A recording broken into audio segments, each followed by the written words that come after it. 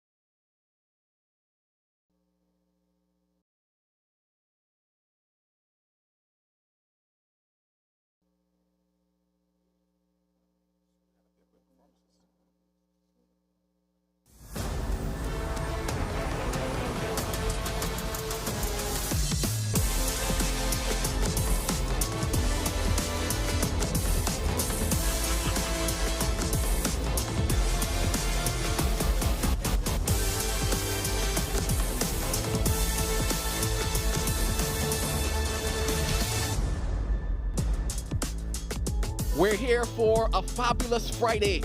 It is match number 9 here in the West Indies T20 Breakout League. Jamaica Titans taking on the Barbados Pelicans. What a beautiful day it is here as we get set for the action. Barbados Pelicans, they lost the toss and they'll be having a bat first. 2 changes for them here today. Zishan Matara is in along with Ramon Simmons. So the leg spinners back into it. Left arm seam back into the conversation as well for them. Nathan Seeley and Amari Goodrich, the 2 names that miss out for them. Shakira Selman alongside of me, Shakira, the Titans. Yeah, trying something different today, Ramon Lewis said. And 2 changes for them, as you pointed out. Michael Clark and 19-year-old Burns gets a debut in this Breakout League. Will it be a royal start for the Titans? It's Javor Royal who's going to get things going for them. A very attacking and aggressive mood, you would say, from the Titans. Talking about attacking and aggressive, though, this young man, Cheyenne Brathwaite, he has been that in one of the games so far. Alongside of him, a lad maybe 6'7" in height, 210 pounds maybe of all muscle. Kadeem Aline will be facing the first ball.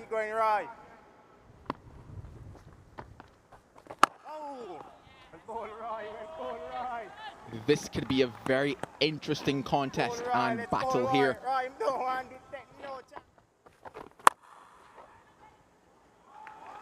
Gets a bit of width and opens up the account for the Pelicans.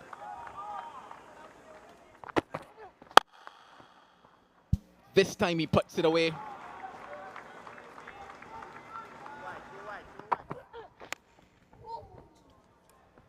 It brings an inside edge to close out over number 2, 15 without loss.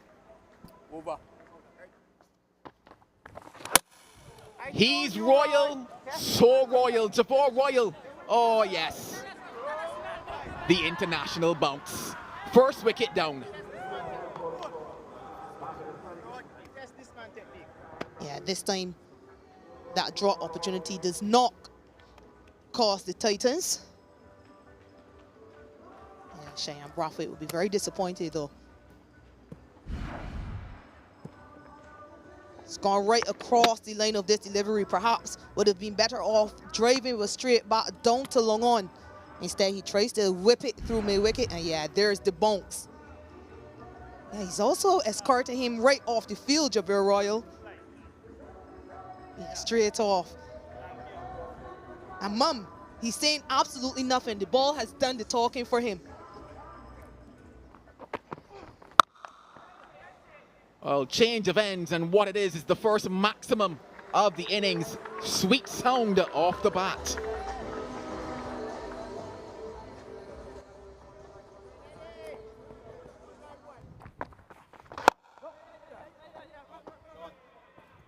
Just the way he opened his stance to place the ball into the gap.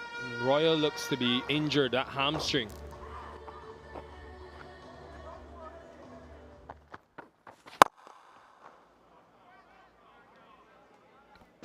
Hit that straight, and a miss of length from Redwood brings reward for Shakir Paris.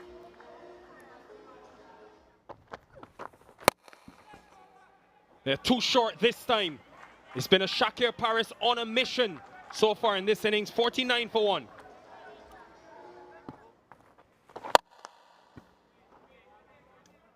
Straight, very straight, and even the 2 fielders on that deep boundary can't cut it off.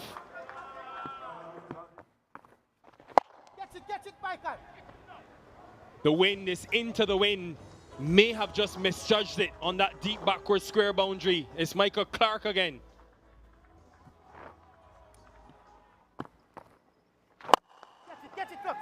Deep long off.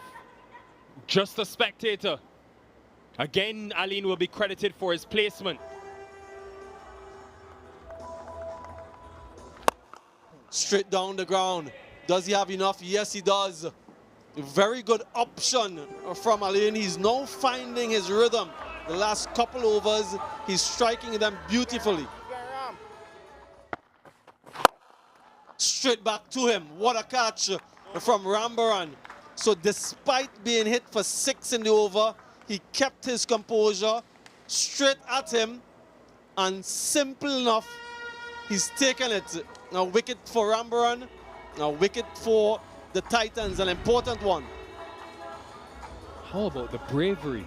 Just flighted delivery, was smacked over his head for 6. Flights again.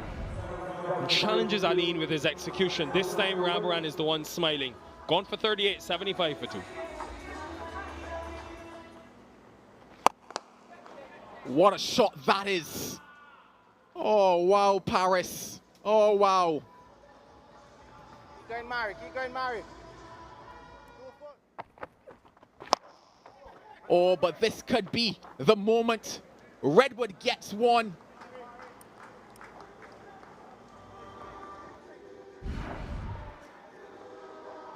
This is the magic of wrist spin.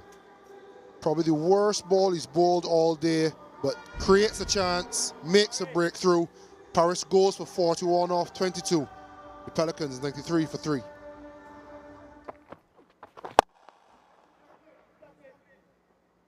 I'm backing Boucher because Boucher is backing himself. He's looking to get things going again. That brings up the 100 for the Pelicans.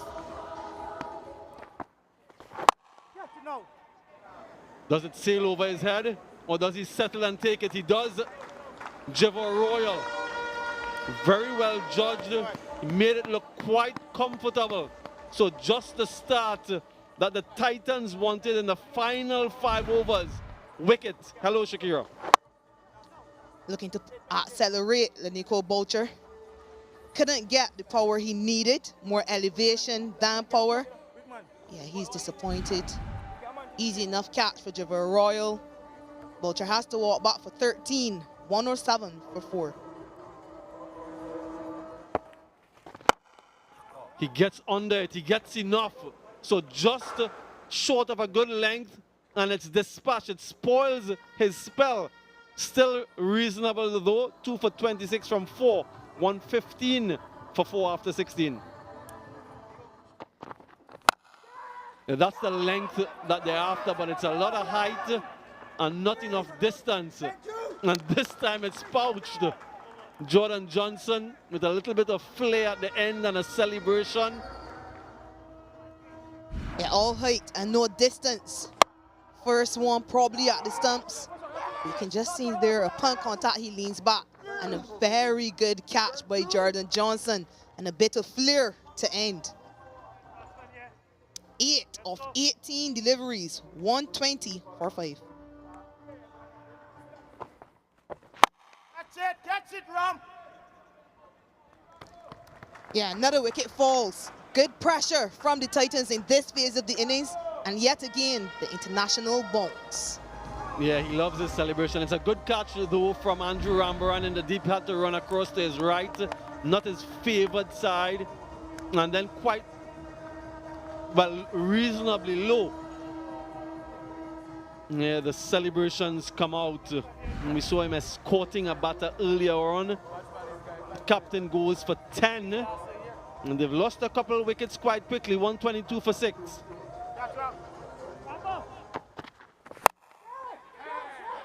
This should be taken, another wicket for Michael Clark. Really good bowling at the back end of the innings.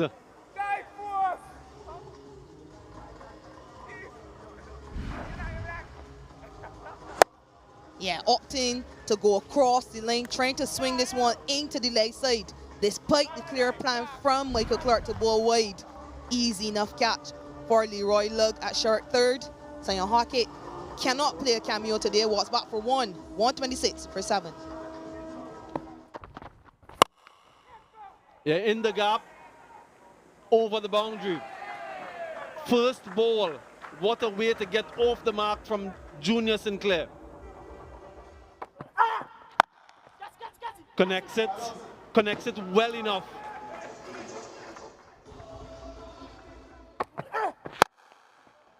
Yeah, this is even better from Bishop.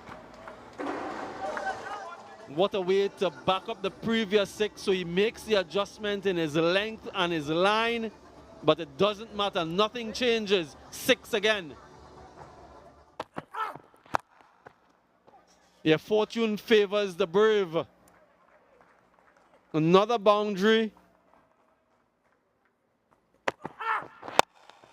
Slow ball, back of the hand, slow ball, but it doesn't change much.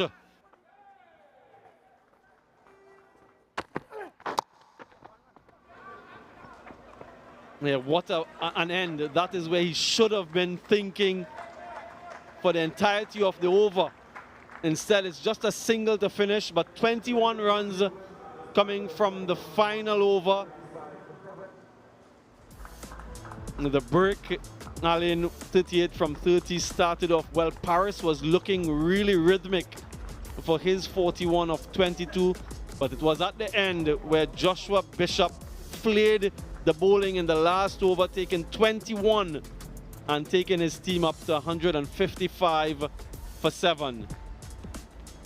Partnerships of 58, Allen and Paris, and then that 29. But look at the right, the far right, from just 8 deliveries. It will require a good run chase from the Titans. Yeah, generally the bowling was good for the Titans. Royal Miserly, as always, 2 for 15. Michael Clark on debut, he was outstanding, especially in the death phase. 2 for 23. Rambaran, good as well, 2 for 26. Redwood, 1 for 37. 156. That's the magical figure for the Jamaica Titans.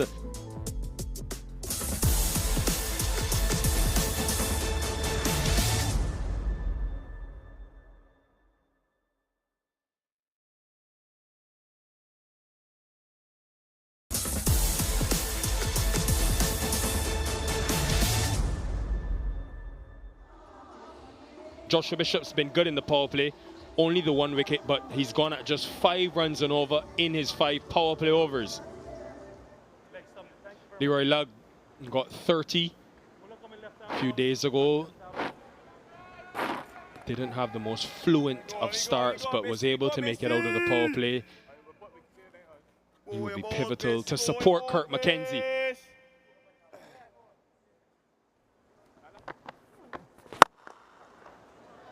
That is outstanding. Some way to open your account.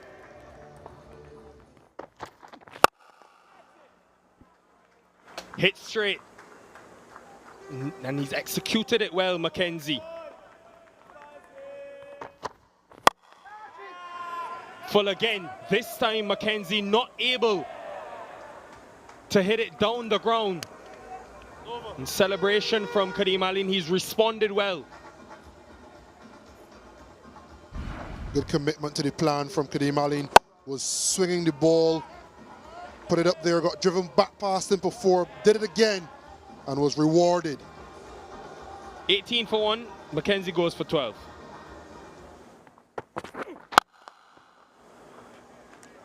He's got power, and he's got a lot of muscle, Leroy Lugg.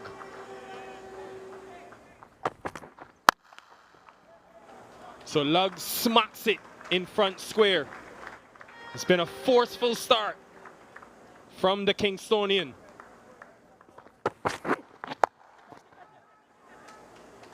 He went pace off, back of the hand store ball. He didn't execute, but he's trying to mix it up now, Simmons, given that he's under pressure.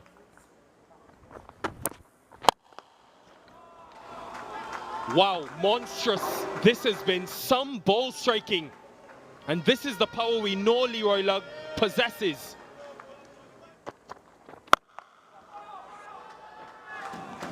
The sound, all about the sound. Ladies and gentlemen, that is Jordan Johnson's first ball of the innings. He's been inspired by Lugg. That's 2 full, and that is dispatched.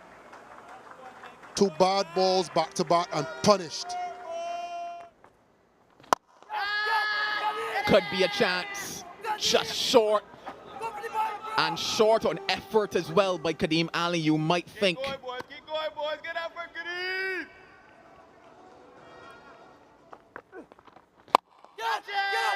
This time maybe. He cups it, Kadeem Ali. Redemption, you would say. as you rightly mentioned, Joel, redemption for Kadim Aline, is it? Yes, inches off the ground, the fingers under the ball. 27 of just 19, 58 for 2, and that's also the end of the power play, so falling on the final delivery. Takes nothing for granted and takes no prisoners as well. Oh, JJ, Jordan Johnson. Jubilation as well, another J. He was quiet for some time, Barnes. He knew something was coming. Not in control, but it gives him a boundary.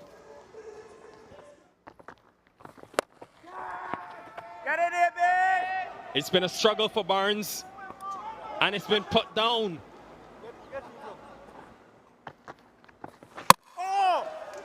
That is a peach. After setting him up with the googly, then the one that comes back in. Success finally for Motara.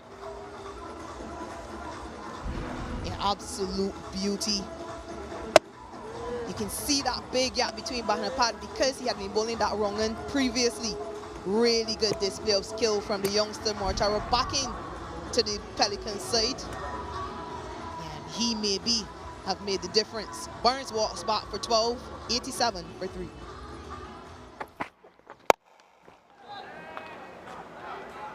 Wow. The execution to hit that so early in your innings, it is hitting with the window. Good from Rambaran.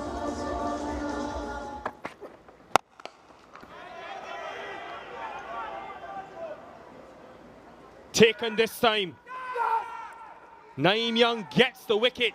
How often does he come in and break partnerships? It's Johnson, another twist. Yeah, not very smart batting from Jordan Johnson. It was key. He stayed here. 9 from the over already, and he tries to take on Naeem Young, completely outfoxed by another slower delivery. Safe catch for Kadim Aline. He has to start again, Johnson, but cannot carry on. Going for 34, 102 for 4. Catch it. Got it.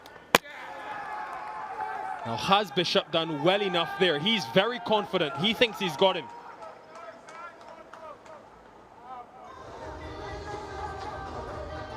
He's nowhere close. The Titans not helping themselves at all.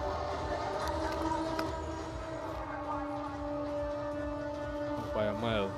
Rambaran gone for 12, 109 for 5.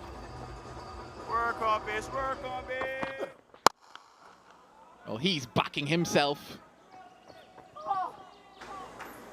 What has Kadim Aline done again? It's been a complete mixed bag today from him in the field. Enough on that, enough on that.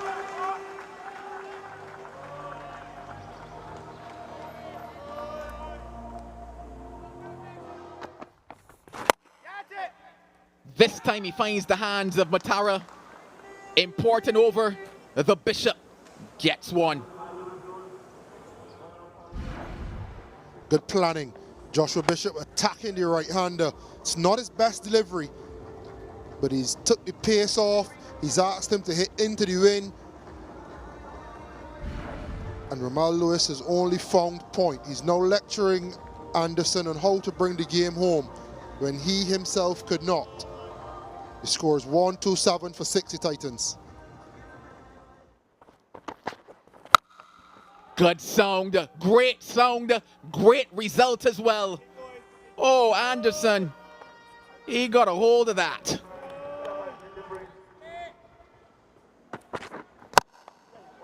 Makes connection, gets a single. You would still think good result for the Pelicans. 15 from 5. Buckle up. Runs for Javor Royal, runs for the Titans. They are still in this contest. Make that 11 now needed from 4. He executes. Do they come back for two? They need to. They come back. Royal gets there.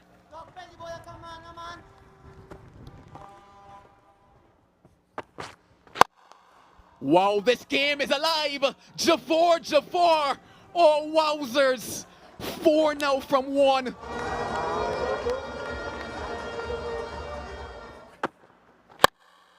Jafar Royal, have you done it? No, you have not. On the boundary, on the line. It has gone from Titans to Titanic because they've sunk at the final ball. What a game of cricket we've witnessed. This is the last delivery. Missed his length. Good contact from Royal. Not good enough. And Kadeem Aline, regardless of his day, when it mattered, he took the catch. And Simmons, that is relief. That is the epitome of relief. Our heart rate has now settled back down after this absolute thriller. Summary of the game. Barbados Pelicans, they won by 3 runs.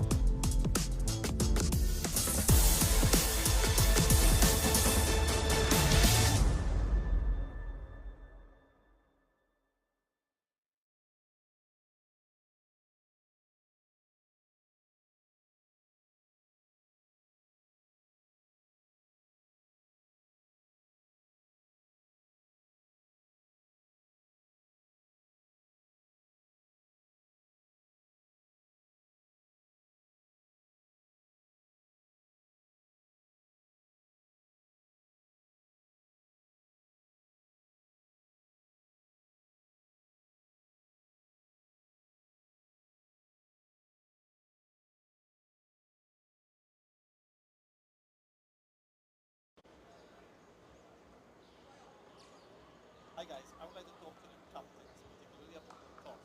Now, there are certain generic questions that are always asked, one of which is the toss decision and why. So just prepare the reason for your toss decision, whether you're batting first, what's the reason for that decision, or whether you're batting first.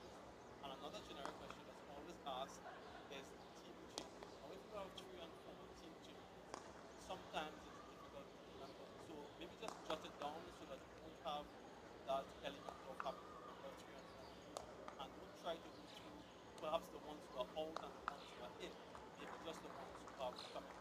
And again, I found it difficult when I first started because I'm not naturally one who likes to speak in front of the camera.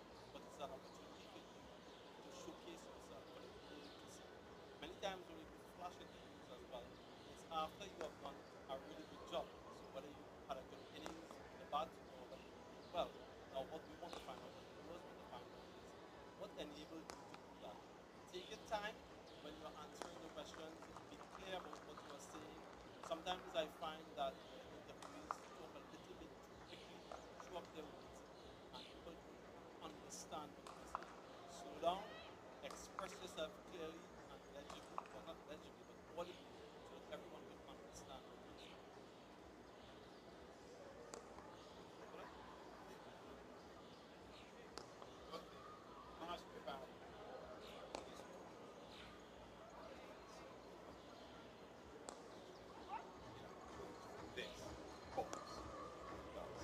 Why you come on change?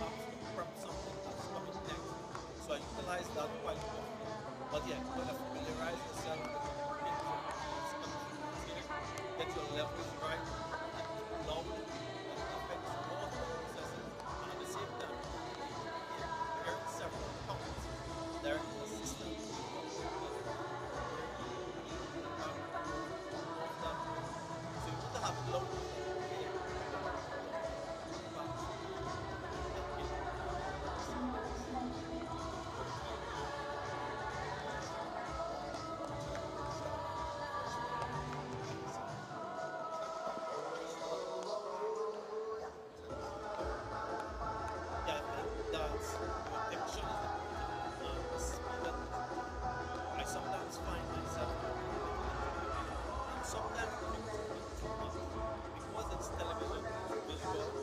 It was a scene that's there. You don't necessarily need to repeat. You need to twist and embellish and augment the view. So I'd say to myself, talk a little bit less, speak a little bit slower, and make sure that my diction is there. Right? Simple.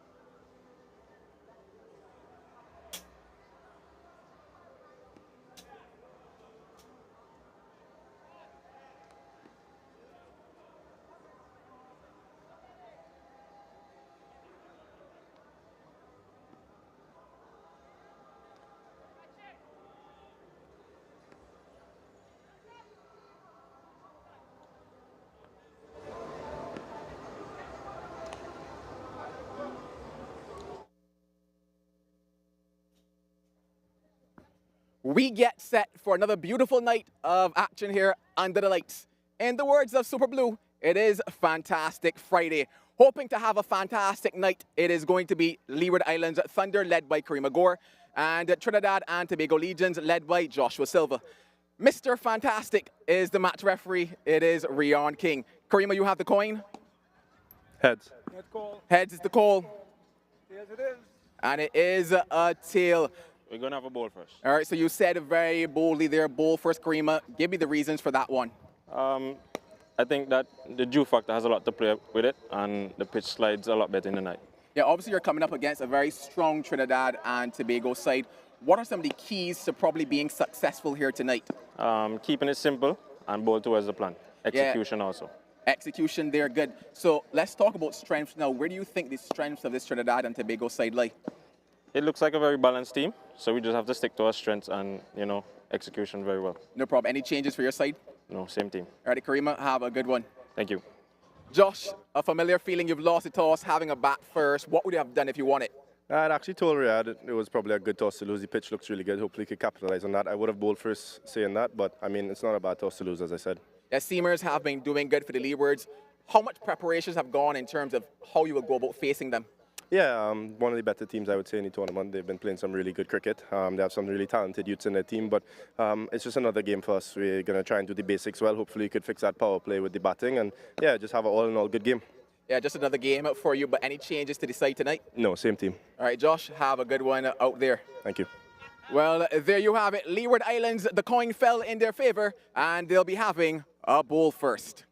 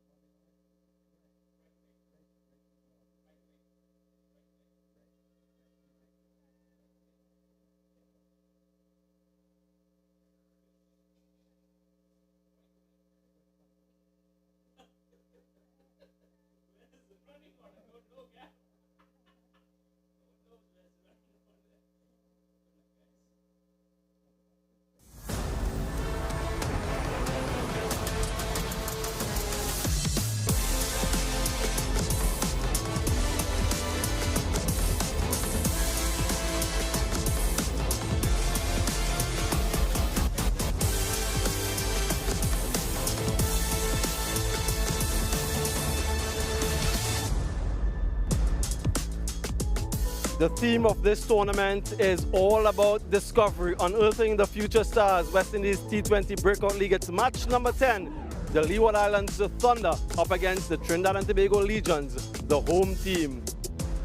Let's have a reflection then of the points table. The Legions, well, they sit comfortably at the top of the table, unbeaten and unbothered. The Leeward Islands Thunder, they're in third position, but they've only played 2 matches, 8 points, so more often than not, you'll think that they'll go into that second place. A lot of work for the other teams on that table.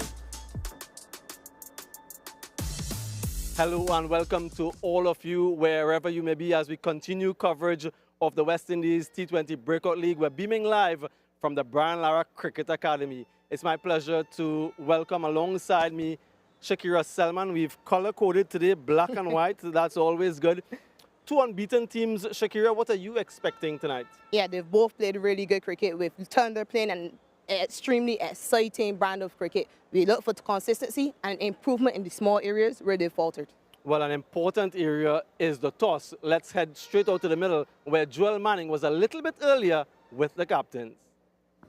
We get set for another beautiful night of action here under the lights.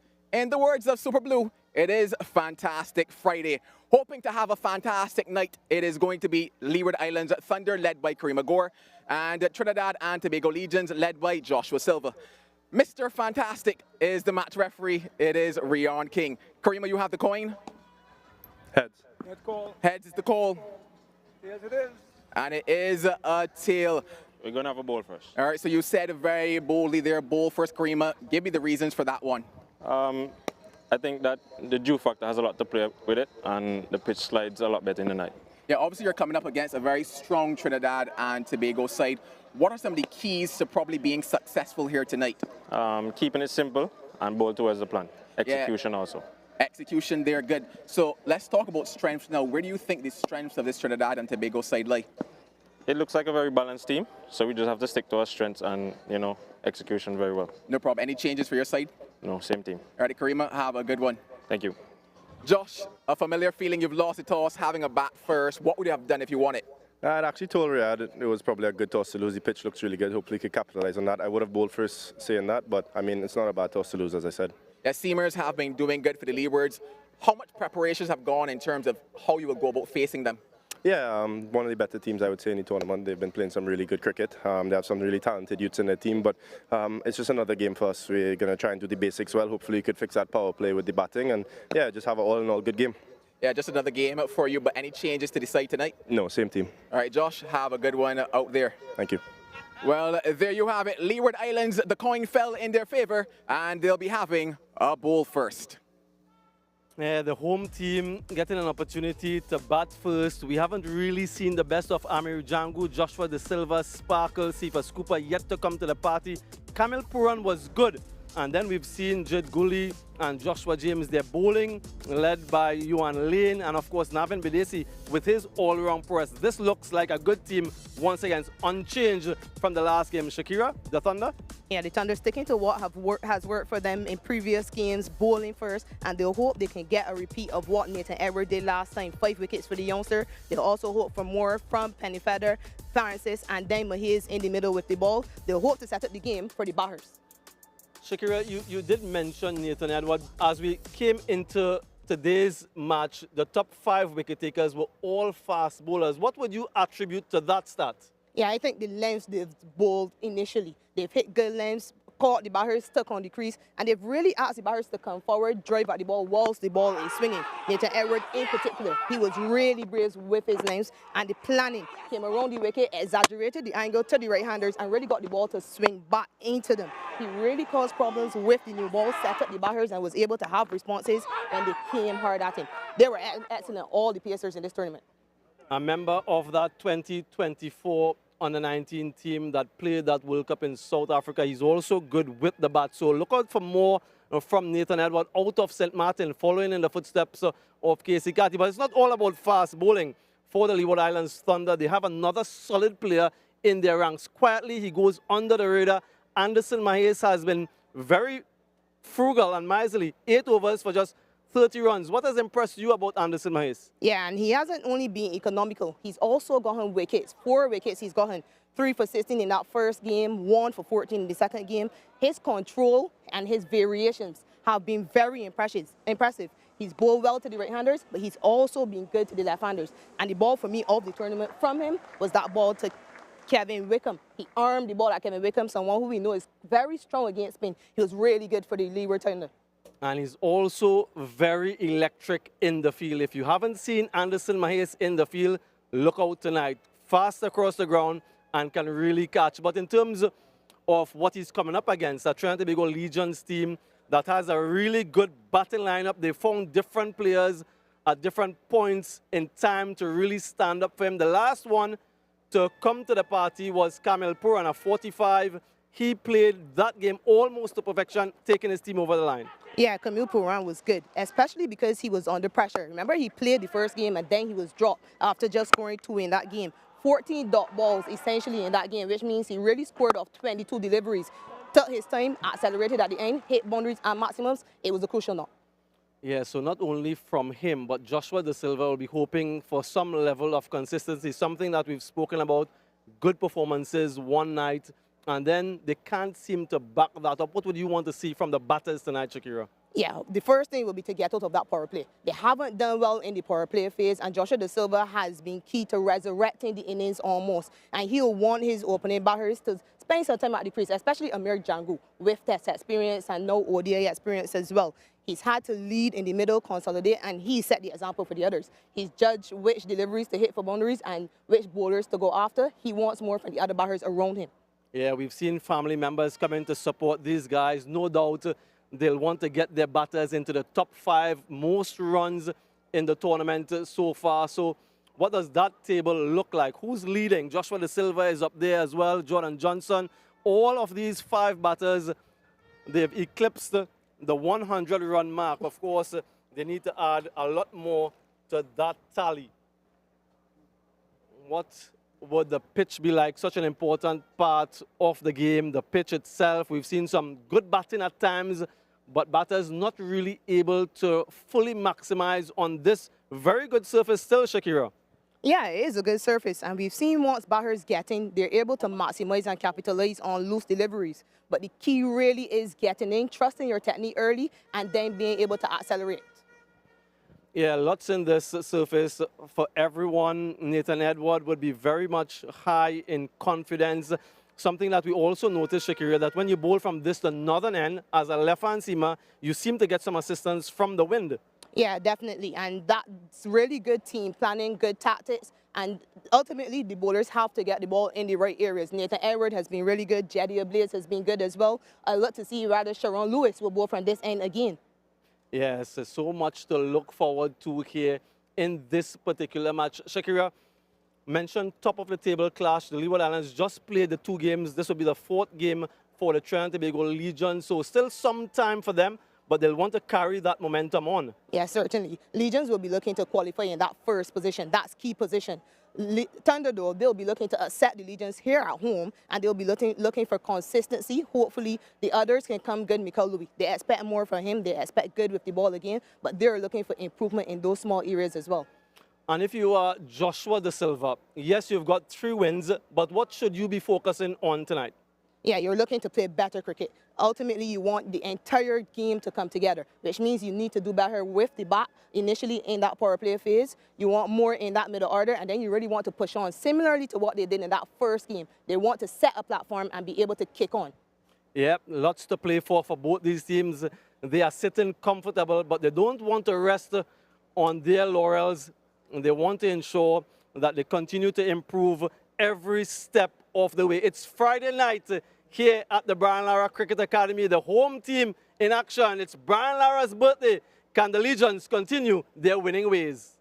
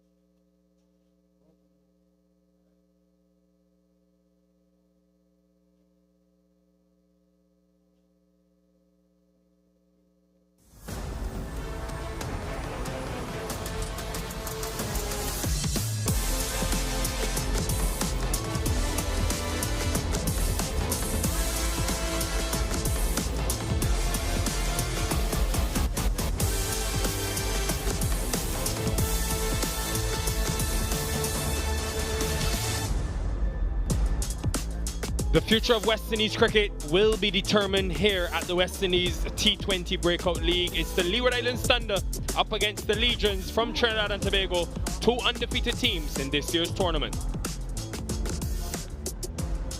Special day to be at the Brian Lara Cricket Academy, given the legendary Lara's birthday, 56th birthday, and he'll be hoping his Legions will make him proud. Unchanged team with the top order experience of Django Da Silva, and then the bowling attack that has been quite menacing, Gavaya, Clark, Lane and Sharon Lewis.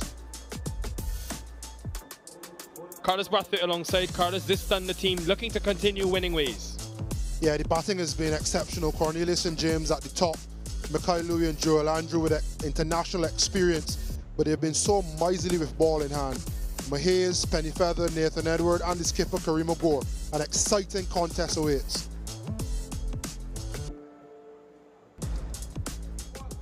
Big night, Friday night, decent crowd in, they'll continue to come in. And what a big night it was for this man last night. Nathan Edward Picking up 5. Joshua Da Silva, captain, has had a few decent scores. A match-winning 31 to follow up his 68 against the Rainforest Rangers. For Amir Django, who started the tournament with 32, he's only got 11 in his last 2 innings. And Nathan Edward will be looking to attack. Yeah, beautiful crowd in. They love their Trinidad and Tobago team in any sport, any discipline.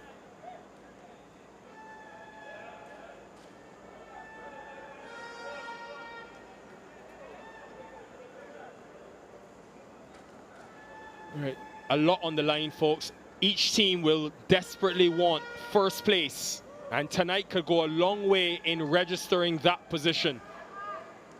It'll be Django v. Edward to start. Deep point, deep backward square.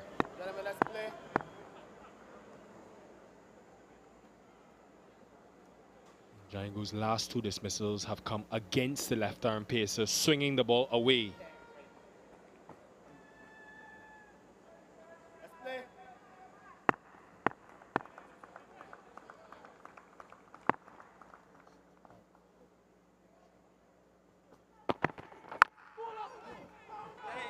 That could have easily been a wicket first ball. Django came across his stumps and just in the end got the bat down.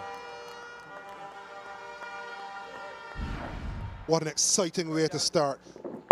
Down the wicket and across his stump. And finding a way to Chinese flick it between slip and the keeper. Another interesting observation. Anderson Mahays has gone to short third, making me think that that is a play to have your best fielder in the gully region. Edward is starting from over the wicket. Last night his success came from around.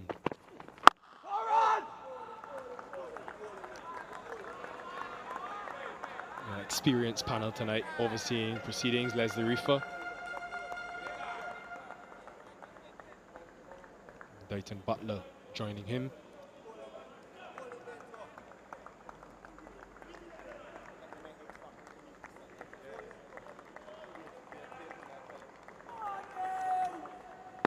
Fourth umpire, Mr. Tuckett.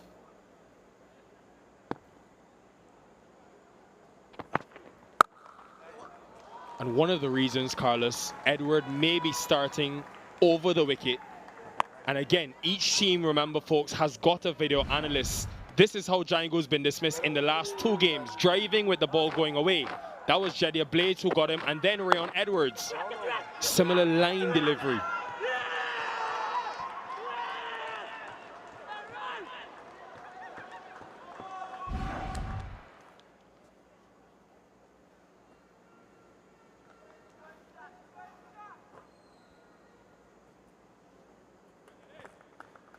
Oh, now right-hander on strike. Still the same field.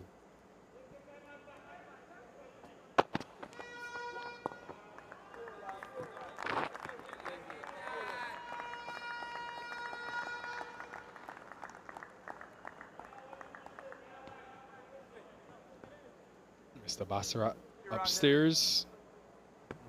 Former West Indies fast bowler Rayon King, match referee.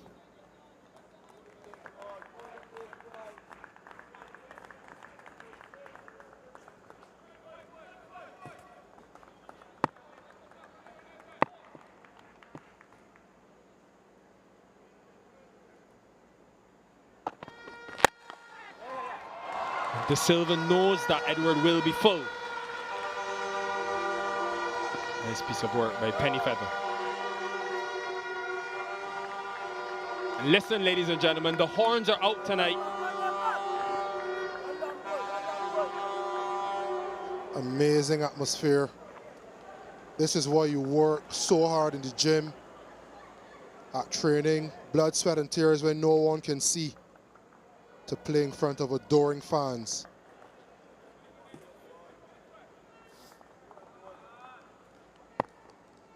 Starting outside of his crease, maybe to counteract the swing. And he's around the wicket. 5 without loss.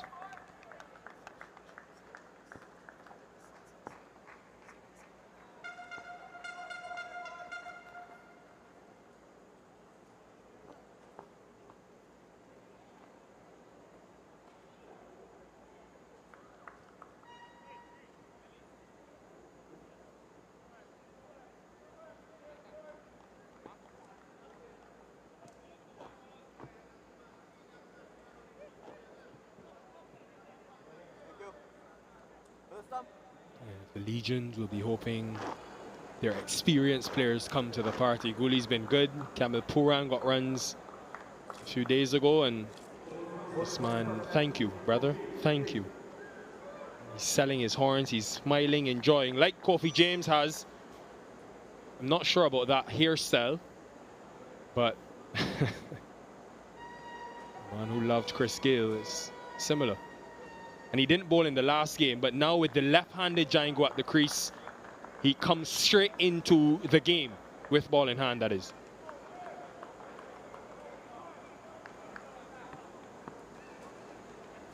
Deep mid-wicket, long on.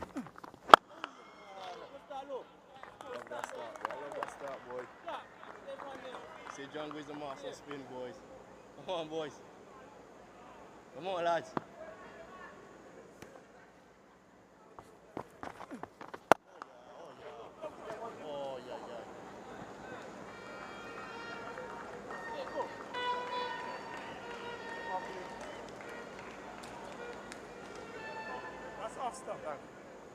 Over to you. We are at the home of the Trinidad Tobago Knight Riders. CPL coming to you this August. Make sure you get your tickets from now. Be part of the experience, the biggest party in sport.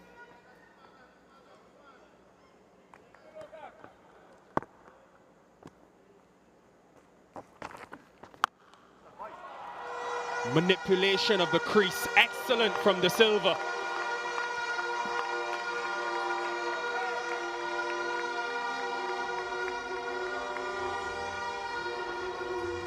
De Silva's parents will be proud. Smart batting.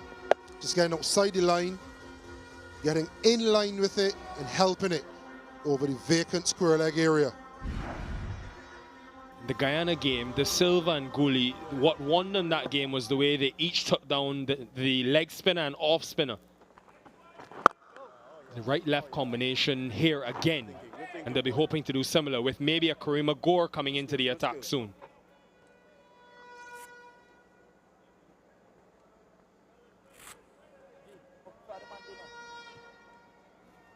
Extra leg side fielder for the ball spinning back in.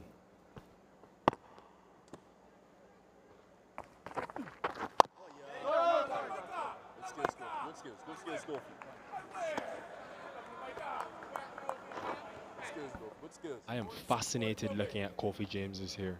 This is I don't think I've ever seen this before. Came back well after going for a 6 in the over. 13 for now.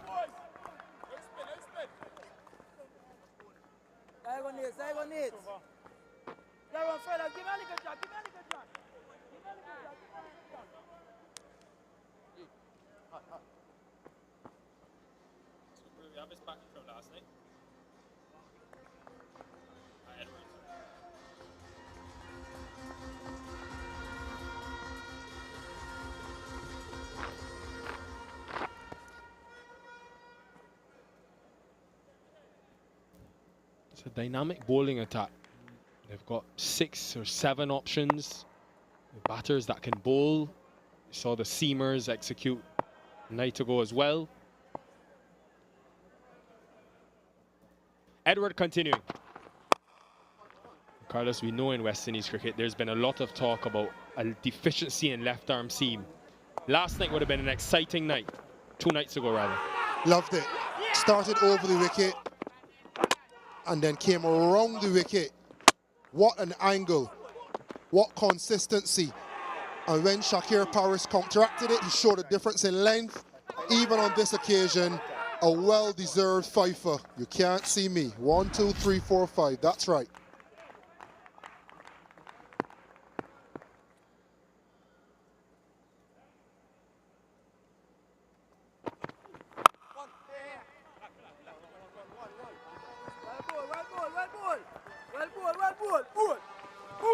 The first and only 5-wicket haul so far. Nathan Edward leads the table for the best figures in the inaugural West Indies T20 Breakout League. It's heartening to see 3 out of the top 5 best figures being seamers, 2 being left arm seamers. Jadea Blades the other one.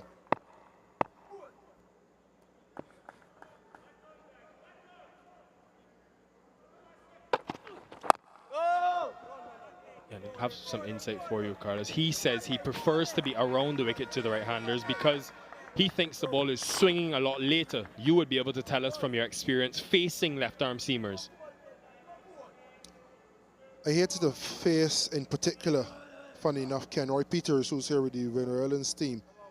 But he's someone who would seam the ball. So I personally like bowling around to the left-handers because I feel as though they always have to play. And when Ken Roy Peters bowled, it felt as though you always had to play. He'd seam the ball a little bit each way. His disposition on swing is slightly different. That is hitting with the swing.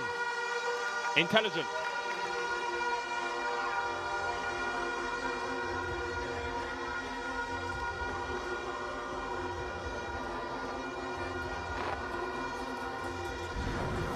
Yeah, slightly full, slightly straight and dispatched. A little shimmy down the track as well. I think when you're talking about swing,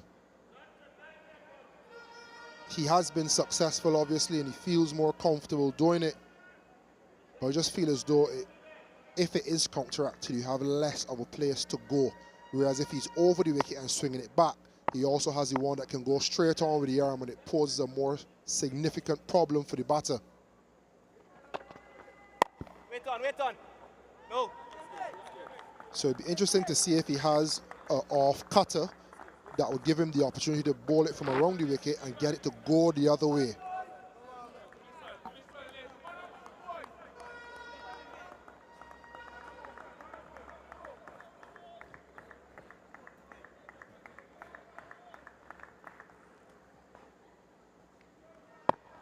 Stepped and taken another step down the crease to Silva. This will challenge Edward.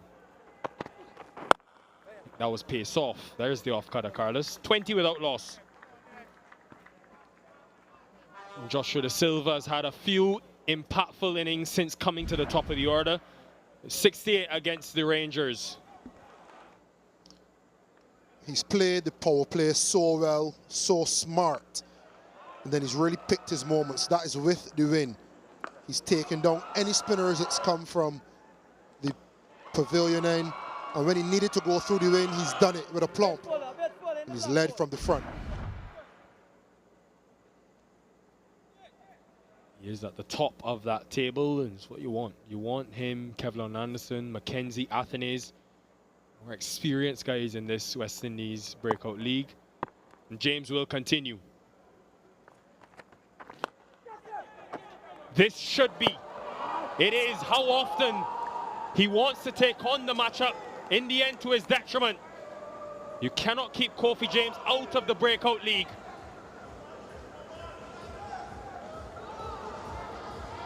You got them moves, Nikhil? Kofi James has trusted his pace and his line, even amidst the potential onslaught, and he's been rewarded. This is the celebrations of the Breakout League. De Silva gone. The Legions 20 for 1.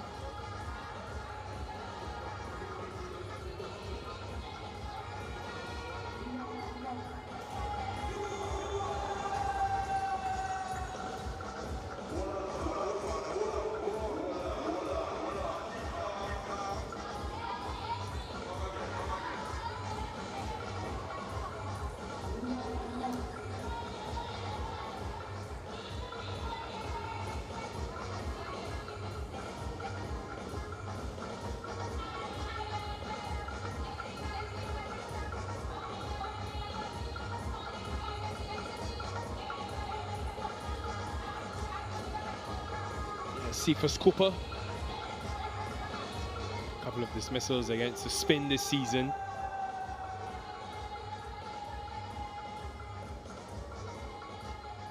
He's still dancing.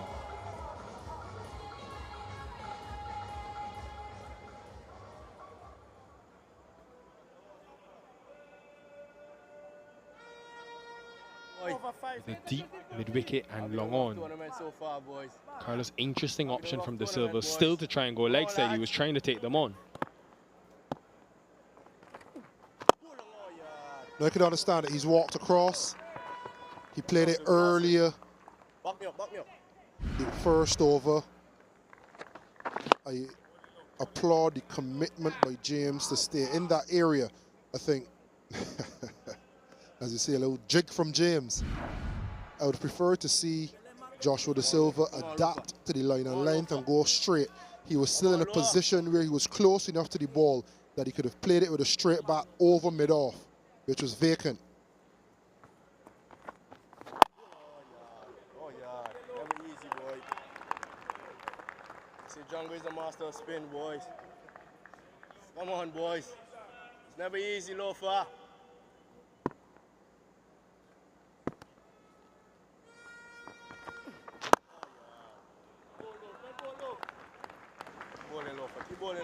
Now Django's role. Never easy when you're bowling, boys. Imperative. Never easy, This boy. has been the worst power play batting team. 4.9 runs and over. Django is needed now more than ever because Da Silva's been the one who's been there out of the power play and in the middle. Non-shot. I like that. Think about who's to come. Kamapuran, Badesi, there's inexperience there until you get to Guli. So for Django to shepherd this team maybe even to the 10th over minimum. And then you keep the left-right combination going. Good intensity in the running. 24 for 1. Spoke about Kofi James sticking to the plan. First over, bang, 6. Good option from Da Silva. He made his adjustment. A little bit fuller, a little bit straighter. Da Silva trying to repeat the dose and losing his wicket. I salute you, sir. Well bowled, good commitment.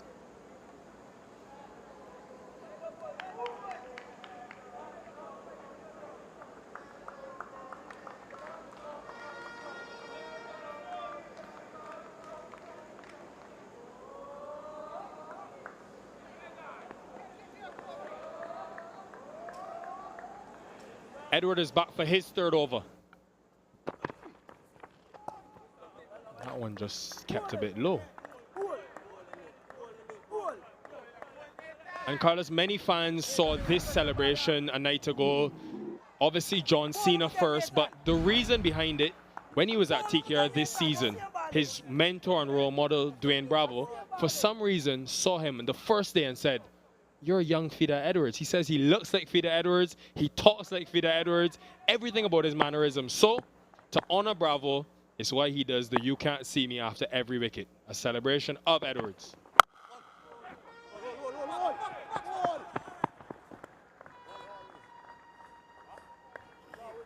Well, I know Fidel would be proud of the swing bowling on shore from Edward the other night. The ability to take wickets. Bravo would be proud of him switching and adapting during the game. Bravo talks a lot about it, not being too stubborn and hard-headed. When you set a plan and you work with it and it doesn't work, how flexible and adaptable can you be? So he seems to be a young man that listens, has good pedigree, and apparently has good support. Back around the wicket to the right-handed Cooper. Deep, square, long on.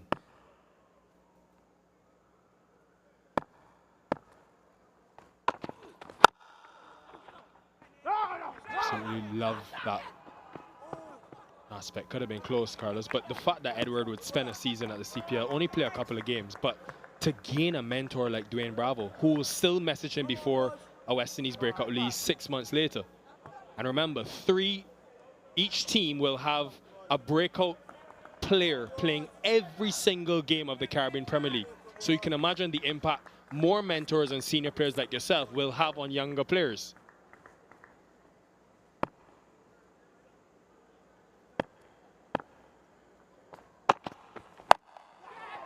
Change of length. Doesn't carry. Yeah, I know sometimes we are a culture that dispose of players sometimes too quickly and don't value the importance of senior players and mentors, and sometimes we want to chuck players into the deep end. They're young, they're exciting, let them play, they can't do any worse.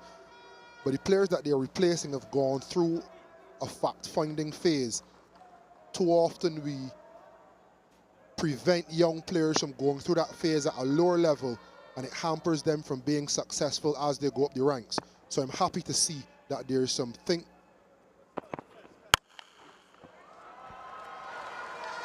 Nice swivel. Nice result for Django.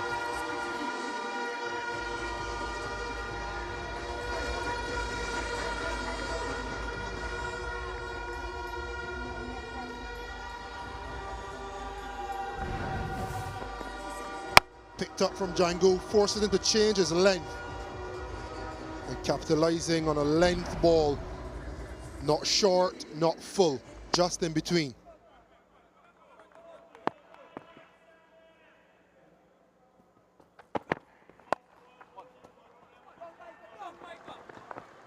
End of 5, 31 for 1.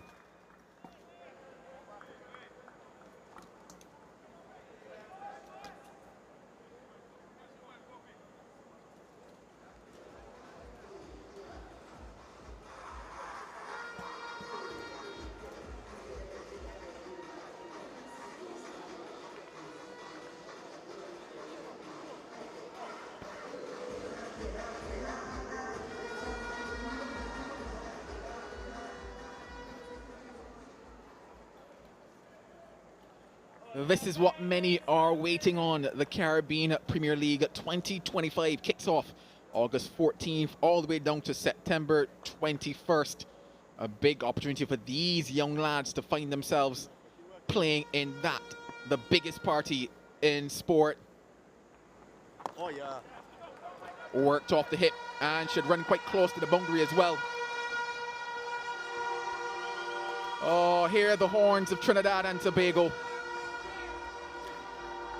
Yeah, every run will be celebrated here at Brian Lara Cricket Academy. Home side is playing. Oh, yeah.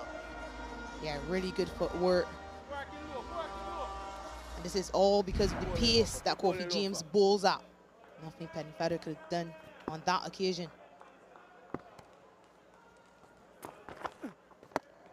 Right, chap. Good work. Good hustle. Good hustle. Come on, Loaf. Come on, Loaf. Last over of the power play phase. Come on, Loafer. Come on, Loafer. Oh, yeah. Oh, yeah. Oh, yeah. Good hustle. Good hustle, boys. Good hustle, boys. Yeah, very important over. Come on, Loafer. You wonder if the Legions feel they have Come on, enough. boy. Then in the back of their minds, they don't want to lose another wicket. Now you think about the power play phases for them. It's very hard, boys. 26 for 3, 31 for 3, and 32 for 2. Never easy, boys. So look at this one wicket down and Come on, say that lads. this could maybe represent the best.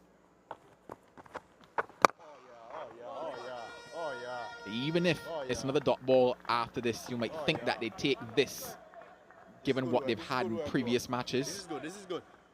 This is good, boys.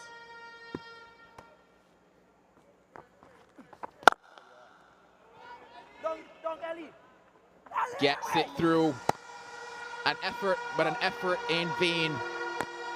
Good end to the power play for Trinidad and Tobago. Legion's best of this tournament, 39 for 1.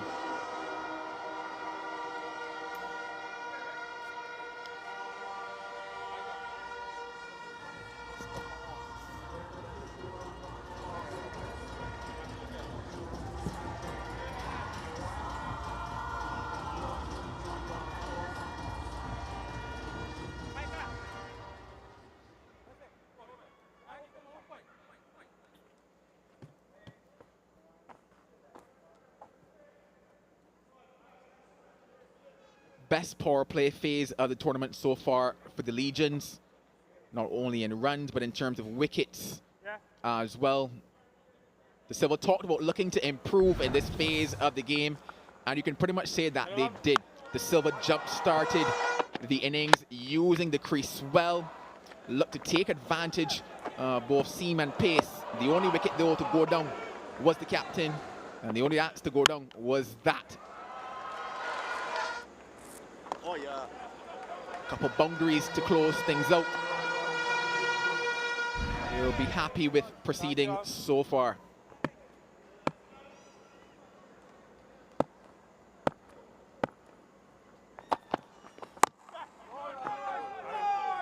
Pace off to start proceedings for Elroy Francis.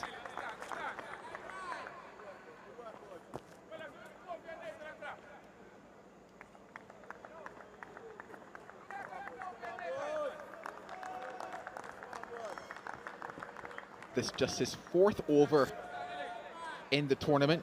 Had 2 in game number 1 and 1 in game number 2.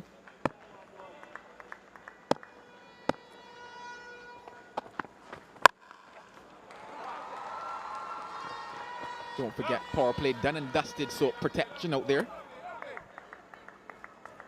Yeah, he immediately apologized after that delivery, Elroy Francis. But the field is set for that. So if he's going to err, they don't mind it being short.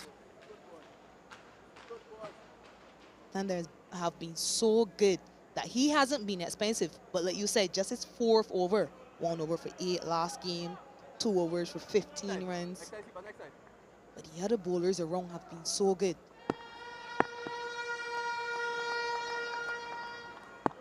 They ran out of air just now. I saw that.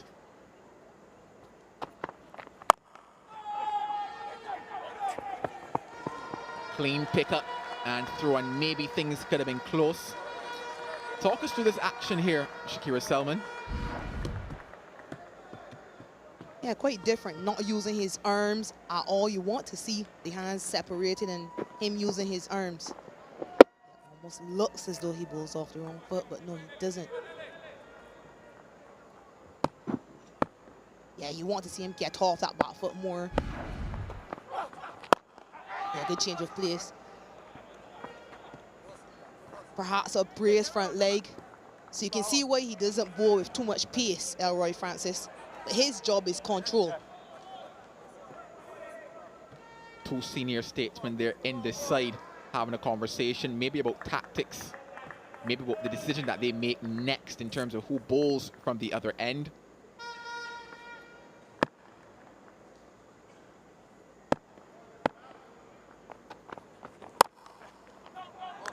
Pace off, but too wide and capitalized on by Cooper.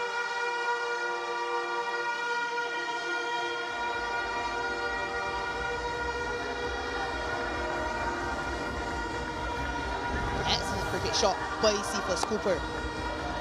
Aware of the fact that 3rd is in the circle. So he knows any room, he just wants to guide it between the 2 fielders.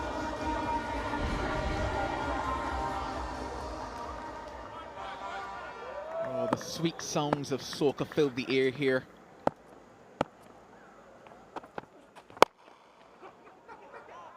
They're thinking 2. They settle for 1. 7 gone, 46 for 1. Hey, work, Mike. Hey, work, Mike.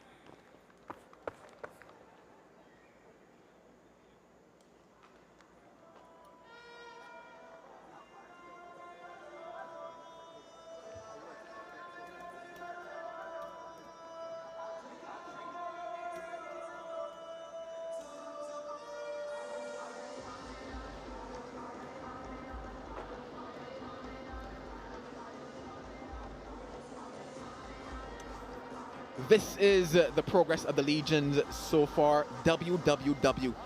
That's what matters most when you think about it. And they've been big victories for them as well, convincing victories.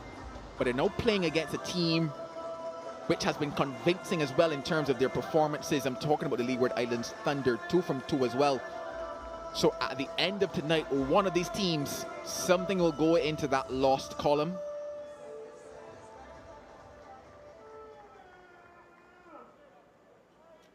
Oh, time for the leggy. It's Double M, Michael McKenzie. Oh, when you say Double M in Trinidad and Tobago, you think maybe Machel Montano. Oh. You're ready to dance, aren't you, Joel?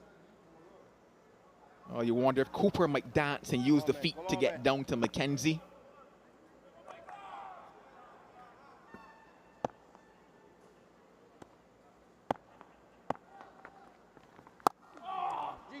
Bowled well in that first game that they played recently, Michael McKenzie. His 2nd outing of the tournament. You think that maybe Kareem Agor is factoring in his leggy into bowling first as well when he talks about that Jew factor. Yeah, but generally, they've done well bowling first. Why change it? But Michael McKenzie was really good. 1 for 17 in that game. Asking questions. He's asking questions, Michael McKenzie. Yeah, pitching outside leg. Good decision by Dayton Butler. Keep bowling, Michael. Keep bowling, Michael.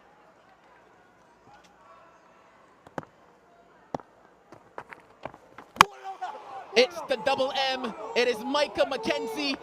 Oh, the celebrations for the young man.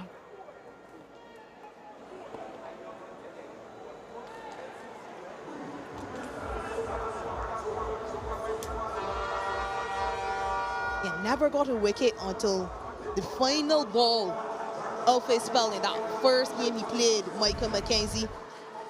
Today, though, he's into the wickets immediately. Didn't pick it. See for Cooper playing for a leg break. It just slid on. Really good bowling, good variation, good skill set by the 18-year-old. See for Cooper has to walk back for 10. 46 for 2.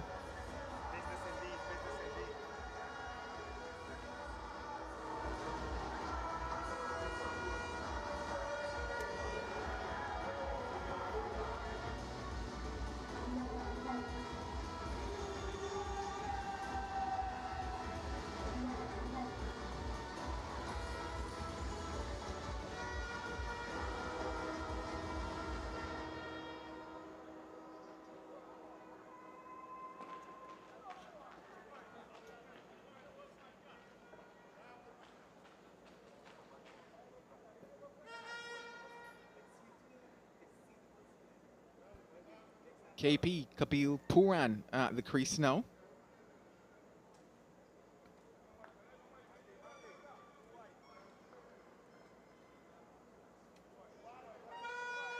A young man beaming with confidence.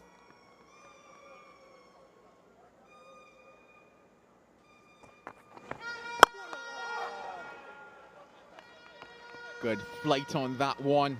They're excited out there, but this is why he's there. Sliding on. As mentioned by Selman, he was thinking about the leg break, looking for that turn. Oh, yes, young man. Yep.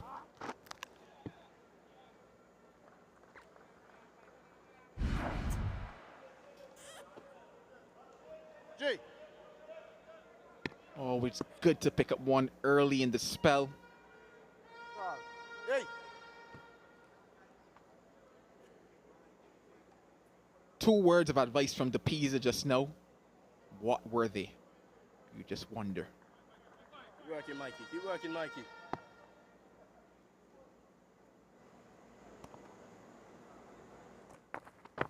Oh, yeah. Hey, hey, hey. Oh, good effort, boy. Good effort, good effort. Maybe might not mind Come that on, man. Come on, single man. so much. You think about the matchup. boys.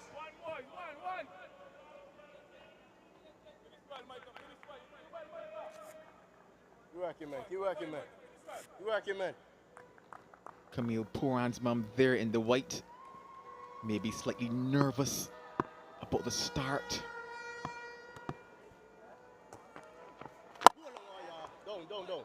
Oh, yeah. Good work, boy. Good work, boy. And she'll breathe another sigh of relief because he bats on. 49 for 2.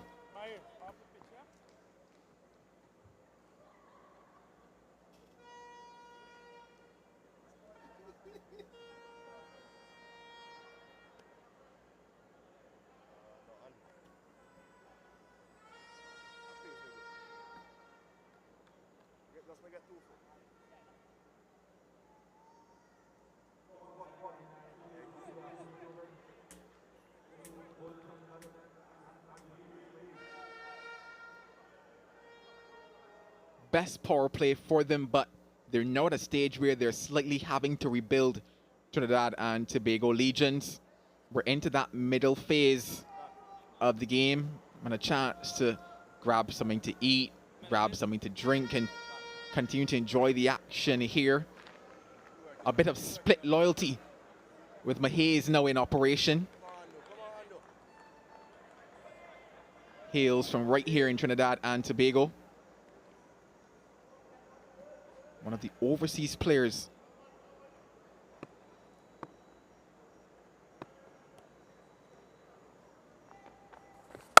Oh, yeah. Oh, yeah. That's some good stuff. That's some good stuff, boy. Got 4 wickets already in the competition. And not just 4, but economical as well through his spells. Working on,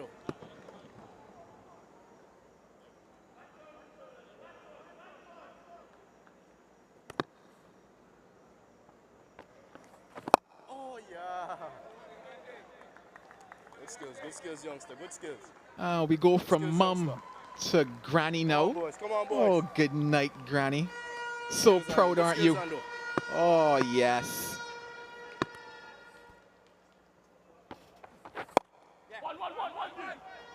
Only one. Get it up. Get it up. You wonder how much she's told him that he has to make tonight. He's got 3 so far, Granny. How much do you want from him?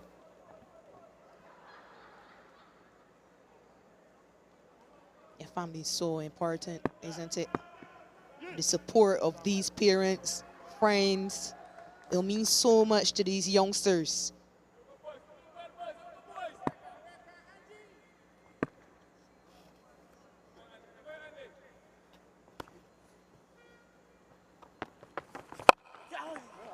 Doesn't get all of it. And probably good as well when you think about the fact that 3 back on the boundary on the leg side for Django. He's also hitting into the wind when he goes that direction. Come on, boys. Not far off, Andy. Not far off, Andy. And now that ring changes to the leg side boundary.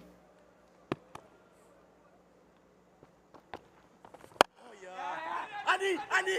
Does he hit? Oh, balls with the left hand, throws with the right on that occasion.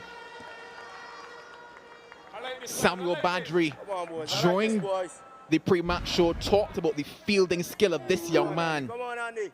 Oh. I think we call that ambidextrous, Shakira. I think that's what we call that.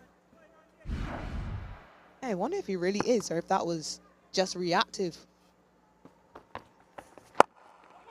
Only once. Brave, though. Brave to run to Mahiz, knowing he's a good fielder. Starts well, just 4 from his first, 53 for 2.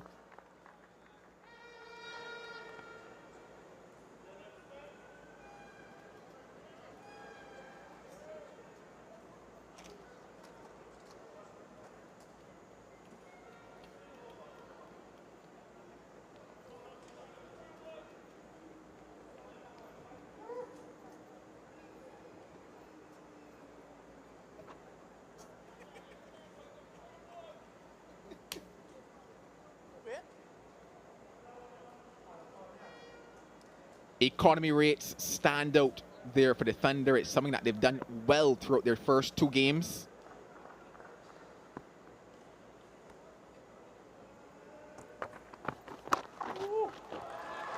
Pressure for backward square leg. Can't get there. Maybe the first mistake from Mackenzie.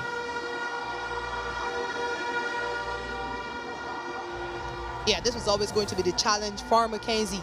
Bowling from the southern end to the left-handed Django, who's been in for a while. A matchup in favor of Django, but you just wonder how many wrongers he's going to bowl to him. Started 2 straight on that occasion, though. Pressure on the young man. How does he respond?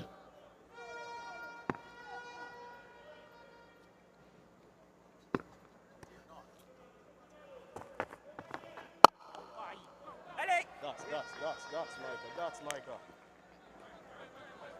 Every dot is a good one. Every dot is a good one, boy. Every dot is a good one, Micah. Keep bowling, youngster. Yeah, one of Django's supporters. Oh yeah, Micah. Every dot is a good one. Every dot is a good one, Mikey. Every dot is a good one, youngster. Come on, boy.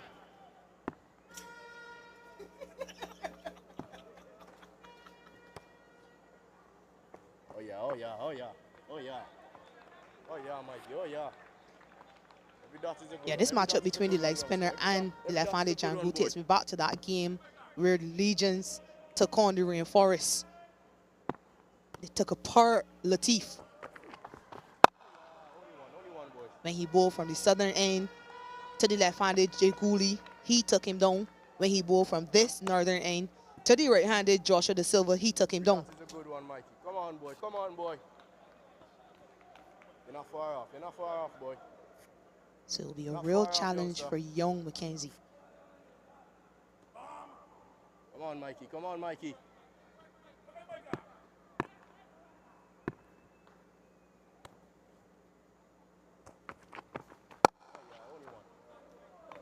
You would say he's come back well in the over on the back of that boundary. 6 runs is where we stand in the over with 1 ball to go.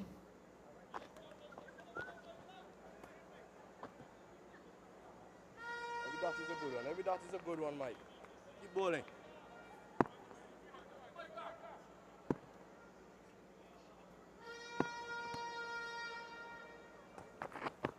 Oh, yeah. I just want the easy. No, easy, just one. Halfway stage of the innings, 60 for 2, and time for a water break.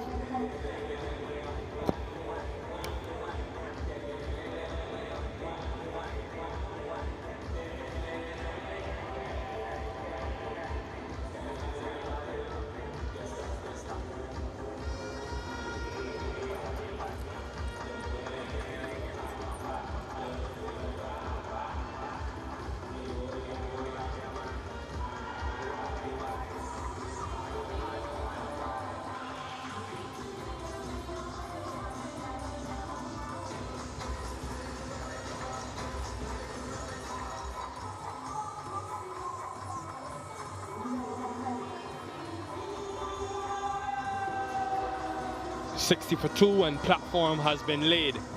They've had Amir Django batting through the innings. A second 30 odd for him. Samuel Badri, what have you made of his start? Yeah, composed, but this, as you mentioned, is just the start. Now is the crucial stage in the innings, the final 10, and how can he accelerate through this period? He's well set, the foundation is laid, and there's that right-left combination. 1 wicket for James, a wicket for Mackenzie.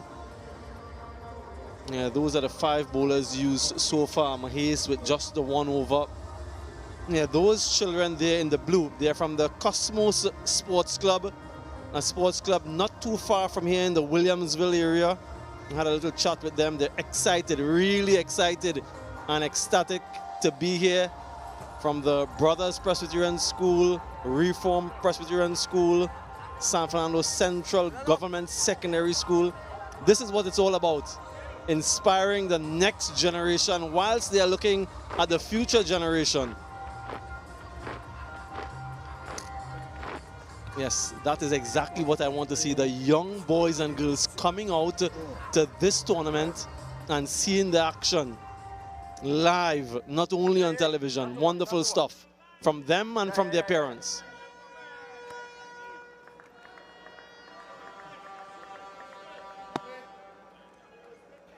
Anderson Mahez will continue. Only one. Two is a run out. Hey! Yeah. And members of the base academy here as well tonight. Keep working, Ando.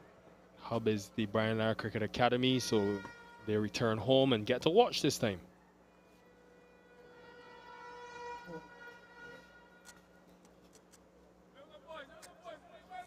Come on, man. Yeah, so nice to see. It's Friday night. Where else would you want to be if you're a cricket lover than at the Brian Lara Cricket Academy, looking on at the action? I hope they're early tomorrow for the session, though. Don't be late, guys. Only ones, boys. Only ones. Right. One thing we'll keep an eye on.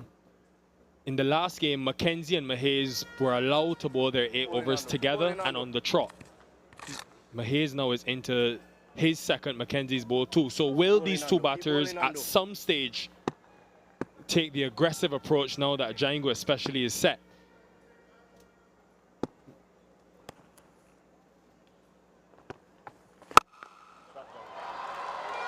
That is big. Mammoth hit from Amir Django. Maybe that's the sign of what's to come. Yeah, oftentimes we see after the break a wicket falling. This time, though, so far in the over, it's been good. Django finding that one in the slot, a good swing off the bat. That's in the arc and out of the park. Yeah, the Trinidad and Tobago national flag being flown. Of course, there is familiarity between these guys. Mahez from Trinidad. I'll tell you a little story, Nikhil. Catch it, Elroy. Flat.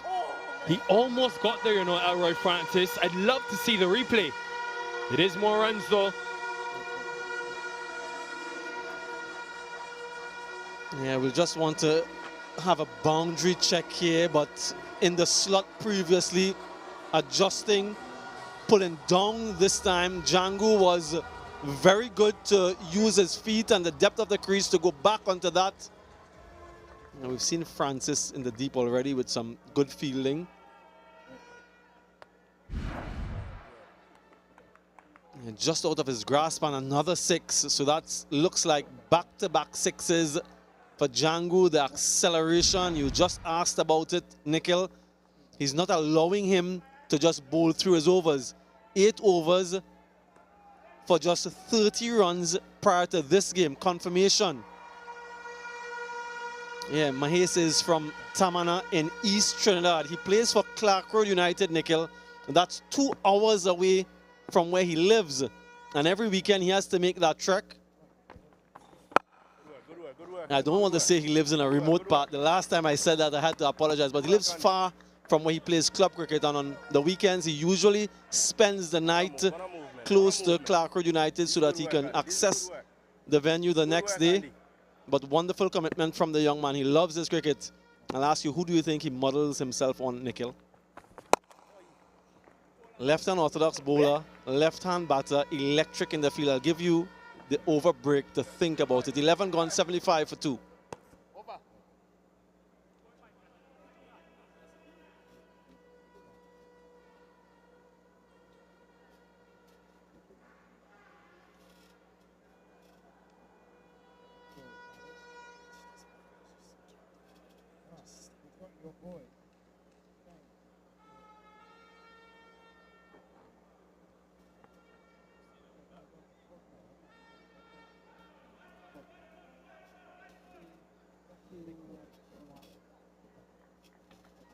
And 75 for 2.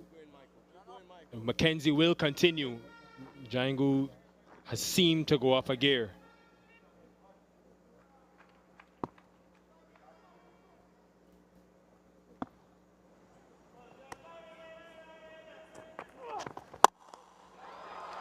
Elegant use of the feet. It's amazing the way he's just flicked the switch.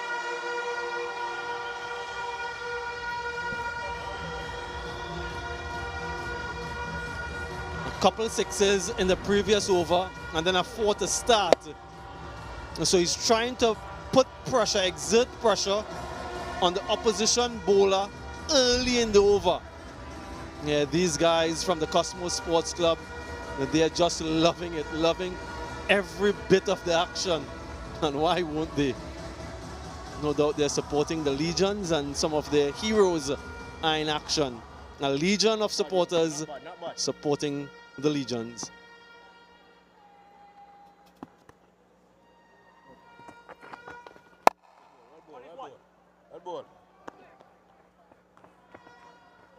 It was the first time we've seen both Mahez and Mackenzie under pressure. Their economies, they were both in the top 5 in economy rates in the tournament. But just because you said electric fielder, Sam, you gave it away. Has to be Jadeja. Yeah, correct. He models himself on Ravindra Jadeja. Very good in the field. His economy sort of similar to what Jadeja does, into the surface, targeting the stumps. Yes, in front. From the time he missed it, Mackenzie knew. He's again in the wickets, the leg spinner. Yeah, some celebrations as well, belated. But this is what the leg spinner can do. They can get you wickets at crucial times. Misjudging the line perhaps, but straight in front. Kamil Puran, not tonight for him. 6 from 9, 80 for 3.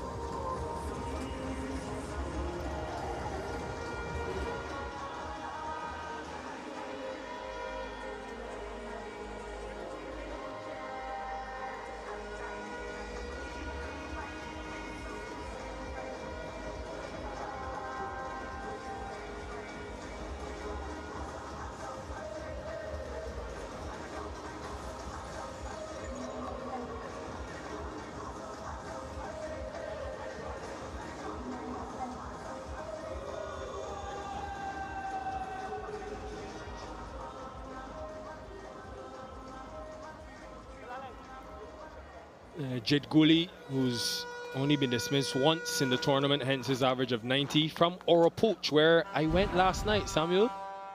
This is why he's come to the crease. Yeah, we've seen some unique celebrations so far in this tournament. That will go really well when the CPL comes around, Nikhil. There's an award for that. He might just be up there.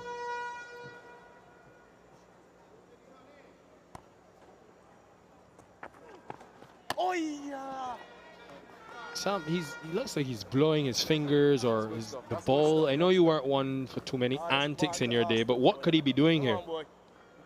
Perhaps it's just a matter of routine and ritual.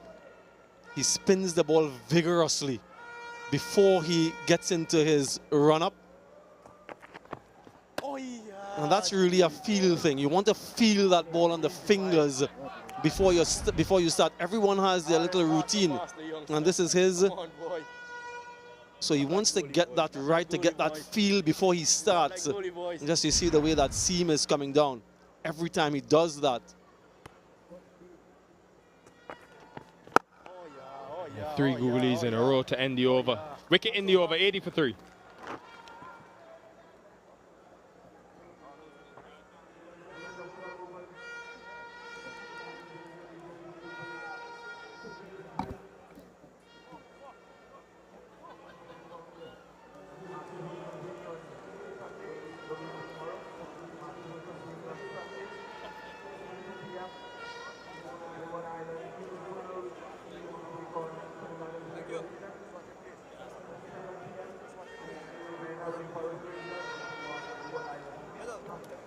Never seen Samuel Badru with a broader smile. Best economy rates of the tournament. 1, 2, 3 leg spinners. Top 3 in terms of economy. These guys not only get you wickets, folks. They're also quite parsimonious. They're not giving anything. 50 for Amir Django. Wonderfully constructed the last couple overs. He's exploded. And now he's in a very good position to go guns blazing. Still a lot of time left though, so he has to still pace his innings to perfection. Yeah, they know there's still a long way to go in this game, hence the subdued nature. Could have been tight, but with the power that they have to come, these two at the crease, Kavaya, Joshua James, they're one of the highest scoring teams back end. So it'll be interesting to see when they start to go. Django's probably already begun, but the timing has been so important in this breakout league. Yeah, what I also want to highlight about the economy, and we saw the leg spinners dominating the table, Nikhil. Sometimes you see a leg spinner bowl a loose delivery and still they're able to get away with it because of the uncertainty from the batter. If a finger spinner does that, more often than not, they are dispatched because you sort of can't predict where the ball is going. For the leg spinner, the margin of error is that much more. Hence their value to teams. Come on, look there. Come on, look. There's his father, Derek. His mum as well. His dad has been a coach for him, Jade Gooley. Good stuff, look. Good stuff. As well, Kareem Magor. And it's a good balance as well, Sam, because the top 5 wicket takers are all pacers. So at least the spinners are contributing and winning in some discipline.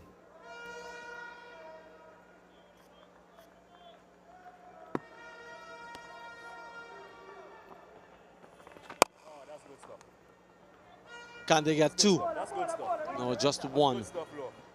Now you guys who have been looking on at this tournament, you would have seen all the teams play multiple games so far. The question is at this stage, this is game number 10 in the tournament. Who have you guys seen that has stood out? If you have any names, tweet them into Joel Manning. He is taking all of the information down. 13 gone, 85 for 3. Yeah, Django wanted a knock like this in the Breakout League. We spoke about his exploits at the international level, his first-class record, and you sort of expected him to sparkle as he did here tonight. And that over in particular, he took on Anderson Mahes. Just the start though.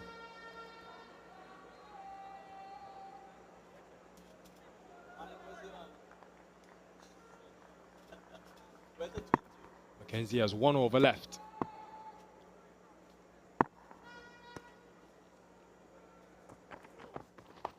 You can understand the intention. That guy there that's just fielded the ball, Cameron Pennyfeather, he was brought into the attack in the 16th over last game and bowled tremendously well to limit the Pelicans. Yorker execution taking pace off the ball. He is an option for Kareem Magor.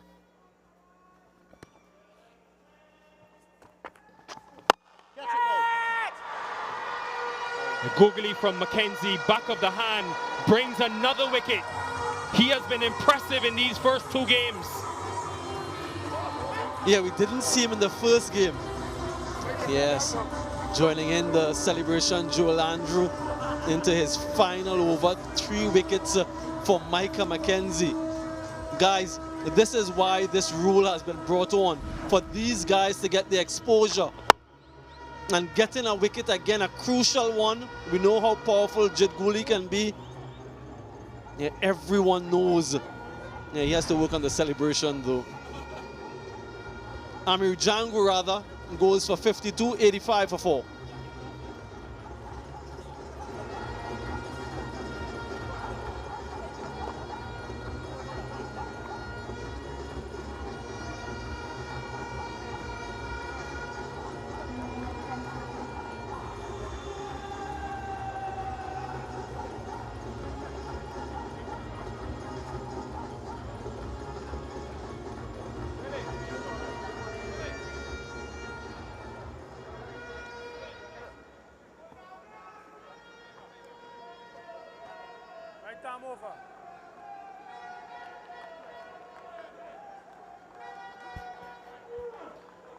Navin Bidesi unbeaten and match winning 29 in the last game.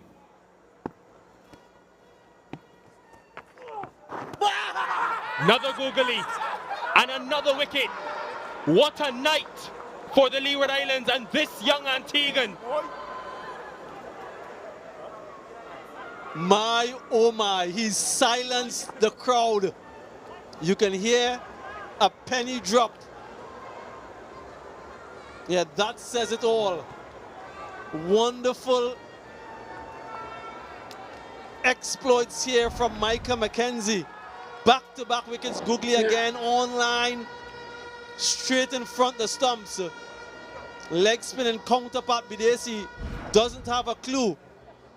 His stay is brief, 85 and half the side down.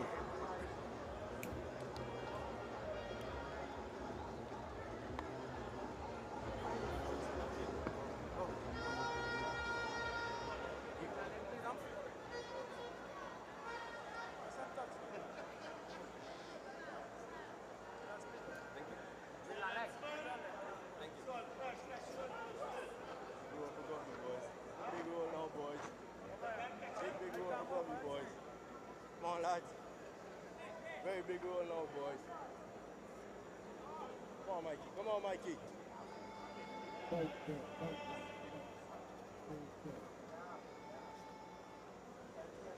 Mikael Govaya's slip is in place. Could we have the first hat-trick in West Indies breakout history? He had the first five from this team 2 nights ago.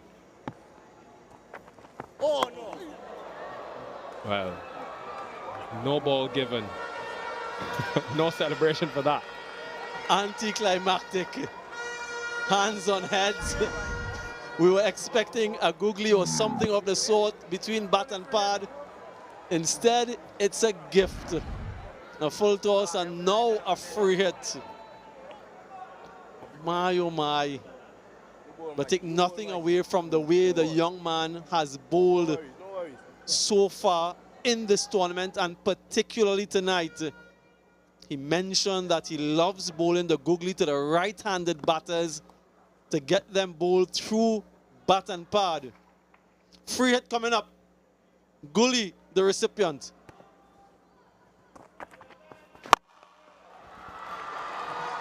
That is so much authority displayed in that stroke, even after the couple of wickets in the over.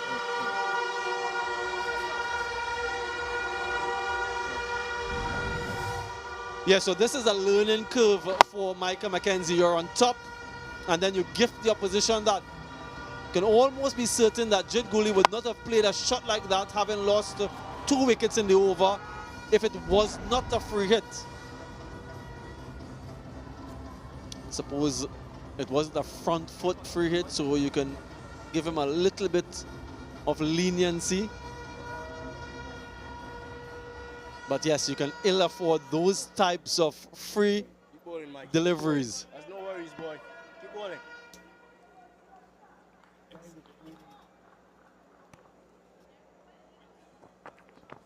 Oh, yeah. Hey! And an over full of googlies. Haven't seen the other one, the leg spinner. But wow, 1 over, and 1 over, how it can just turn the complexion of a game. They were cruising. 85 for 3. Looked like it would be set up for another big finish. Govaya comes to the middle. Good.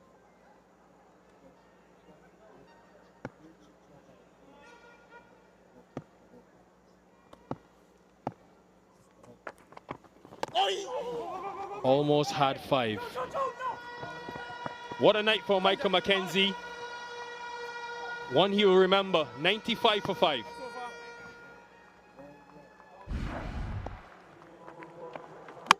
Yeah, cleaned up. Puran not picking. Plum in front. And then the big wicket of Amir Jangu. And the very next ball, Navin Bidesi trapped in front. Andrew McKenzie jig. So special to see his teammate from under 19 days, and Joel Andrew will be there to celebrate these wickets with him. But he's only played 2 games, this being his second. He missed their first game. Wasn't included in the 11. I think he'll play every other game from here, almost certain. Right, Karima Gores into the attack.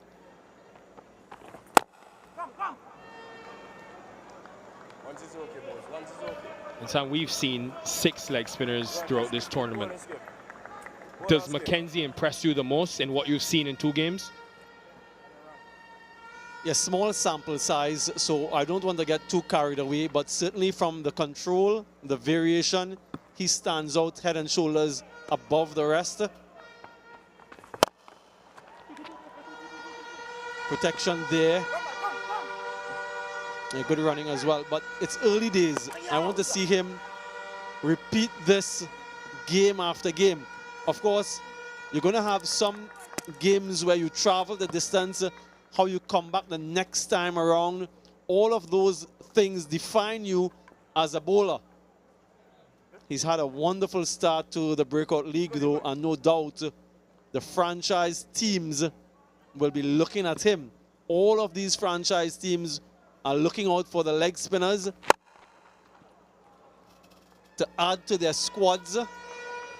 One of the things that we've seen, Nikhil, in the full-on CPL, the leg spinners are usually overseas players for most of the franchise teams.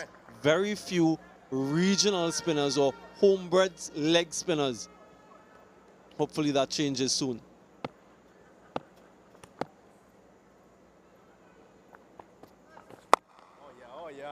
Just 17 years old, so he's an investment for franchises for the future.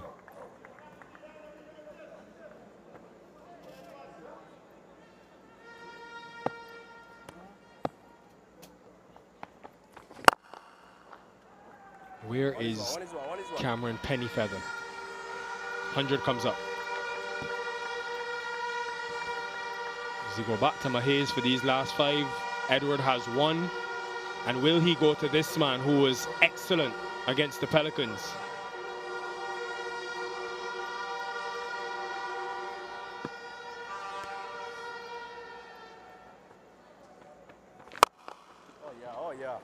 A ball from Gore. 101 for 5.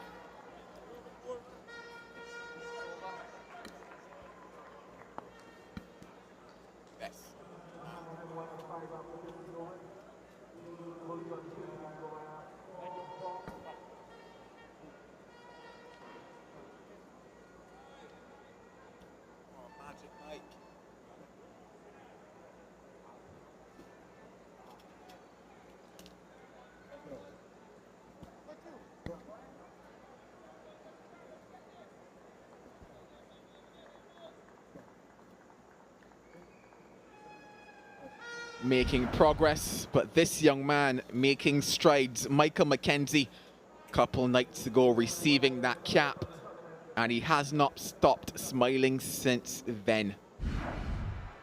Oh, you gotta call him Magic Mike. Yep.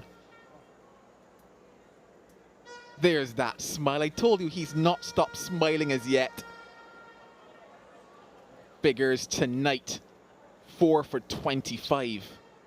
A night that he will remember. A night that Carlos Brathwaite will remember, because Carlos is thoroughly impressed with him as well. Best on offer, Carlos? Yeah, I think he is. The control, the ability to go both ways, whether bowl the traditional leggy or bowl the slider or googly. We have seen the likes of Badesi, who we'll have the privilege of seeing next innings, but he's predominantly front of the arm and sliders.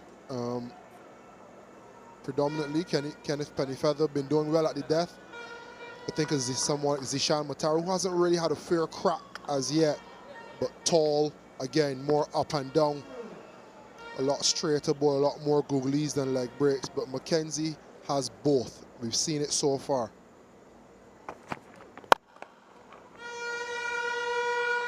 With the introduction of Pennyfeather, a penny for your thoughts, Carlos.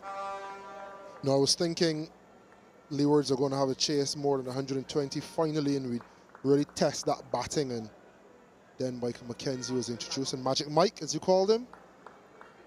has 128 written all over it again, unless Jid Gooley, Mikel Govaya, Joshua James could pull something out of the hat like they have done so far in the tournament.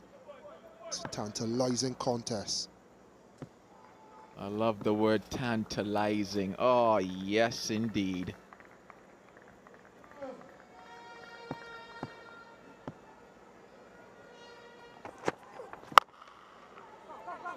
Struggling to find the middle at the moment. Told to hold. Good call. Single was always on. Another 27 deliveries, legal deliveries, that is, to face for the Legions.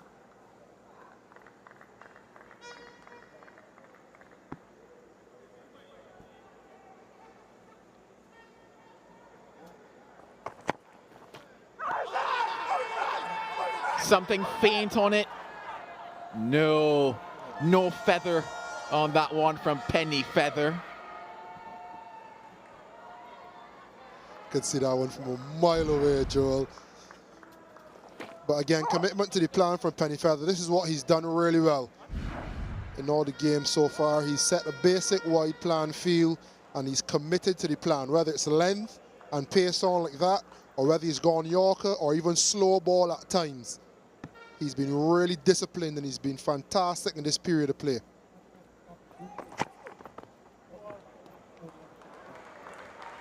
Goes wide. This is Gooley. A couple nights ago, he was destructive, he was dominant, and it was a display like no other when you think about what we've seen in terms of ball striking in this tournament to all parts of the ground.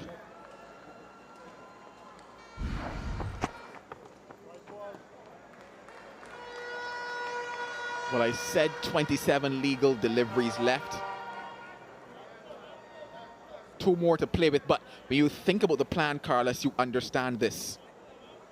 Yeah, and persons who listen to every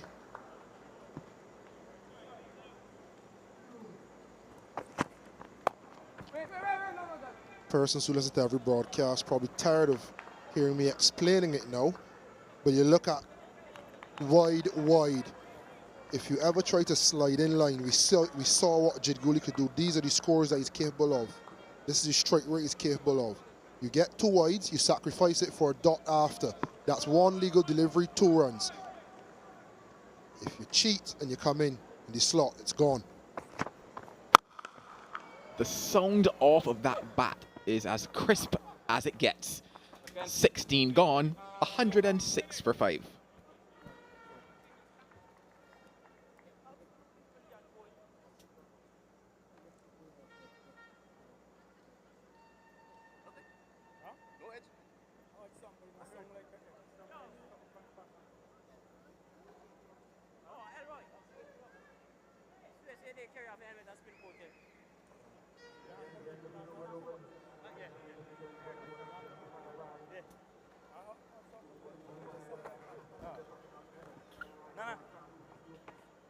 Where are we projected to go? Well, at this current rate, 132.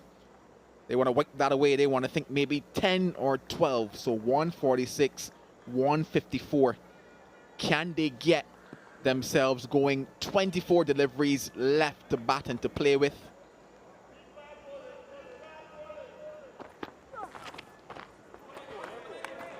Absolutely no pace on that one. Francis is back into the attack.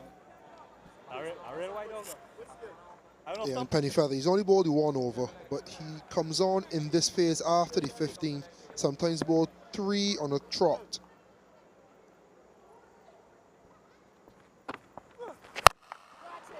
Good sound on that, but hasn't middled it. Oh, wow. Nathan Edward has overrun it, and Francis cannot believe it.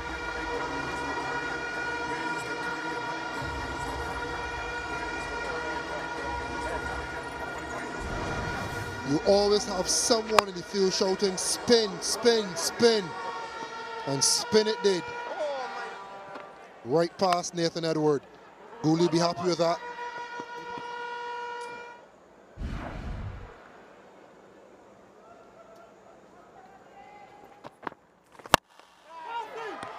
Chance. Taken. They are dancing in the middle. They're having a time.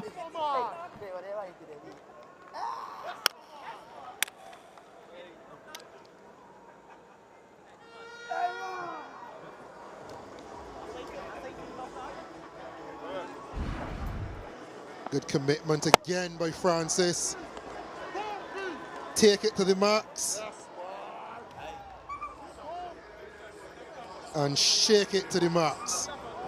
Success for Francis. The Legions 110 for 6.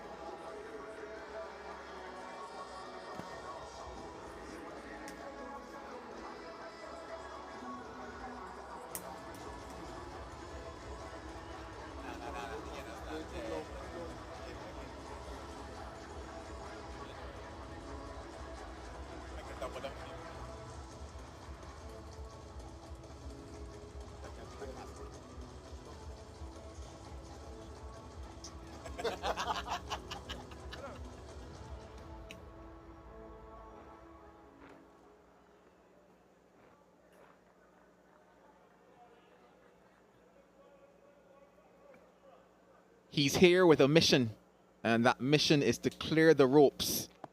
Joshua James.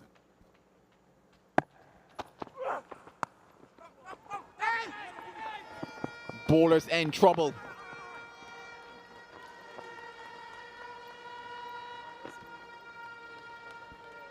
Always an important passage of play last few overs. But these are two big partnerships to break. One broken already. Judd Gooley.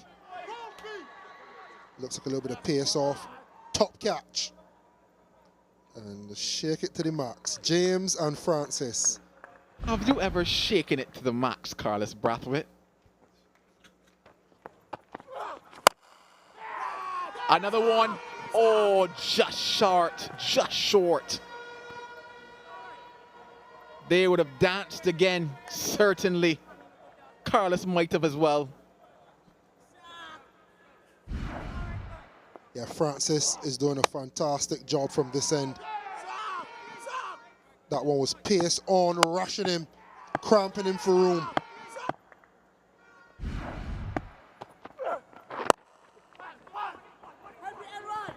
Can maybe get two. Somebody shot. They're finding success. 1-1-3 for 6.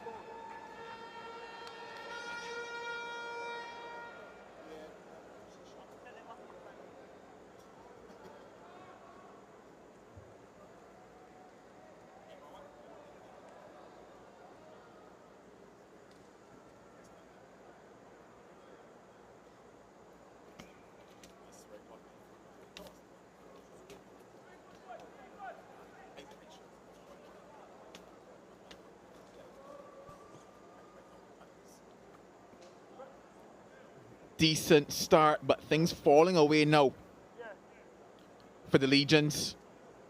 When you think about a Legion, it's a large army of men. Can they summon some strength here and put together something?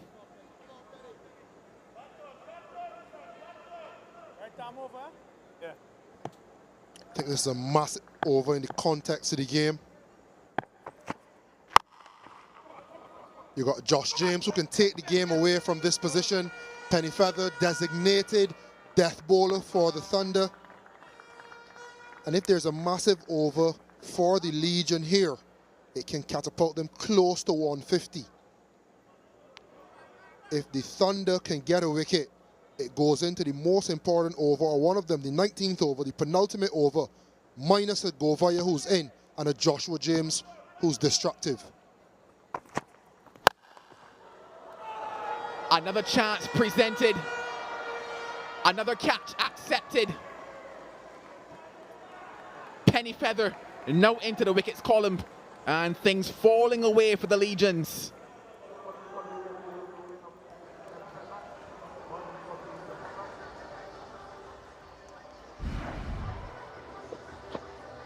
Slow ball, leg cutter, beaten all ends up, pouched, by Mackay Louis. Penny Feather strikes. The Thunder get another. 114 for 7.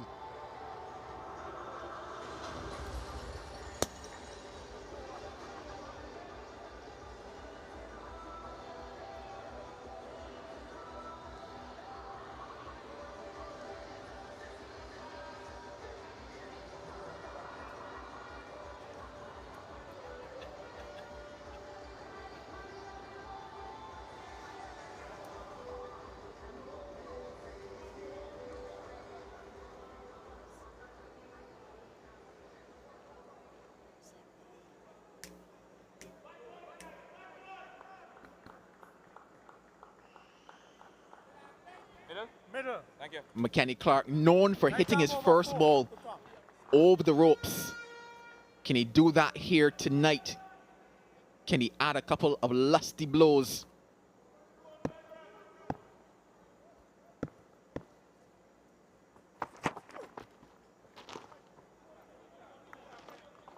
Something that we've not seen so far from McKenny Clark, a dot ball, his first one. Penny Feather, though, effective at the back end of an innings, especially because of the variations that he offers. Threw the shot too early. A simple catch being taken by Mackay Louis. Just had to settle. Did that. Thank you very much. Leg side. Penny Feather again. Oh, he's better than a penny. He's worth a pound.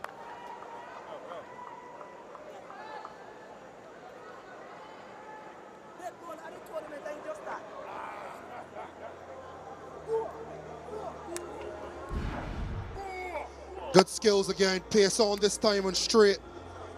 Outfoxed them into thinking it'll all be wide.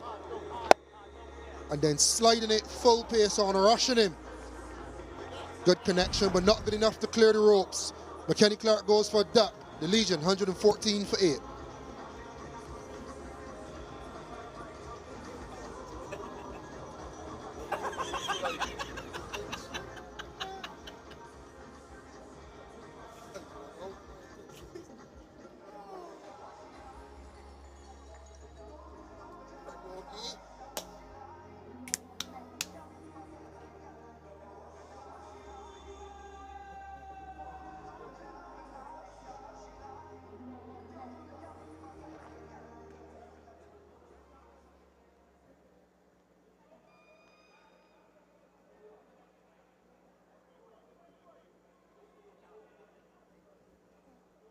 Johan Lane.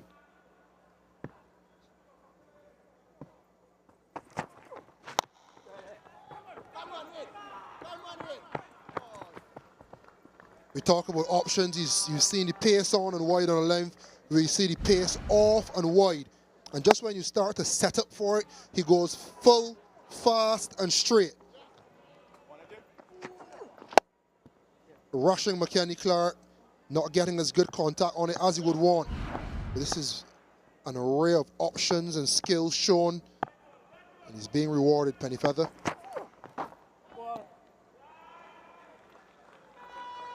He won't count that as a reward, but you look at that over, and Karima Gore will say thank you for this every single time. Look at the distraction that has happened. At one position, 80 for 2. You just see it there. Now 114 for 8.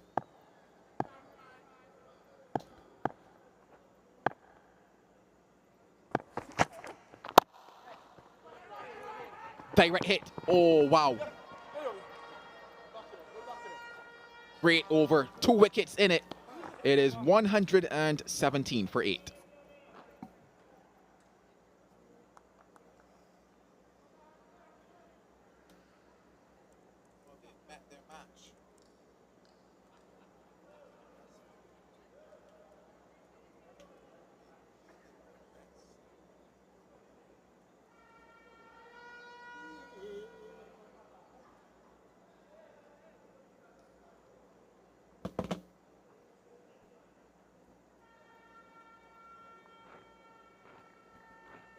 One of the best, if not the best, bowling unit on display across this competition. From the matches that we've seen, these Thunders Oh, they've been thunderous, you might say. Look at the economy rates for them. He also has several options, Kareem Agor. He's spoiled for choice at this stage. They are silent night.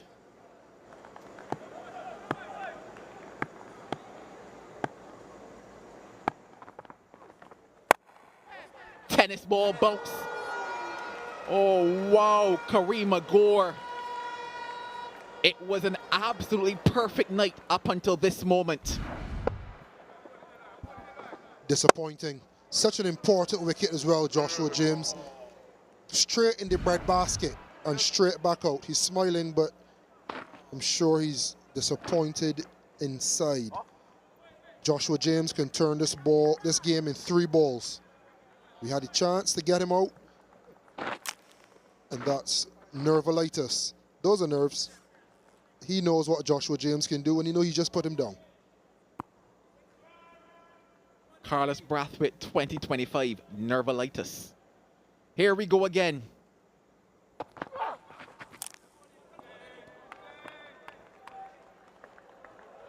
Yeah, you see Johan Lane, you're waiting for it. Back of the arm, no pace on it. That will make you pull out a shoulder.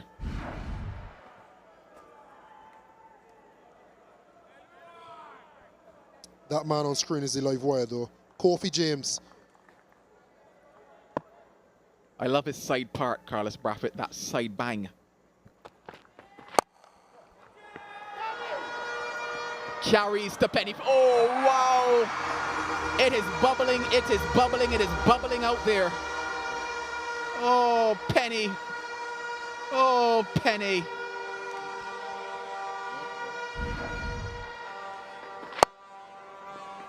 Roy Francis, you unlucky, unlucky man. 2 of the easiest catches dropped. They've made a bread basket with holes in it. They're putting it down.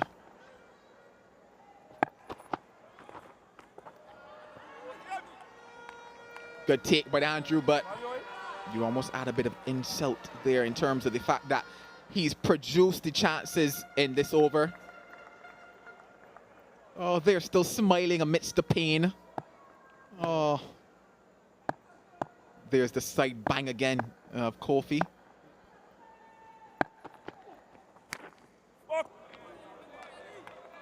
Bottom edge, but that's not what he's hoping for. You look at this over, Carlos, and what's impressive about it? Again, slow balls. Everyone know what's coming. You still have to play. It's good disguise on each delivery. He's changing the line, the length.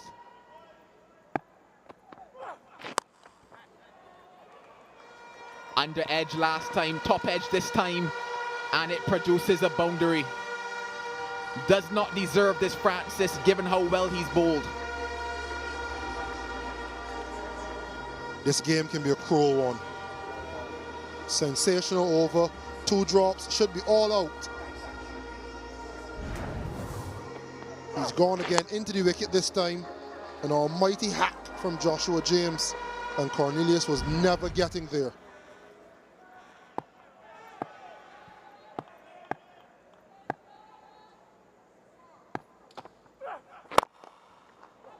Bullet straight. That is 8. 4 and 4 for James to close out the 19th. 128 for 8.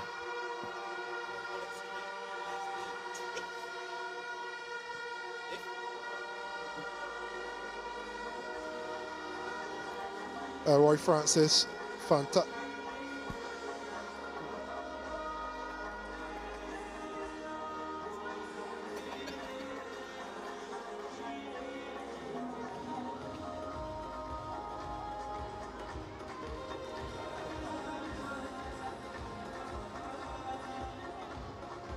You look at the last 6 and it's had some of everything. Runs, wickets, 4s, and just the 1-6. And we look at that over from Francis. First drop in that over. And we wondered how much would it cost them. This the second. 2 elementary chances, simple. And then after that, It was a case of 2 boundaries, so it's cost them 8. Kareem Agor upset with himself still. Penny feather to bowl the last.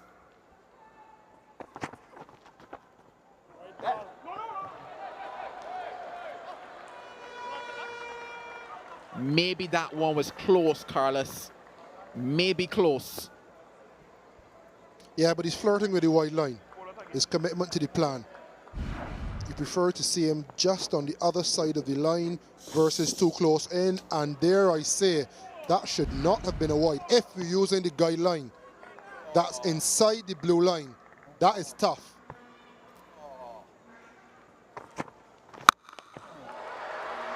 Wowzers! It's got wings and it's gone. It's out of here.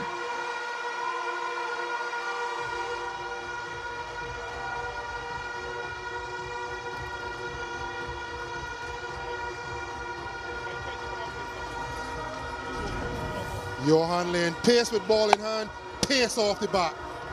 That is gone downtown. If you don't drop him, he doesn't hit you for 6. 8 to close out the last over, 6 at the start of this one, 7 if you count the wide.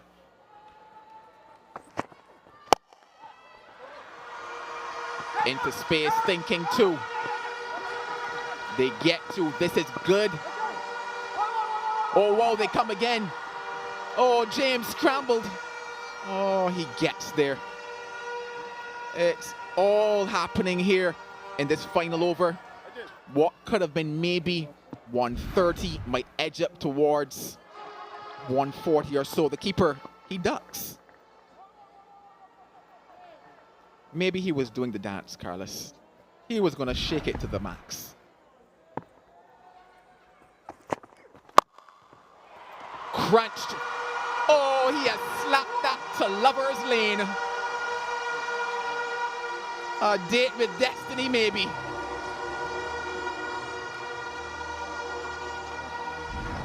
This is serious ball striking from Johan Lane. Slapped it over the offside. This is good cricket. This is good finishing cricket. And Lane is making them pay. Get out your calculators and add up the runs for the mistakes. We counted 8 at the end of that last one. 15 already in this over. I think that's 23, Carlos.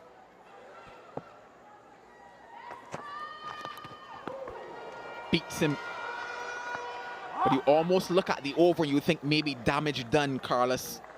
You see 143 and it's the biggest that they'll have to chase. Yes, beyond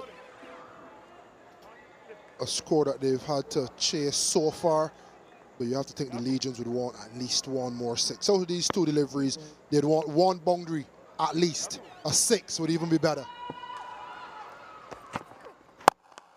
Johan, Yogi, it goes again.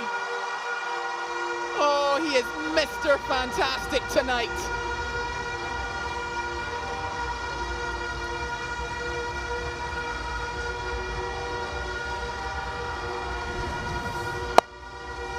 Johan Yogi Lane. Bang. Good base, good strike.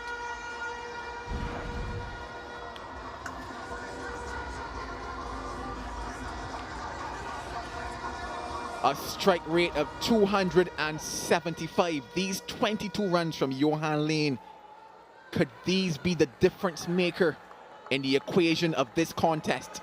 Last ball.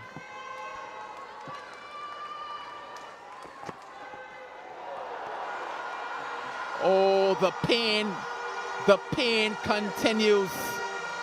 No ball. Oh, the sound off of that one.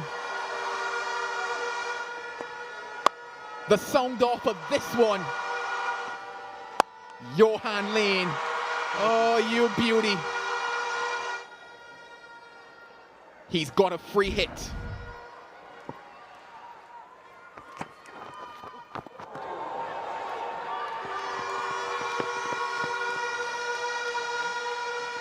A quiet single by to close out the over. 23 runs in it. They've brought some respectability to this total. That man, Johan Lane, beaming with confidence, bounding with joy. He knows that he has given his side a chance, a fighting opportunity. Oh, the legions yet live. Spare a thought for Michael McKenzie, who had best bowling figures in this one, and at one stage he dragged them towards a position in which they could have maybe been looking at 130. Oh, Carlos, we've seen it all. Tell us, what have you seen? Catches win matches.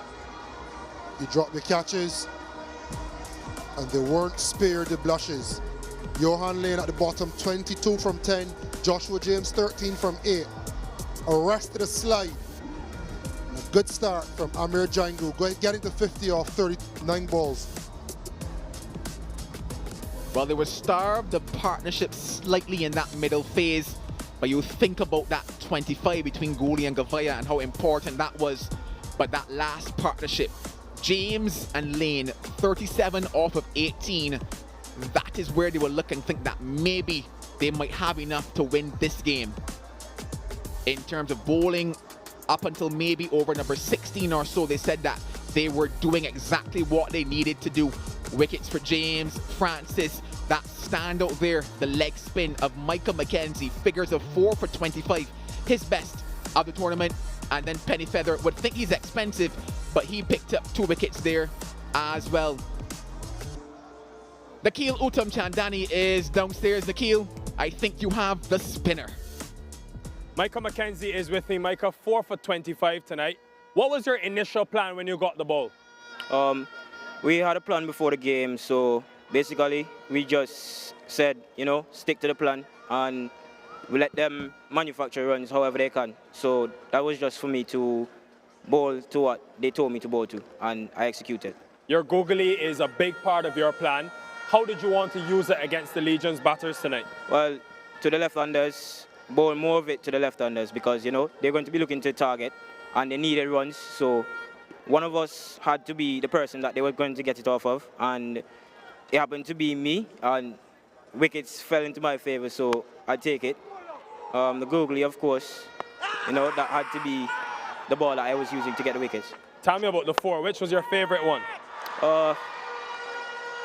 Honestly, the LBWs. Those balls were just keeping a bit low, and, you know, it was working in my favor for them. So, yeah. Michael, you always talk about your friends and family back in Jennings, how much they inspire you. What would be your message to them?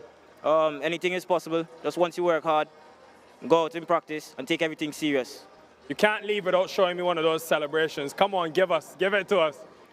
What do we call this? What do we call this? Well, it's just inspired by my roommate. That's just something we would do when we just goof it off. All right, we look forward to more of that in the tournament. Well bowled tonight. Thank you.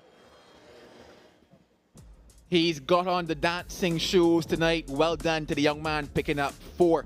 Well, this is what the Leeward Islands will need. 152 from 120 balls. We take a break, and when we come back, we promise you an exciting chase.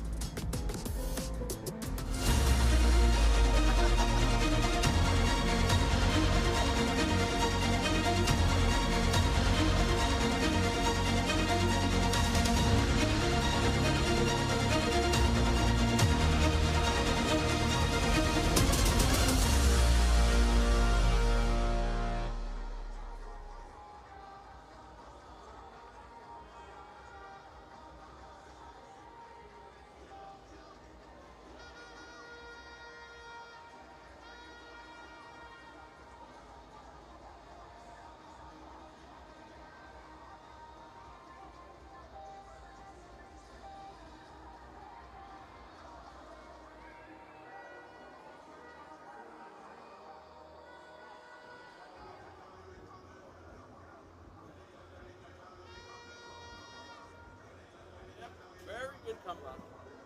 You think I want to say?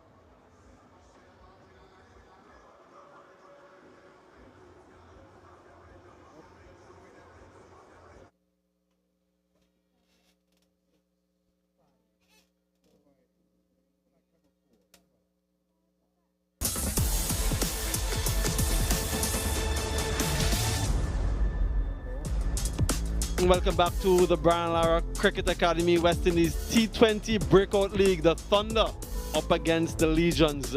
Two unbeaten teams so far in the tournament. Well, a reflection on the batting for the Legions. 52 from Django, his first of this tournament. But it's at the end. Look at that, 13 from 8 and 22 from 10, which took the Legions over the 150 run mark. Yeah, Amir Django has played international cricket now, so he came into this tournament with a lot of expectations on his shoulders, and today he really delivered. It was that 11th over when he decided to take down Anderson Mahes, a couple of sixes, under 4, 5 fours and 2 sixes overall in the innings. Yeah, the partnership so crucial. 34 between Puran and Django, 25 Guli and Govaya, but that 37 from just 18 deliveries, taking the Legions up to a score where you think they can defend Johan Lane. My oh my, we've seen him with the ball, but we've seen him with the bat tonight. Look at that shot. And just to follow things up to show it's not a fluke, that was brilliant ball striking. A wicket for Kofi James, a wicket for Francis, but Micah McKenzie was the standout tonight, the leg spinner, showing his class, his quality. 1 for 17 in the first game that he played, but he was very impressive with his control and also his variations. And this is the value that they can bring to a team. The wicket taken through the middle, 4 crucial wickets for Mackenzie and the Thunder. Yeah, and a little bit of celebration to go with that. Well, 152, that's what the Leeward Islands Thunder need to register their 3rd consecutive victory. The Legions, well, they just might have something to say about that. Yeah, let's reflect then on the points table. What do these points mean to these teams? The Thunder in 3rd position, equal on points with the Pelicans, but they've only played 2 games. The Pelicans have already played 4, so that can be a little bit deceiving. Remember, the top team goes straight to the final. And that's what they're playing for, to get into pole position. Momentum with the Legions, 34 runs from the last 2 overs. Shakira Salman alongside me. And that was high octane stuff, wasn't it? Yeah, certainly. Absolutely entertaining from the bat of Johan Lane. Whilst everyone was expecting Joshua James to be the one to dominate in that final phase, it was Johan Lane who's expected to be good with ball in hand only. But he stepped up to the plate, and that's what this Legion side has done. Someone else has stepped up on every occasion. Yeah, now they'll think they have a score which they can defend.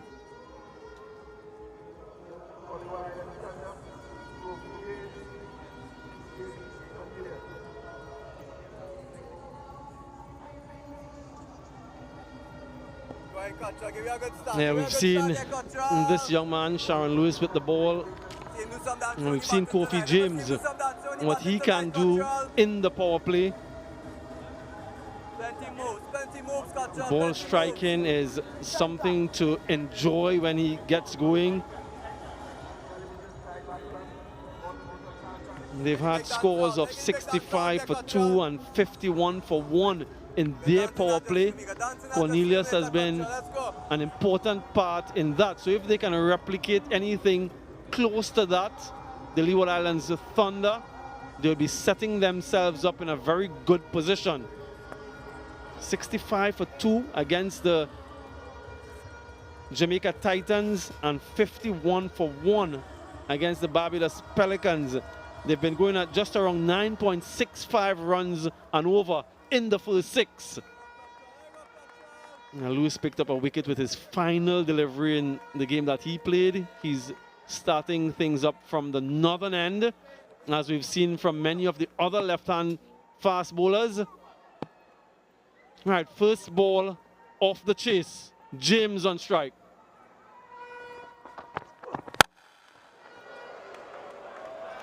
jams it through the offside. That is what we've come to know and expect from Kofi James. What a start. Yeah, typical fashion for Kofi James. Clearly has a role in this power play phase to go hard from the start and get them into a position so they can take their time in the middle phase of the innings. Yeah, he's had good starts to this competition, Kofi James.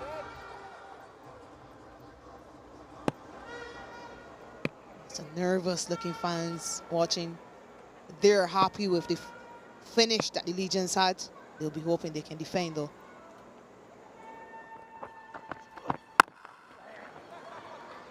Yeah, much better line and length from Lewis, just tucking James up, but he's done well to still get a single, minimize the dot deliveries, score as many balls as you possibly can.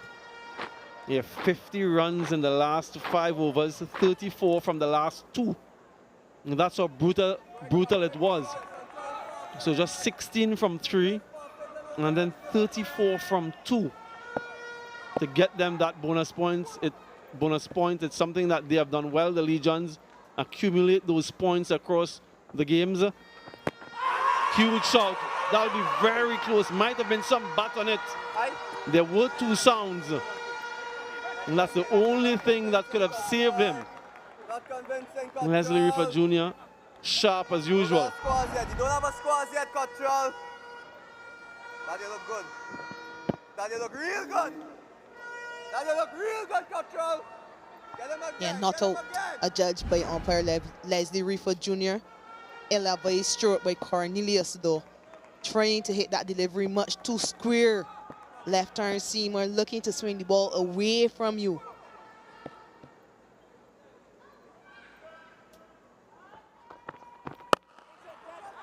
Just short of the fielder. Jit Gully, a desperate dive.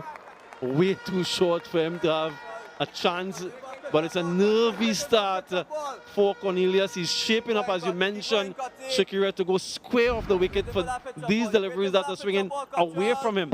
Again, that was the LBW shout. And then looking to go square again.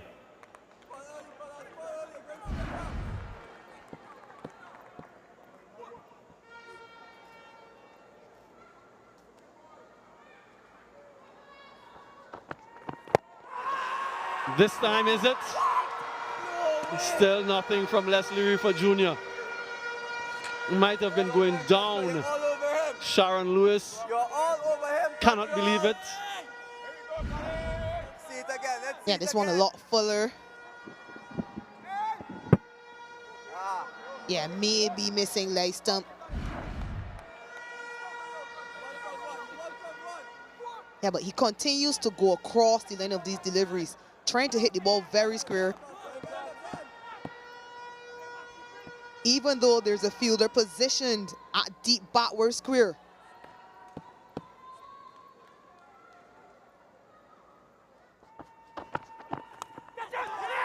This time, he's tried on 3 previous occasions, Cornelius, to get dismissed, and this time he succeeds. Finally, a wicket for Sharon Lewis. Early strike.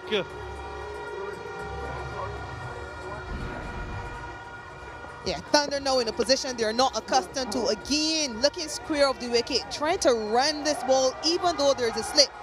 Good from Sharon Lewis. He is pumped right up. Good start for the Legions.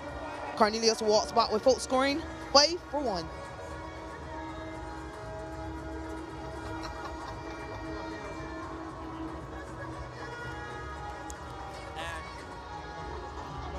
Keep going, fellas. This is the button here. One more. Other than Drew, this is the button here. Keep going, boys. Keep going.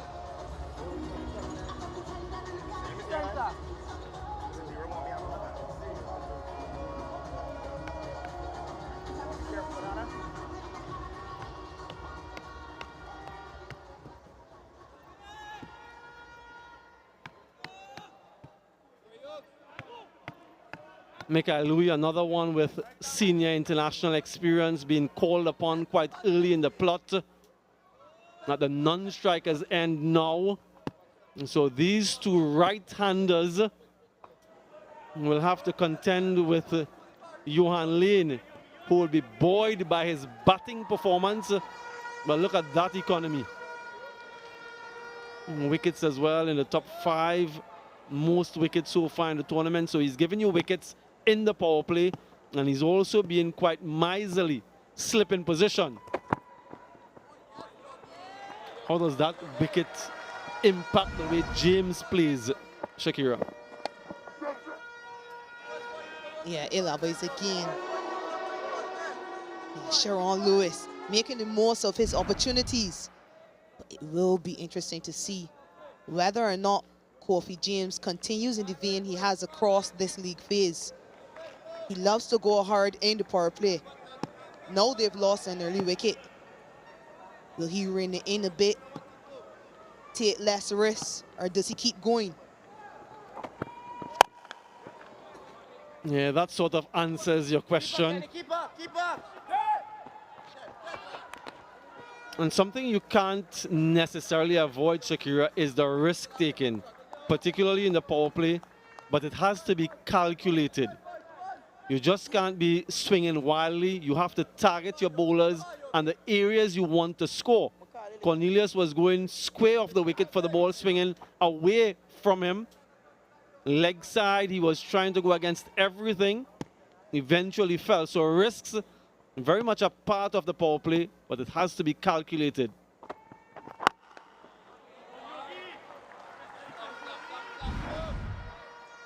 Yeah, this was the LBW shout. Very, very good shout. And another one, 2 of them.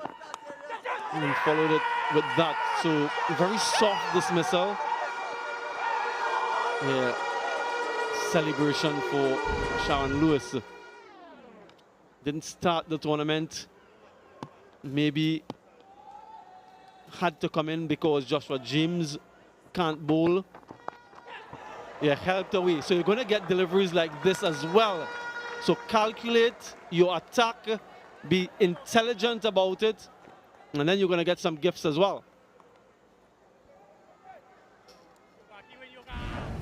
Yeah, wait for the ball to come into your zone. Fine leg in the circle, safe enough shot. And he bounces on anything straight at him, Kofi James.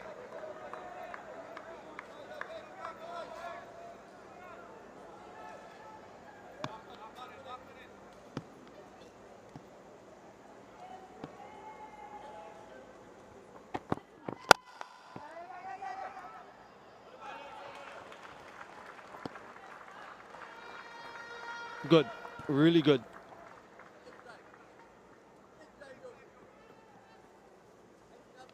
Michael Louis yet to get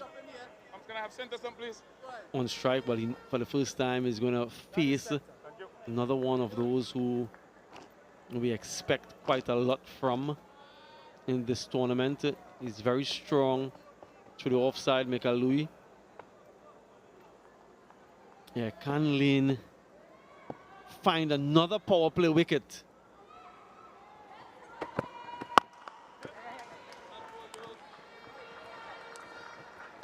Eight runs from the second over, 13 for 1.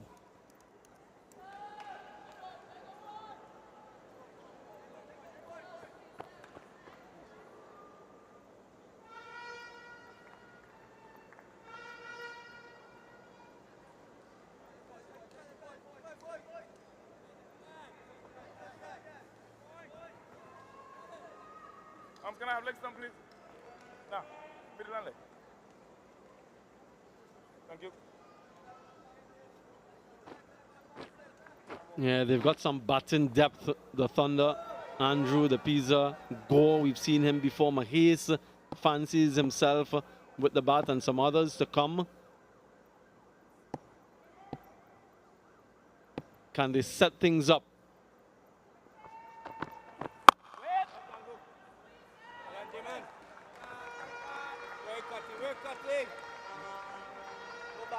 They're quite similar in the second game from what we saw in the first game. That last over, Rion Edwards, when he bowled, conceded some 21.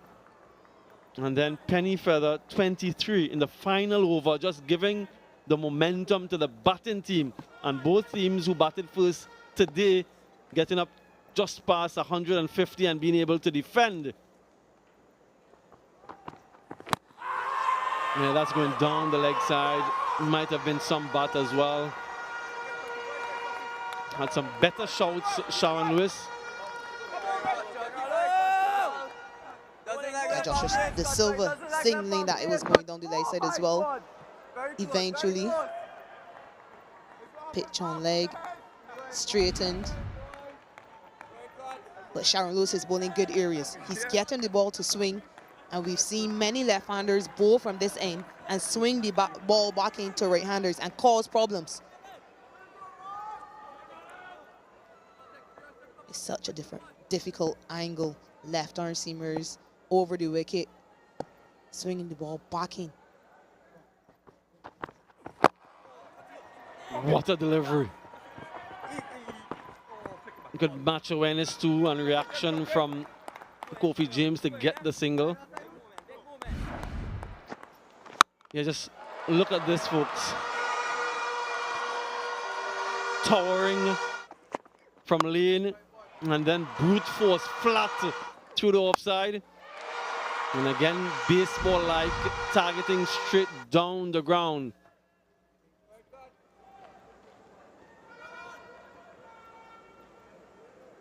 Yeah, just look at the way they finished off the last 2 overs. Quite healthy. At one stage they were tottering, they were stuttering. Didn't think that they'd get up to 140. Yeah, that's gone. That's dispatched. That's hitting with the swing. So risky, yes, but calculated from James.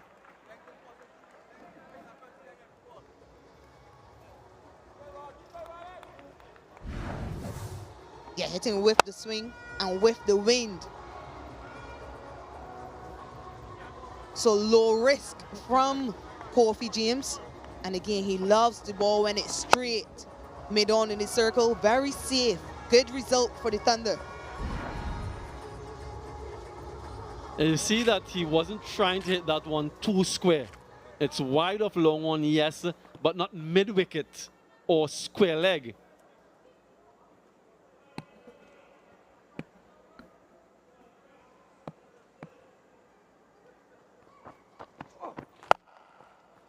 Has protection there. Now, can Kofi James go deep in this innings tonight? That's what they want from him. He usually gets off to a flyer.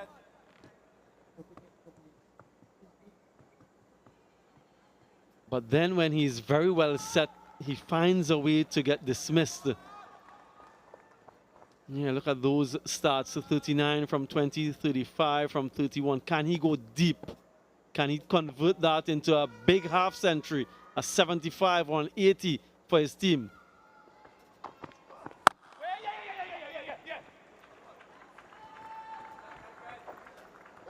22 for 1.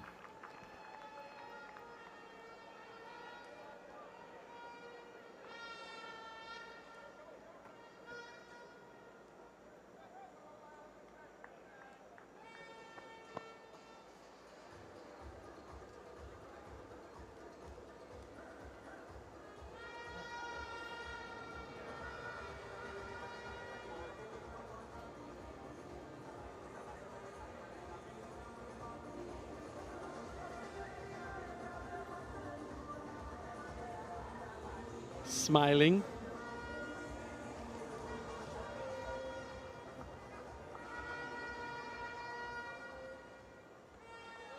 And what does the comparison look like? Similar start.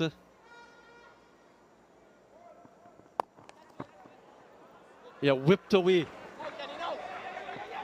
And good running, really good. And that is what I want to see for the duration of this innings. The intent with the running between the wickets. Mikael Lua is quite quick. Yeah, usually you get it at this stage of the innings. The required rate and the current run rate very similar. It's through the middle when the field is spread, when things can change drastically. Yeah, you see that way too often. Huge shout this time. Finger goes up. Umpire Butler raises the hand. Johan Lane with the bat. Johan Lane with the ball. Another power play wicket for him.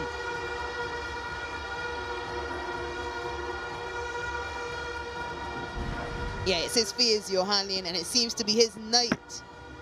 Plumb in front. Michael Louis almost walked after he was struck on that back pad. Very good from Johan Lane. It's what he's done well all league phase wrong. Pitched it up, got it to swing. Louis walks back for 5, 24 for 2.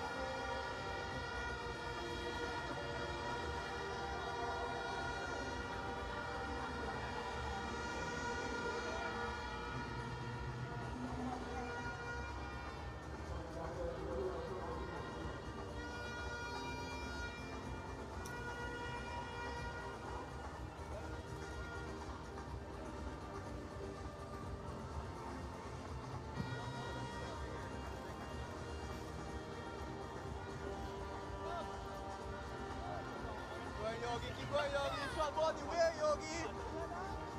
The short ball the way, Yogi. Saw the grip. Saw the grip. Yeah, new batter, Joel Andrew. We've seen him at the Under-19 World Cup in South Africa. Seen him in international cricket since. Pretty much a straight delivery. If anything, with the angle. Yeah, he nodded in agreement with the umpire.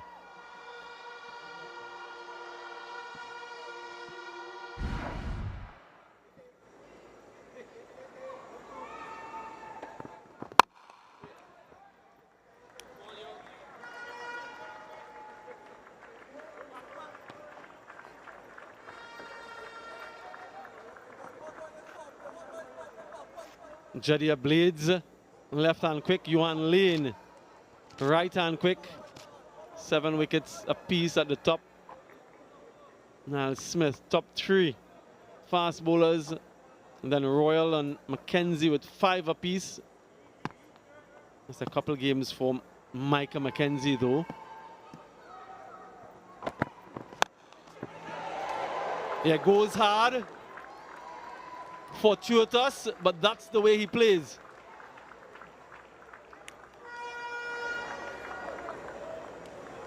Yeah, there's no stopping Kofi James. Even at 25 for 2, he's still going guns blazing.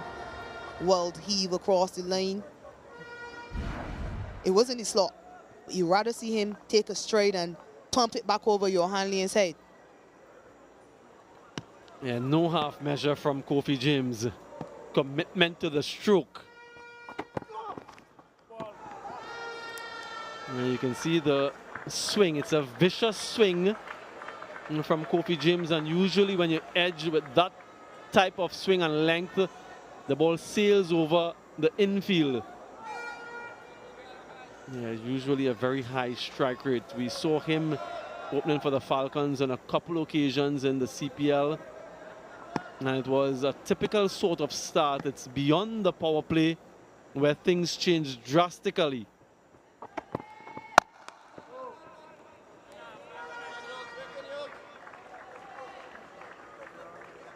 Yeah, the young ones. Really nice to see them here. Brother and sister there. And then 2 brothers to the right. Yeah, with their horns, they just love it. And the one to the left of screen, far left, Arnav, he's named. Yeah, that's the other 2 brothers. Yeah, what a moment that is for them. Yeah, Arnav went to a diabetes quiz earlier today. Hope he did well. 30 for 2.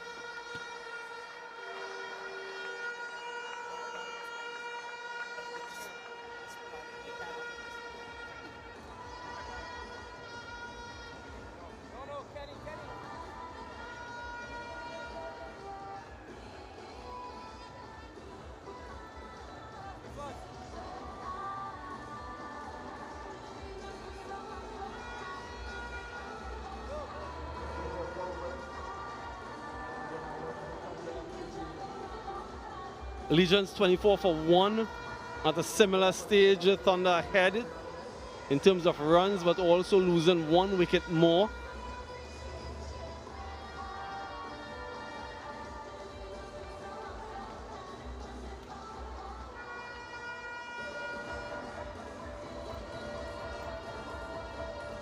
Yeah, 1 wicket keeper to the next. Django not with the gloves tonight though. McKenny Clark for the first time, replacing Lewis from the northern end.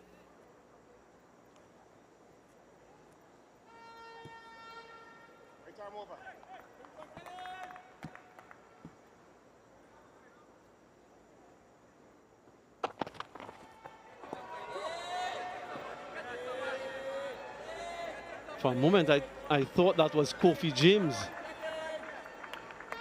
And that's what we expect from James, not so much from Joel Andrew. Yeah, I wonder if he's just trying to revert pressure onto the Legion's bowlers, get after McKenny Clark before he settles into a rhythm.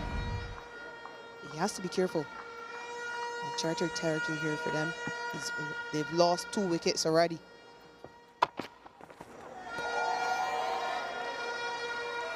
Yeah, this is out of character for Joel Andrew. He's a timer of the ball, more conventional type cricket strokes. And that's why there's this conversation. Perhaps Kofi James is saying, leave that for me. You play cricket shots. Yeah, I just wonder if because he's coming to the innings during the power play, he feels as though he has to get after the bowling.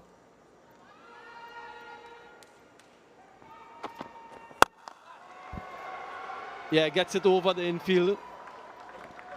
Couple bounces for 4. So finally latches onto 1. And this one not a swipe. Slaps this through the line before he was swinging leg side. This one slapped over mid-off. So a much more control shot from Joel Andrew. More his game. Yeah, the young Joel Andrew scored a 50 on CPL debut last season. And playing for the Falcons.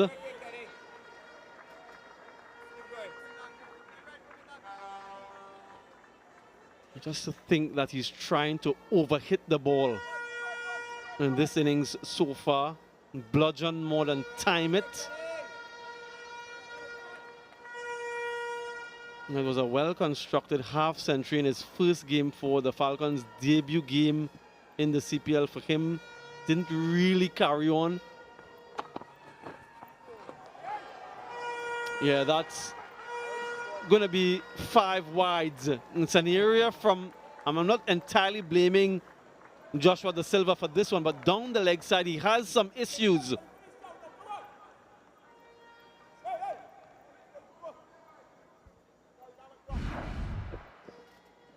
Yeah, just loses his wrist position. McKenny Clark. Joshua Da Silva would have hoped to have done better though. Wasn't too far away from him.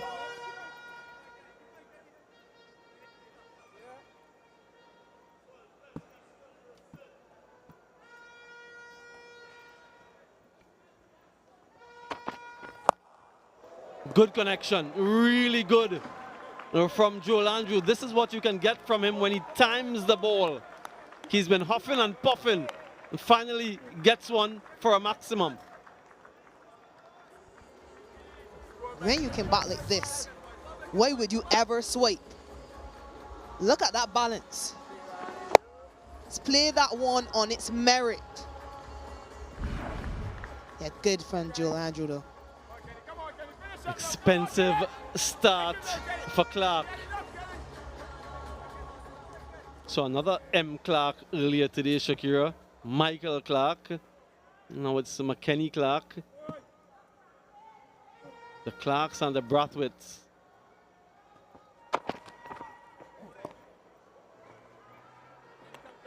Yeah, the wheels are coming off from this over. The first for Clark. That's what pressure can do. Yeah, 65 for 2 and 51 for 1. Remember those two scores, folks. That's what they've achieved so far in the power play.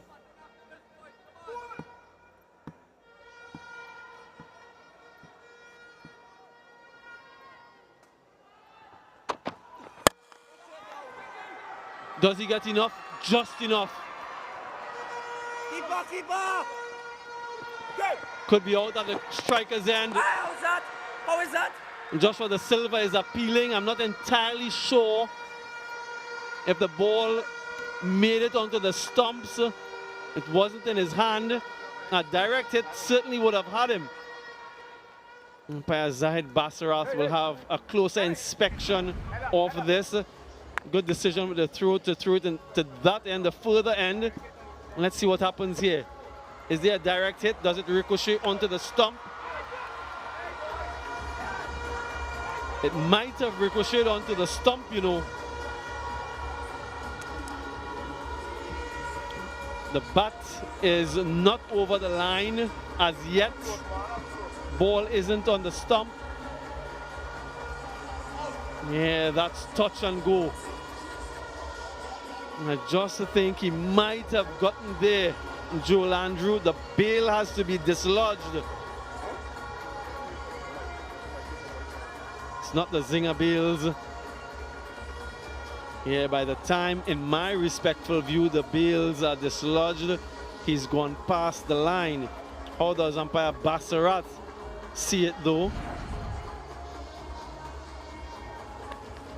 Yeah, he concurs, not out. So Andrew survives, 48 for 2 after 5.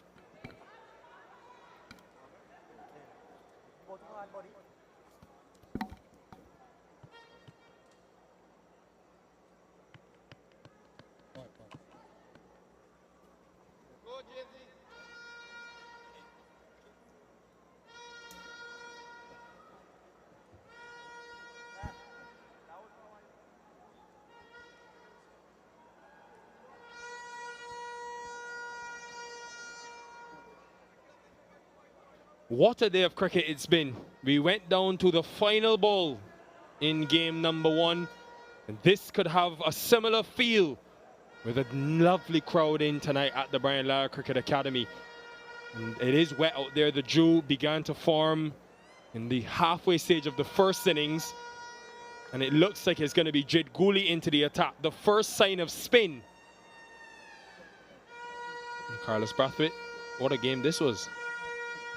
Yeah, quality game of cricket. Pelicans just getting home versus the Titans. Another final ball thriller. Shakir Parris excellent with 41. Dietmar Anderson almost. Pelicans registering a much needed victory.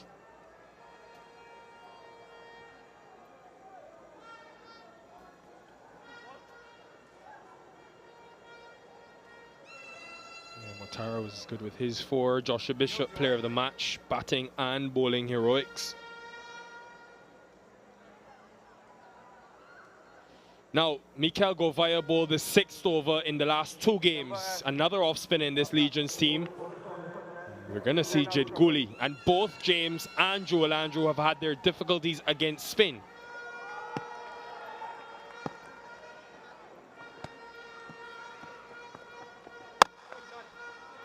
I was surprised, Carlos, that in the first 5 overs we never saw a spinner because teams will study Kofi James, and coming into this game, strike rate against pace is 300 and against spin, 80. Yeah, but they would argue Johan Lane also has the most wickets for them as a seamer. Sharon Lewis has been swinging the ball, and if spin bowls and he doesn't, that takes his biggest skill away. Sometimes it's more about sticking to your strengths rather than attacking the weaknesses of the opposition. I think that's the positive route that the Legions went. Yeah, and it didn't work. He scored 23 off 12. So obviously that plan didn't work. Yeah, and every day is fishing day, but every day is not catching day in the kill. You stick to your strengths, you back your processes, and sometimes the result is not in your favor.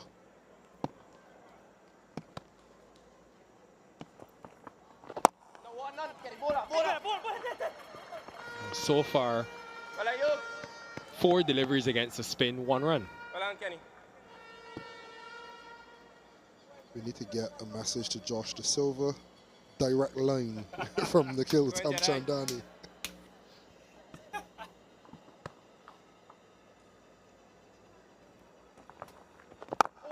Deep long on and deep mid-wicket for the 2 right-handers.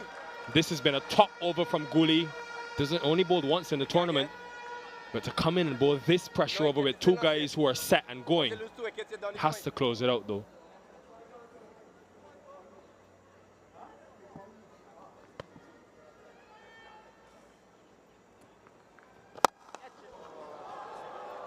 That is gorgeous. What a cricket shot. 55 for 2.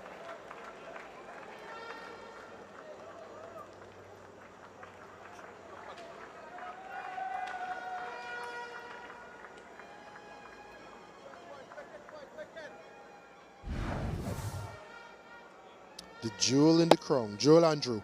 That is majestic.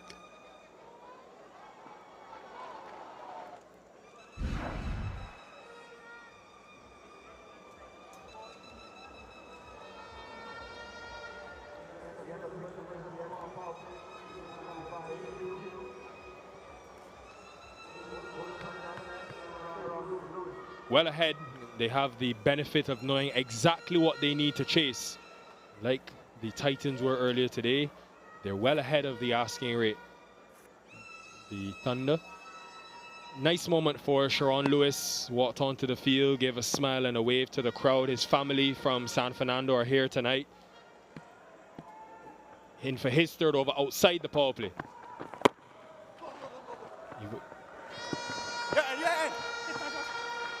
He went to the Naparima College, which is about 12 minutes away from the Brian Lara Cricket Academy. Went there with Cephas Cooper, and he was hungry to get an opportunity. He didn't start the tournament, but he tells us he's been working on a few variations, so maybe that comes into play now. He's got the off cutter and leg cutter, he says.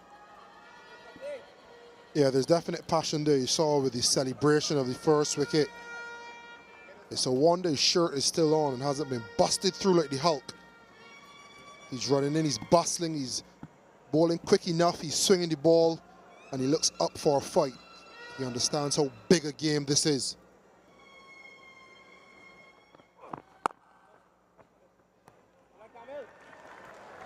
Well fielded. Evenly balanced power play. Kofi James starting as he always does. Cornelius perishing. Look at that. Kofi James continues his start to this tournament. Johan Lane continues his good form. And then it was Kofi James and Joel Andrew to finish.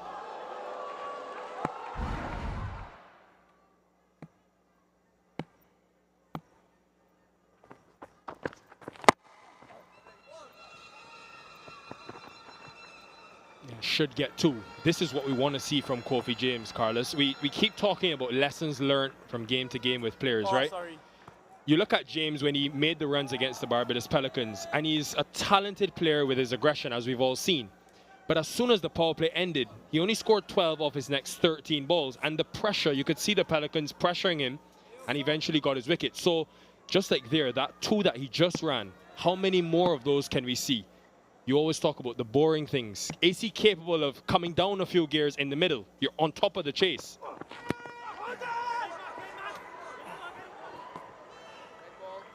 Well, I tell you what, that is not a boring lash.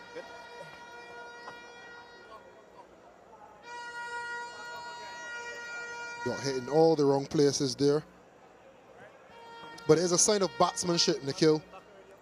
The ability to cycle through the gears, whether up or down, depending on the situation. This is the perfect opportunity for him to do it. You can understand that shot. You're going with the wind, you pick the slow ball, just and execute. But for balls that aren't in your area, can you tap them into the leg side and get 2? Can you find a single into the offside? Keep the run rate ticking over. Keep your blood flowing. Keep the rhythm going. Give this man some headache in the middle. He knows he needs wickets.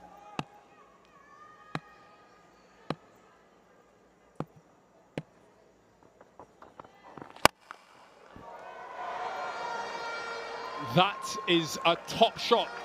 He will continue to attack, apparently.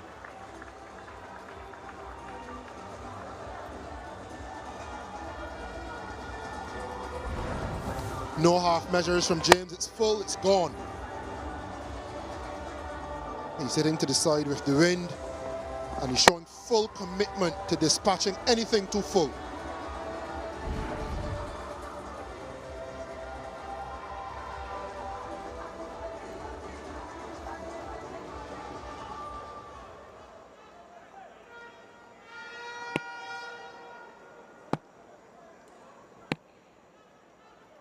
Three deep on the leg side. Long on is quite wide now.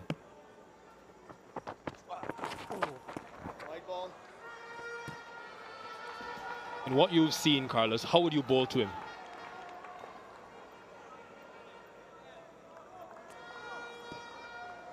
I think he's a batter that if he knows what's coming, he'll set for it and he'll dispatch it. You have to keep him guessing. Potentially a wide field mid-offer, 3 on the leg side, and mix your pace. Take it out of the arc, force him to do something. He doesn't watch too many balls without adjusting, and when he adjusts, you counter it.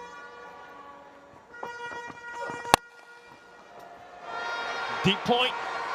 He got there in the end, Joshua James. James almost caught James. He's 13 from the 7th, 68 for 2.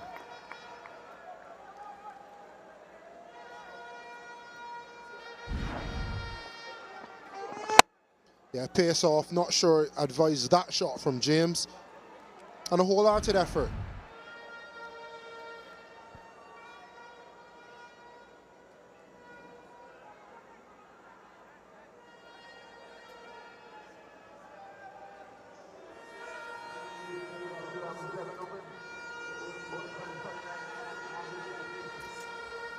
This partnership, Depiza, Gore, Mahez can bat, but Depiza and Gore have only batted once in the tournament. Like Andrew did in the last game where he timed his innings well and made sure he was there at the end to win the game. He'll be hoping to replicate it. And he won't have an easy task because the leg spinner in Navin Bidesi is into the attack. 4 miserly overs a couple nights ago.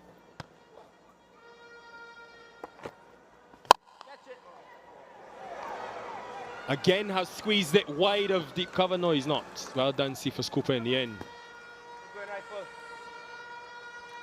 Yeah, I've seen him play this shot on a couple of occasions, Joel Andrew, and it's a shot filled with skill. To be able to get the ball that full behind square on the offside. Normally players hit those on the ground to the sweeper or try to hit it a little bit early and get it over extra cover into that pocket.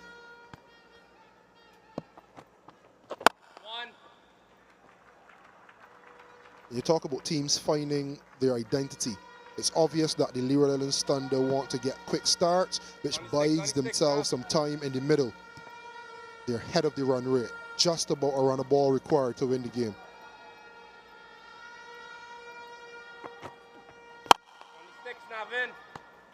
Again, similar area through extra cover. He has got some authority, Joel Andrew. Yeah, brilliant cricket shot again. He's gone aerial, but it's because he's trying to get his hands underneath and in a snappy whipping motion to get it up and under, but in the direction to pick the gap.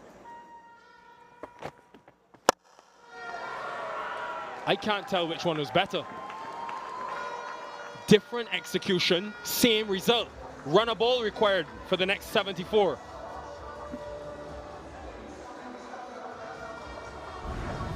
Marching on, Joel Andrew.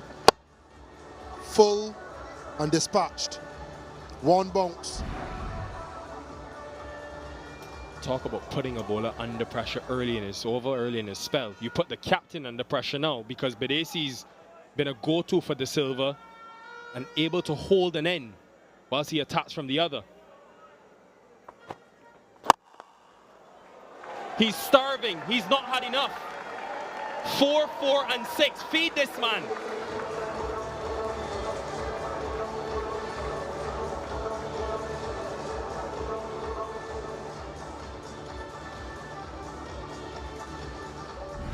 This is quality batting. To get a big over, make it really big. Hit them out of the game. That's the plan for Joel Andrew. Lion-hearted.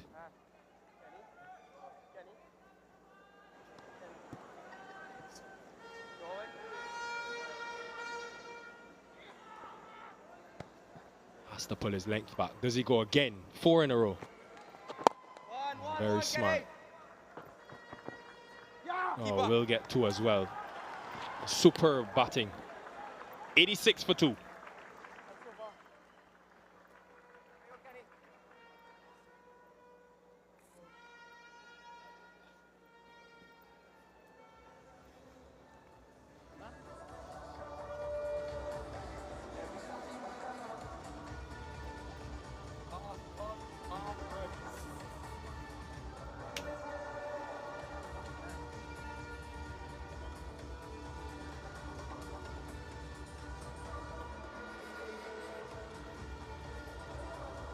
Partnership that started in the power play to only have 14 dots, especially for the power that James possesses, is pleasing.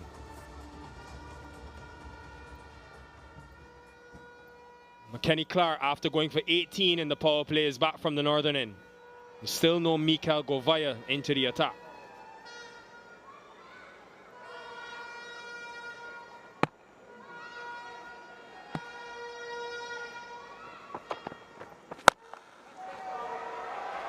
Again trying to attack. This time Kofi James perishes. The Believe celebration is out.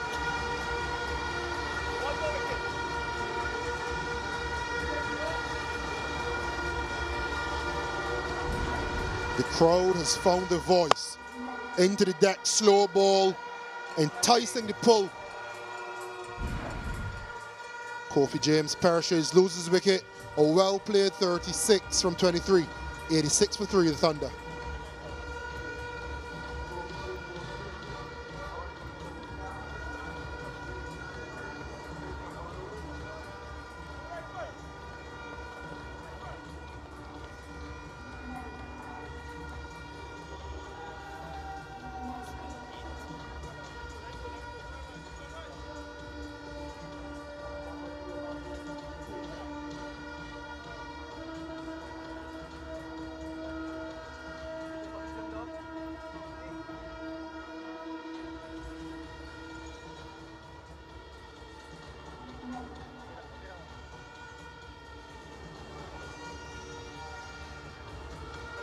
Giovanni De Pisa, franchise player, only 1 appearance at the crease in the tournament.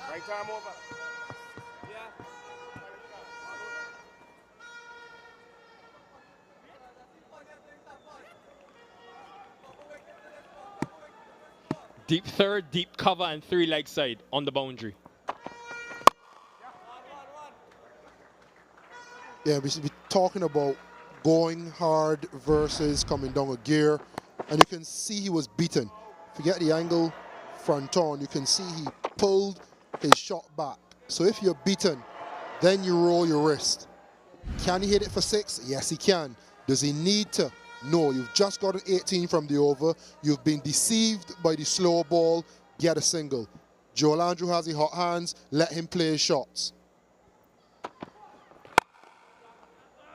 Back of the hand. And Carlos, this is a reoccurring element we see from young West Indian, especially the powerful batters in the power play, finding that next gear in their game to be able to come off the throttle. You think about 18 in the last over, so you didn't necessarily have to hit that ball for 6. You bat for another 4 or 5 overs. You're in firm control if that partnership continues.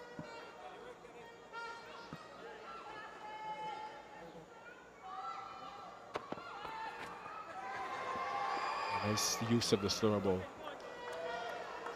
And people may say, well, he's been doing it all game, but if you watch, he goes to play the shot, then you're beaten. Now you roll your wrist. He still tried to make back up speed, and I can understand it's with the wind, so he took the risk. The question is, was the risk necessary? You've got the game on ice. You're soon in territory where extra fuel will be brought in. There'll be more space. You've given your wicket away.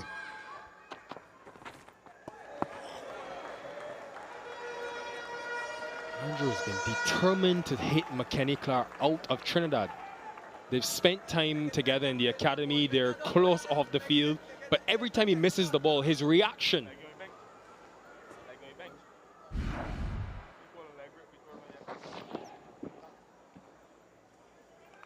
Yeah, when you cross that white line.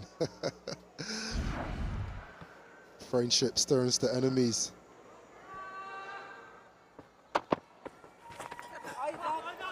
But can McKenny Clark play on this intent to bash him to get another? It can work in his favor.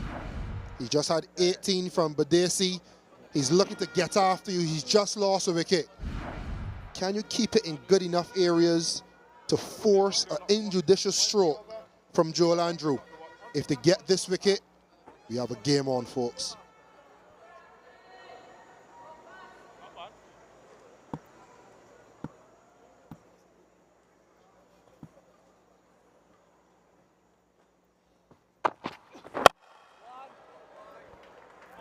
Well bowled, McKenny Clark. 3 runs and a wicket from the over, 89 for 3.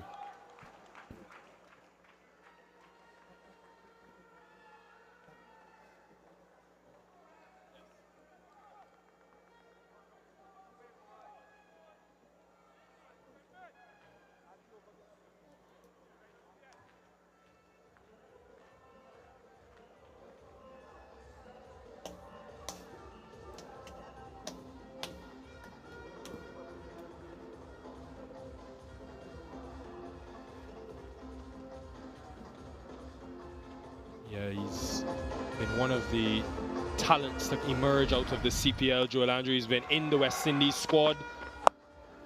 Last tour to Sri Lanka away from home, and it's because of shots like this.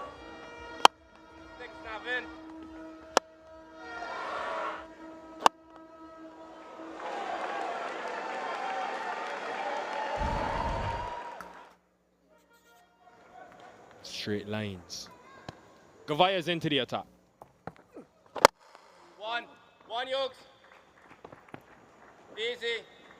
Now, we haven't seen it for the tournament, but Gavaya has a carom ball, which he bowls a lot at club level, and he's also worked for the last year since the CPL on a googly. We see it from Mujib or Rahman a lot in world cricket. But wet ball tonight, what will he do? And what's easy in terms of his grip?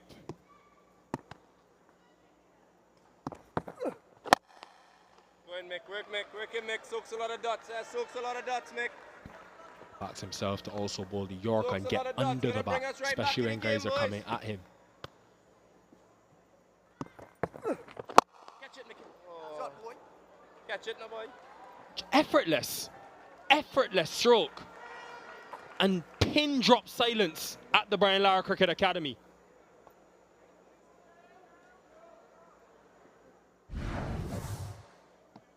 Power packed. It's a nice flick of the wrist. The expression from Govaya tells it all.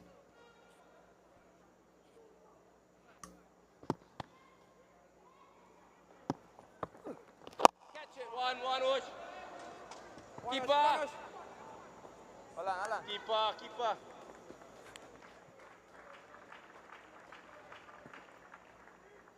It's amazing how one boundary silences all the horns. Not a single horn. One and it's all over. This one, it's all over.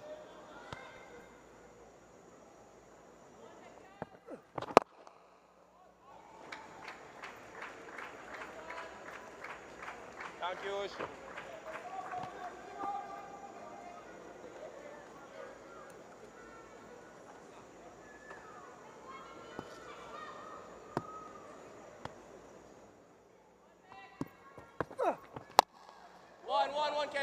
Game is in firm control of the Thunder. Will there be a storm in the next 10 to stop them? 97 for 3.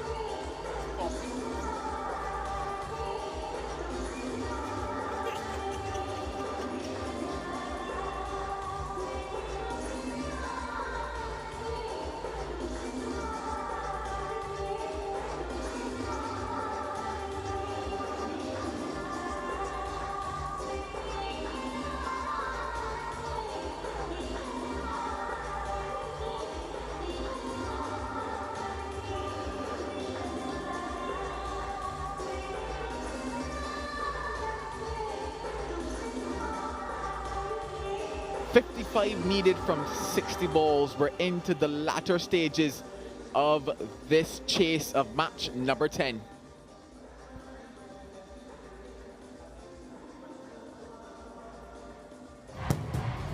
Well, we home and full of energy.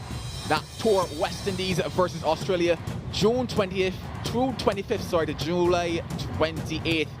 Test and T20s going down right here in the Caribbean. So a look at that schedule.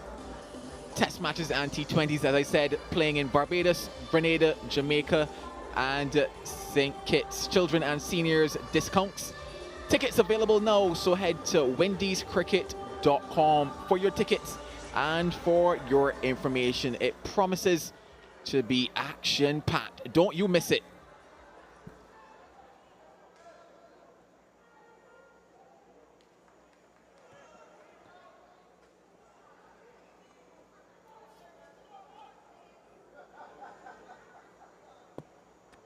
Need wickets here, the Legions.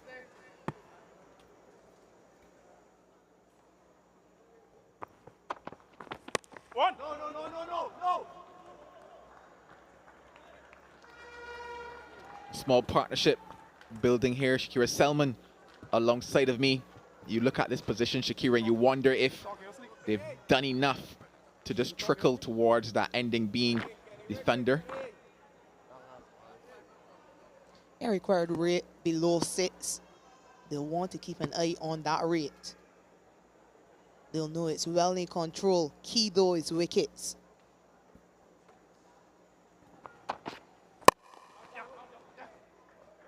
Well, they want wickets, but they're finding the middle of the bat of the Pisa at the moment. A young man who will relish this opportunity. Second chance in the middle here in this Breakout League. And what he has is an opportunity to take this one over the line for the Thunder.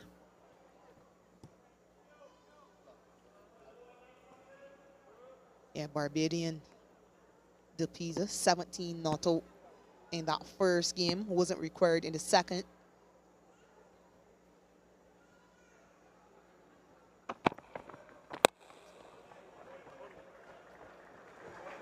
He's really taken all the pace off McKenny Clark, and it's been effective to an extent, you would say.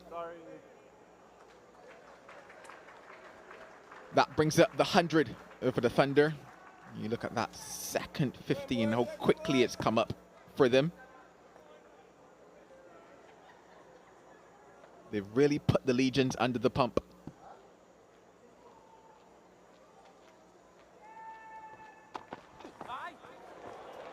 And this will not help. Wayward from Clark. No ball signaled. 5 no balls in the end. Free hit to boot as well. Yeah, we heard Kareem Gore speaking about the Jew and how bowlers will struggle. And McKenny Clark seems to be struggling with this Jew factor. Riyad Emirates looking on as head coach. He would have bowled in these conditions before. And unfortunately for them, Joshua Da Silva could not stop that one from going to the boundary yet again. Free hit here. Change of gloves as well. So he's got dry hands for this one, Joel Andrew.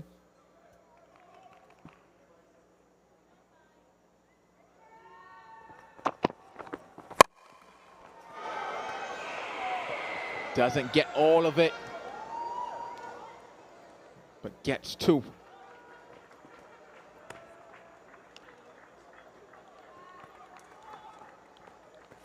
Yeah, I actually think he's done well to get so much of it. That was perhaps the slowest ball of the day. Definitely slower than Govaya. He's taken all the pace off it, McKenny Clark.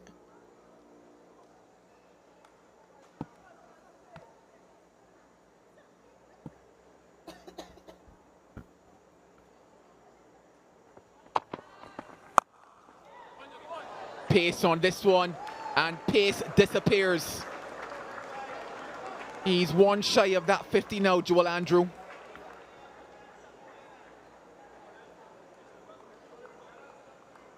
And it's been a display from Joel Andrew.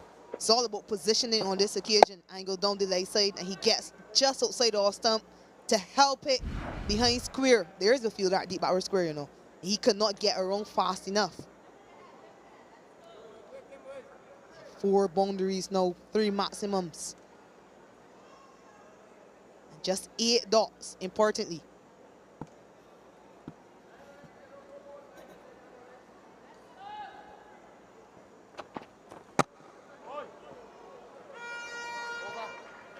What a ball to close out 11. 1-1-1 for 3.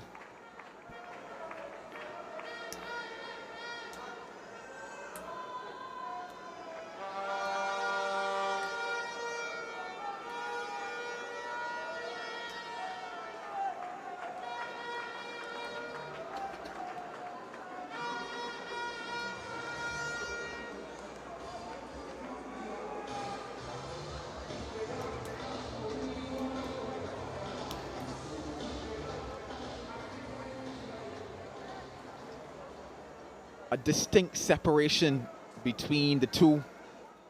One worm flying high, one worm on its way towards victory.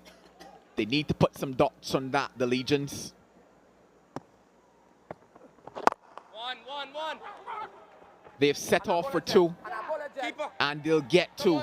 Good running as well to add to the pain. We wasn't getting any tools, eh? We ain't getting no tools. And you can hear Joshua Da Silva saying they didn't get tools when they were batting. So he's trying to encourage his fielders to do better, get off the boundary a lot faster. It becomes so much more difficult when they're hitting boundaries as well. 1. Well, Fielders then don't trust themselves to come off the boundary. Just another 39 runs required. You think the P's is demand for this. The reason I say this is because of the form he's coming into this league in.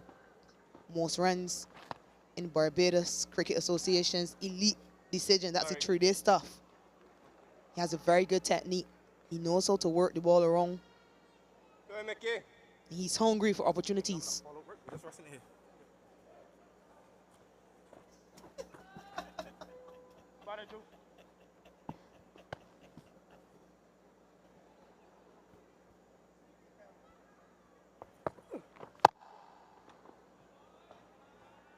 Pace on that from Gavaya, and he might feel as if he maybe missed out there. Joel Andrew with 2 behind square in the offside. Keep going, boys.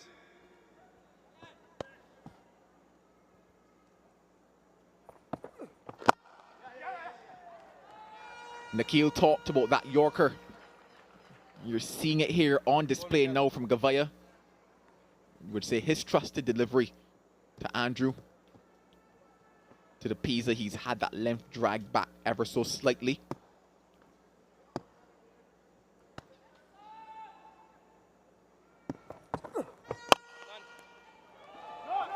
Gets a hand to it. Quiet over in the context of the game. 12 gone, 115 for 3.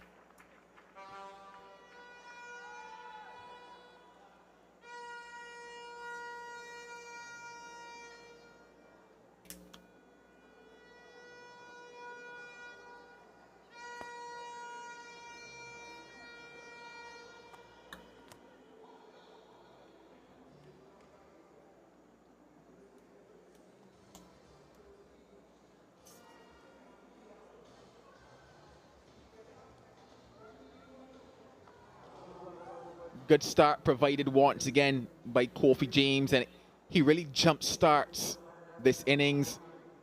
Couple quick wickets, but then partnership, Andrew and DePisa, and it's taking things on a nice coast, you would say. I was going to call it a roller coaster, but not much of that.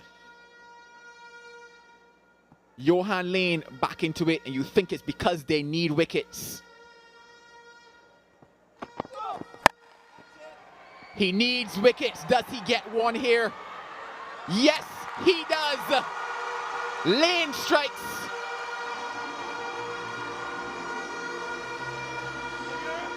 The crowd are finally coming alive again. Yeah, that's such an excellent catch. First up, good change of pace by Johan Lane. But this, hearing off the boundary, really good from McKenny Clark, who's being put to the pump. So to keep his composure, knowing this is a big wicket, yeah, good from Clark and Lane. Joe Andrew walks back after a well-played 47, 115 for 4.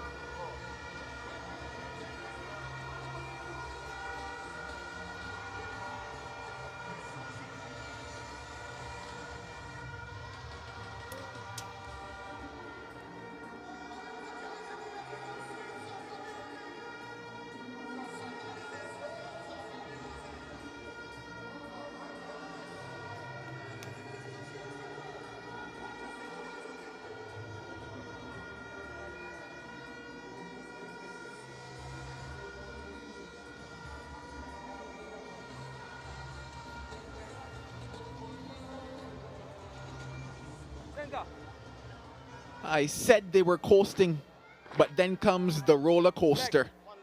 Up and down, you would say, for them. Kareem Agor now, captain at the crease.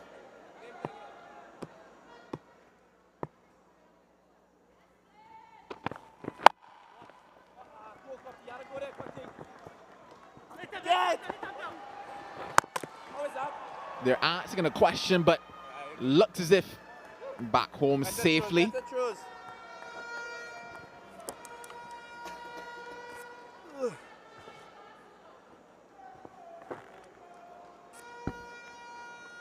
We head upstairs to Zahid Basarath to make this decision.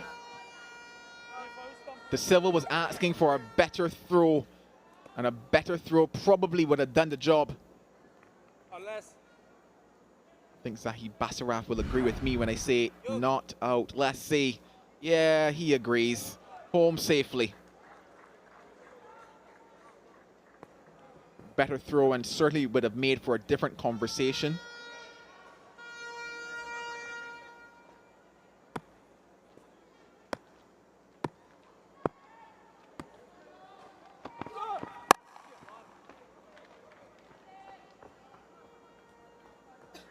You always know that Johan Lane was coming back to break the partnership, and pace off did the trick. Threw the shot too early, Joel Andrew, and skied what in the end was an amazing catch by McKenny Clark.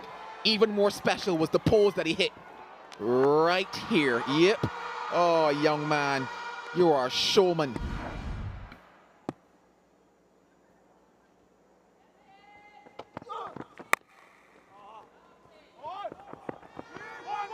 Keeper!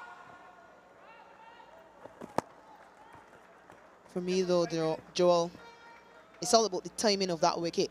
You look at that required rate, below 5. Joe Andrew has been bossing this game, 47 from 28 deliveries. There's absolutely no need to try to take on Johan Lane. Like you said, you have to know he's come back to take a wicket, keep him out of the game, and stay in control. Yeah, you look at what's happened since that wicket, and it's been relatively easy going for them. 2-1-1, 5 runs in the over. And it goes back to what you said in terms of bossing the game, large and in charge, and pretty much threw away an opportunity to be there at the end for his side. I think that would have been more special than all the shots that he played. Yeah, what you want to see from these youngsters involved in this West Indies Breakout League is more intelligent cricket.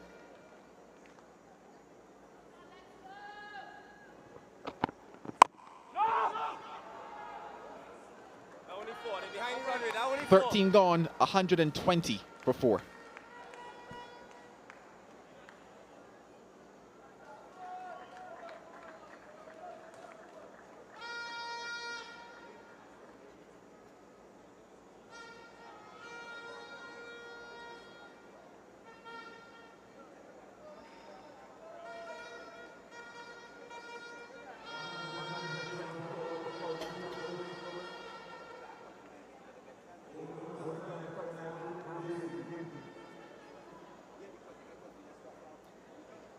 Overs there for a few. You think of Navin Badesi probably as the leg spinner.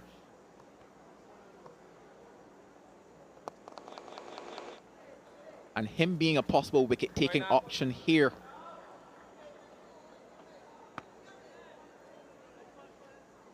Yeah, once more, Badesi being reintroduced into the attack makes you wonder if Joel Andrew perhaps opened the door slightly for the Legions. Still ahead, but he took Badesi apart, took him for 18 in his solitary over. As soon as he's out, Joshua De Silva senses there's an opportunity to get him back into the attack to make an impact.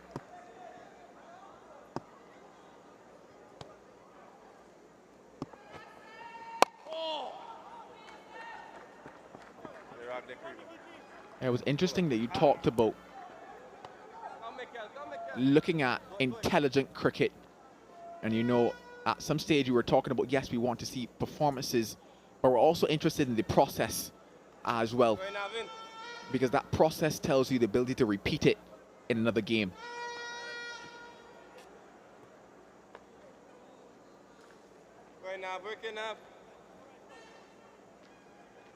Yeah, Joel, there's never been any doubt about the talent in the region. Where we've lost many games, it's just reading situations, being able to adapt situations and play accordingly.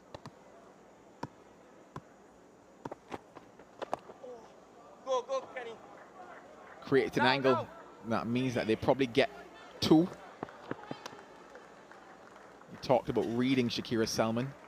I know somebody that enjoys reading. That's Samuel Badri. He's been reading a few big words today.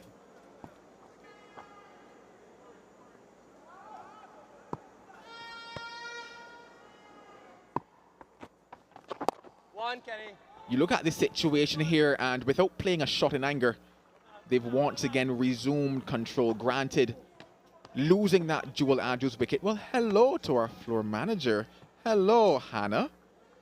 Oh, Hannah, why are you not waving? There we go. Oh, yes.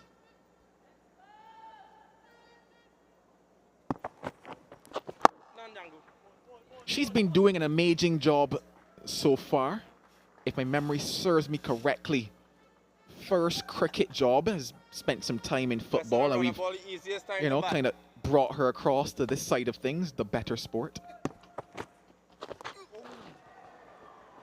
Gets cute, and cute could bring about a boundary. Yes, it does. A slide in vain brings us to the end of 14, 129 for 4.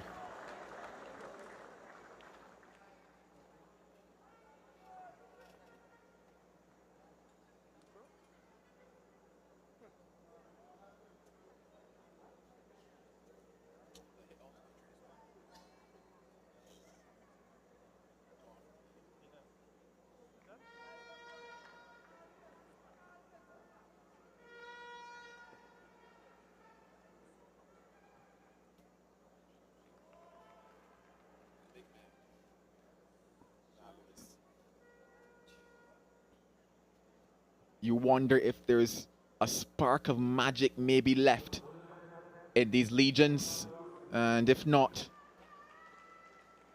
well, it will be 3 from 3 for the Thunder.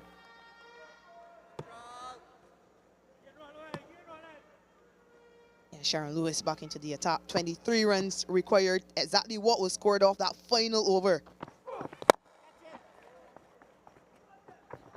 Looking to do it in a hurry. Maybe you feel the last roll of the dice here from Captain De Silva. He's hoping to turn silver into gold. Can they do something here that is special?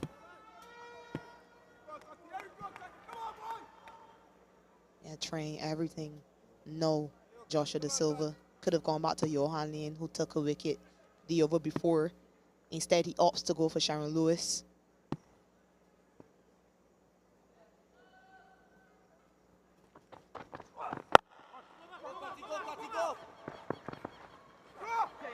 And easy too, because of it being a well-weighted shot into the leg side. Not much that Lewis could have done about that one.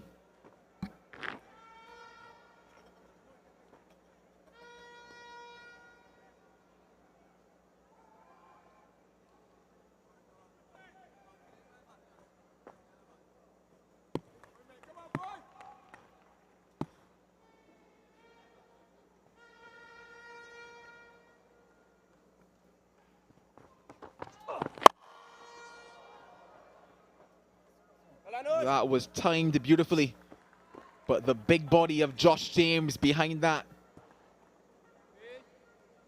He's about 10 boulders when you look at his size. But at a stage where you're thinking foregone conclusion, look at the body. It does the job. You look at this stage, you think maybe foregone conclusion, so you think that thoughts not go for Trinidad in terms of where do they go from here.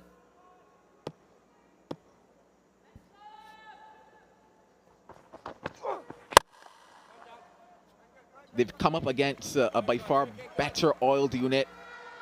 Stiffer competition for them here tonight from the Thunder. And they faltered, you would say. So what are the questions that they asked themselves as they look towards game number 5 for them? They would think that they've put themselves in qualifying position already, but they want that top spot.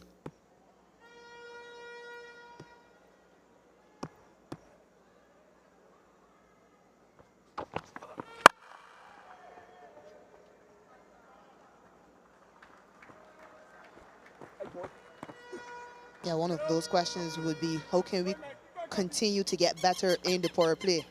Of course, today was the best power play for them across this league phase, 39 for 1, but you still will think that's not enough, especially when you compare that score to what Thunder has been able to do, 55 for 2 Thunder.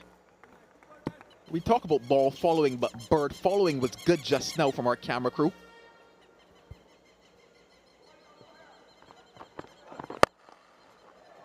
Straight back, and should maybe be another 2.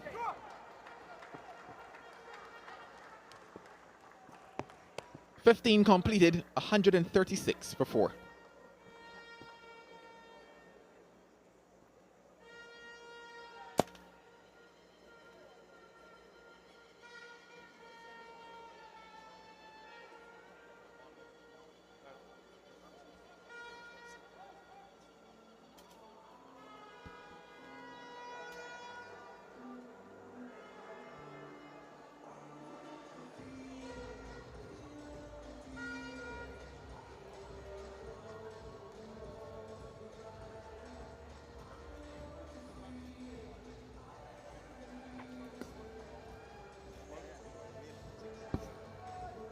Completely in control at the moment, the Thunder.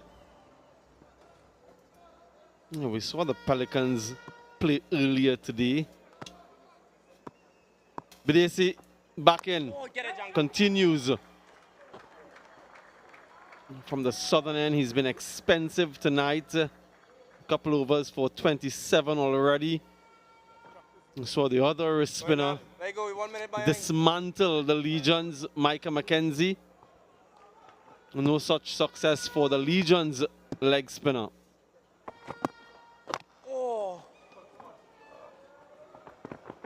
Could be a couple. Carlos, how do you surmise things at the moment? I think the Thunder have a game plan that has worked, especially with bat. Go hard with Kofi James and Cornelius. Respect the middle, consolidate. Joel Andrew went a little quicker than consolidation today. What a shot. The Pisa has delivered. Straight back over his head. That's thunderous.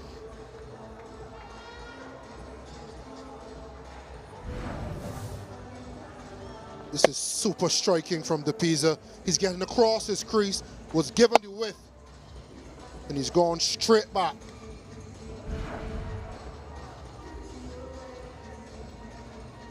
DePisa and Gore have brought a game home before, but what I've loved about DePisa, he's batted 22 balls, only 6 dots, 8 singles and 5 twos. And yes, we see the 6 downtown, but the ability to come in and continually rotate strike. 32 off 23, and before that 6, you can't remember shot in angle played. It's been great middle order batting by him. Yeah, the commentators curse. As soon as you said that, Carlos, I was wondering. Yep, that reaction says it all, folks. Carlos did that. It was all him. My, oh my. An opportunity to see your team over the line. The Pisa. Pull the length back. Bidesi. Yeah, gets his man. Pisa goes for 32, 145 for 5.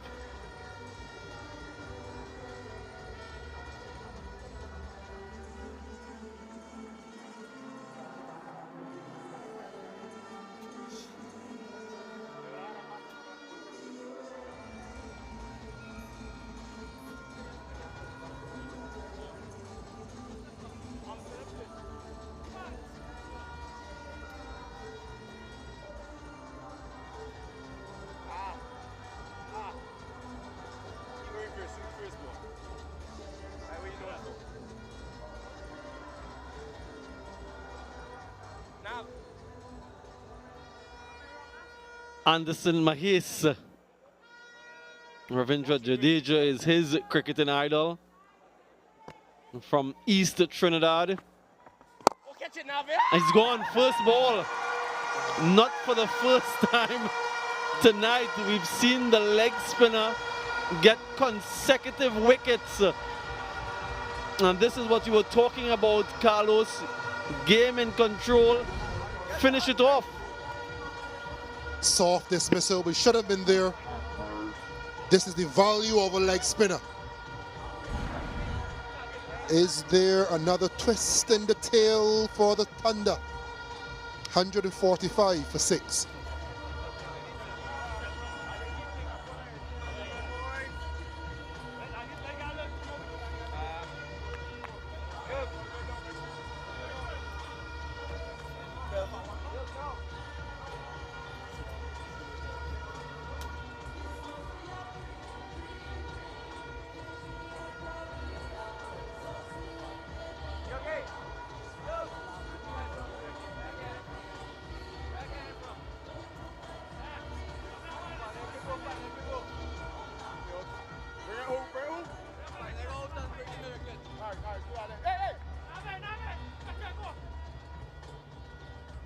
New batter Kenneth Pennyfeather, what a name. A wonderful name.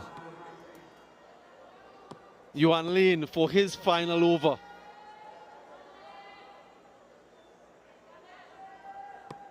Josh Da Silva, can he conjure some bit of magic here? A miracle is needed from this stage.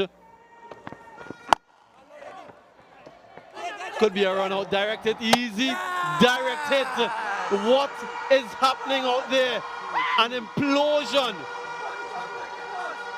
This is inexplicable. We just want to check to make sure. Brilliant fielding, the direct hit usually is closer than we think. What is happening out there, Carlos? Absolute chaos.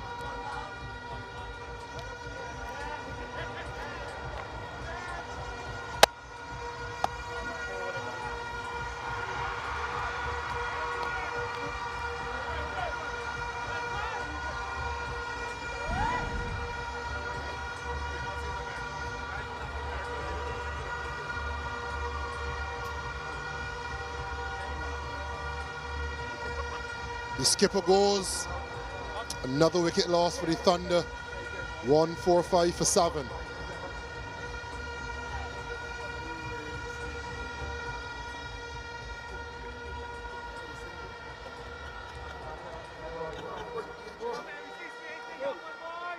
Wow. Wow, wow, wow.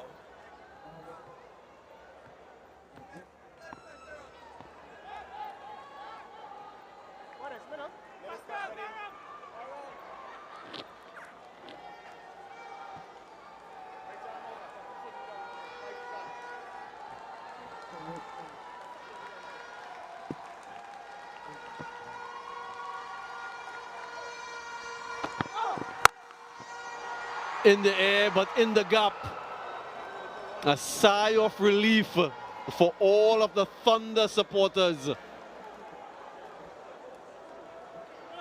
Yeah, flurry of wickets. The first one, very well set, the Pisa. And simple enough catch for Lane. Mahesh with his first delivery pushes it back to Bidesi. 2 wickets in 2 balls. And then this. Karima Gore, some confusion. Bidesi with the direct hit. So from 145 for 4 to 145 for 7.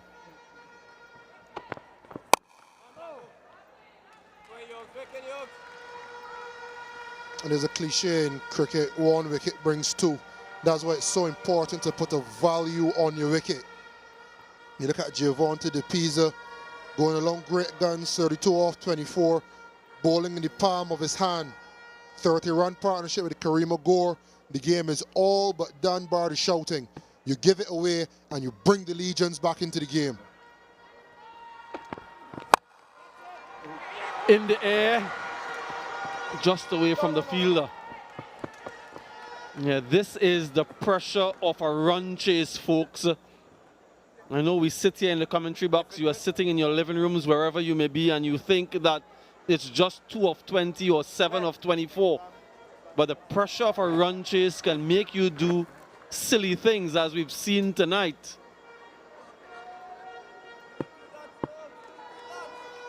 A very comfortable position.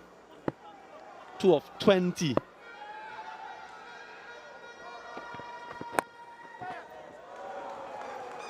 Can't lose from here. Scores are level. And there's the applause from Micah McKenzie. Only one team will be unbeaten after tonight. And if you're a Legions fan, unfortunately, it's not going to be the Legions. Pennyfeather, the man who has the chance to score the winning run. Does he bring in everyone, Da Silva? I make it 6 fielders cutting a single.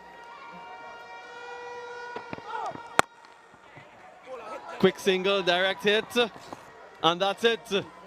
That's a victory for the Leeward Islands Thunder.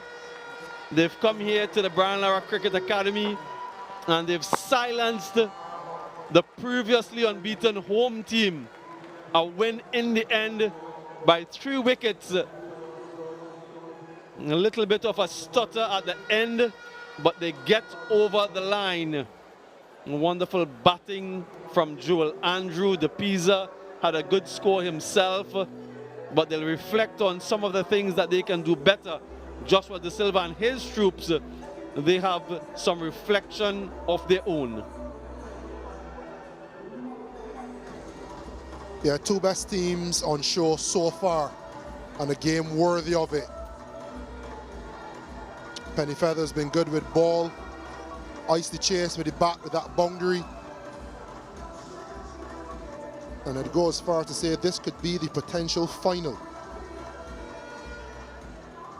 A titanic battle. Thunder would be unhappy with how close they made it in the end.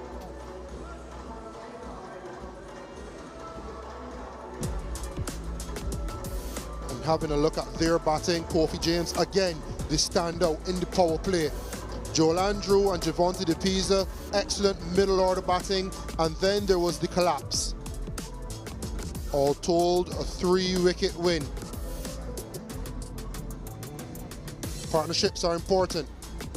The partnership between Joel Andrew and Kofi James, 62 off 33, that put them in a solid position. De Pisa and Gore threatened to walk it home, 30 off 22. And then Pennyfeather and Francis taking it all the way home. Yeah, the leading wicket taker for the Legions, Johan Lane, again with a couple, a wicket for Sharon Lewis and McKenny Clark, and 2 wickets for Bidesi, though he was a bit expensive. So a wonderful all-round performance from the Thunder. Top of the table clash in all intents and purposes. It's the Thunder who prevail. Okay, let's head pitch side to Nikhil Uttamchandani.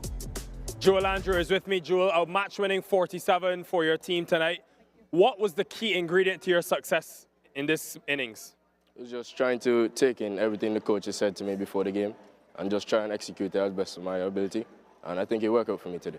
What is the philosophy of Joel Andrew when he bats in the power play and sometimes batting in the middle overs?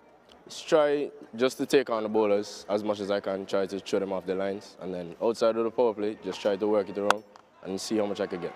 We've seen some very impressive stroke play tonight. Which one did you enjoy playing the most? Probably the straight back of the leg spinner. That one made me feel good. And you hit 3 boundaries in that over. Why did you decide that was the over?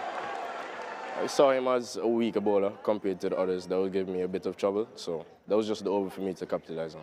I have to ask you were behind the stumps for Michael McKenzie, your under-19 teammate. What did he do well tonight, first of all? Just listening to me. He's a little brother to me. So just listening, gave him that confidence to just execute his skills, and he did it to the best of his ability. And secondly, how have you seen him develop over the years to be ready for a night like tonight? I actually tried to take him on back home. So seeing him perform is actually a great sight. And I'm just wishing him all the best in his career. So he owes it all to you. Well done tonight, well played, more success in the rest of the tournament. Thank you. Yeah, Joel Andrew sparkled tonight. Match number 10 done and dusted then. The Trinidad Tobago Legions 151 for 8. It wasn't enough.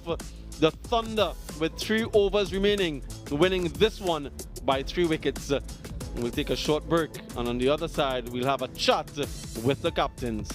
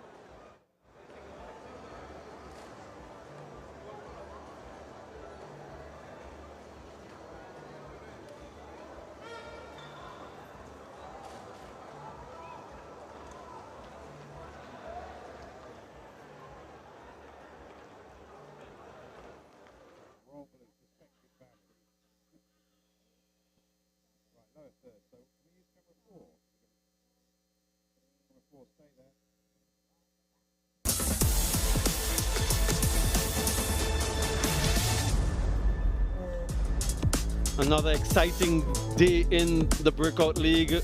It was the Leeward Islands Thunder who prevailed for their third consecutive victory and third successful run chase. So something to look out for from them. Well, let's head down to the ground where Nikhil Uttamchandani is stationed. Ladies and gentlemen, welcome to the post-match presentation at the end of the Trinidad and Tobago Legions taking on the Leeward Islands Thunder. Joshua De Silva is with me, the captain of the Legions. Josh, tough result tonight, your first loss of the tournament. Let's start with the batting, 151. How did you assess that total at the halfway stage? Yeah, well, obviously, we didn't start well again. We got out to the power play with 2 wickets down, but we still didn't capitalize in the middle overs. I thought we were a bit timid in the middle, and we could have been a bit more positive and rotate the strike a bit more. But in hindsight, when we got to 150, I thought it was a fighting chance, but we still believed 20 runs were left out there. Why do you think even after your firm position at the top of the table, you've not been able to find that complete batting effort? I can't really explain it. It's nothing to pinpoint. I think it's just a collective effort. We've been finishing the innings really well. I think the first 6 we still have a lot of work to do. Hoping we can get that sorted for the next game and going into the playoffs on to make it there. So yeah, it's the middle. Today was a bit disappointing, but generally the middle has been going all right and we've been finishing well. Did the aggression that Kofi James and his team brought out with bat in hand maybe surprise you guys a bit? No, not at all. We expected him. We've been watching him play for the whole tournament, and we knew what he's capable of. And yeah, just was hoping it might have been our night to get a quick few early ones, and then we get into the batting early.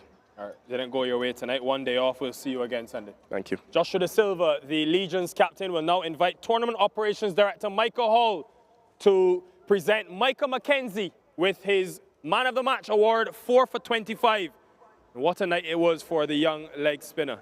Thank you very much, Mr. Hall. And we'll now get Micah. Micah, what a night for you. First of all, in your preparation coming into your tournament, representing Leeward Islands at a professional level, what did you do to get you ready for this?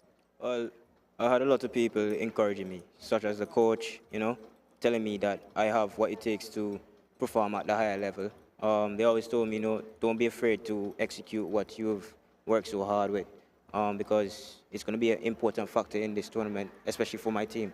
And I'm willing to put in what it takes to get us over the line, whatever it takes. How did you get into the art of bowling leg spin?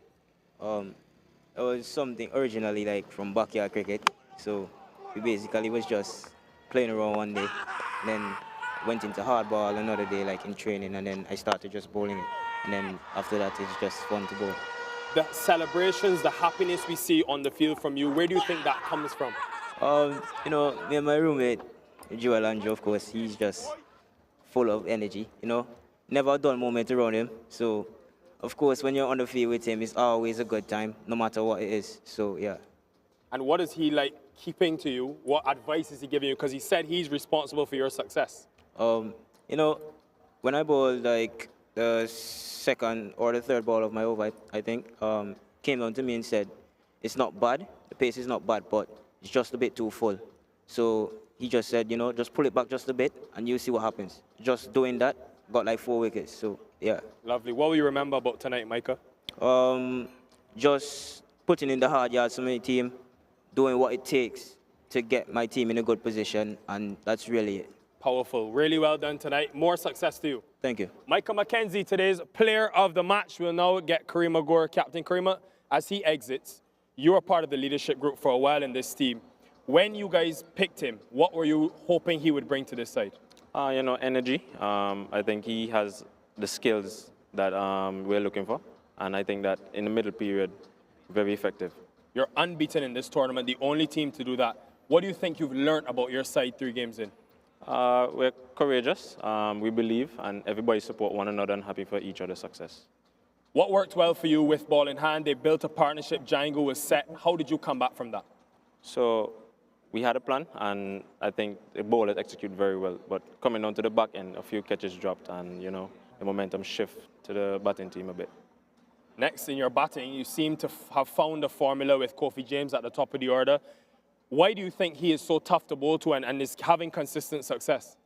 Kofi James, he hits the ball in different areas where, you know, is very unorthodox and hits the ball very well. And clearly you guys must spend some time on celebrations. You're always dancing. Well, we have a few gaming systems, you know, so when the guys play FIFA, they see a lot of celebrations on TV, and they think about it, and, you know, they say, let them bring them on TV.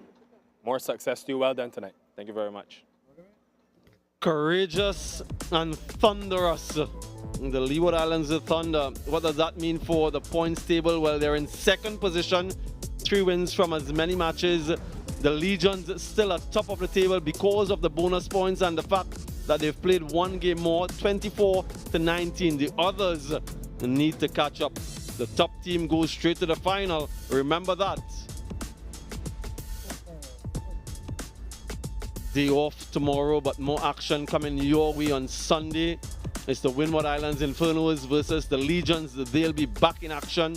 The first match of a doubleheader, 2 p.m. local time, that one. And then match number 12, 7 p.m. start here at the Brian Lara Cricket Academy. It's the Rainforest Rangers. We haven't seen them in a few days against the Thunder, who will be searching for 4 in 4. Well, that's it from all of us here at the Brian Lara Cricket Academy. From in front and behind the cameras, we thank you for the pleasure of your company, and we look forward to seeing you on Sunday. Goodbye for now.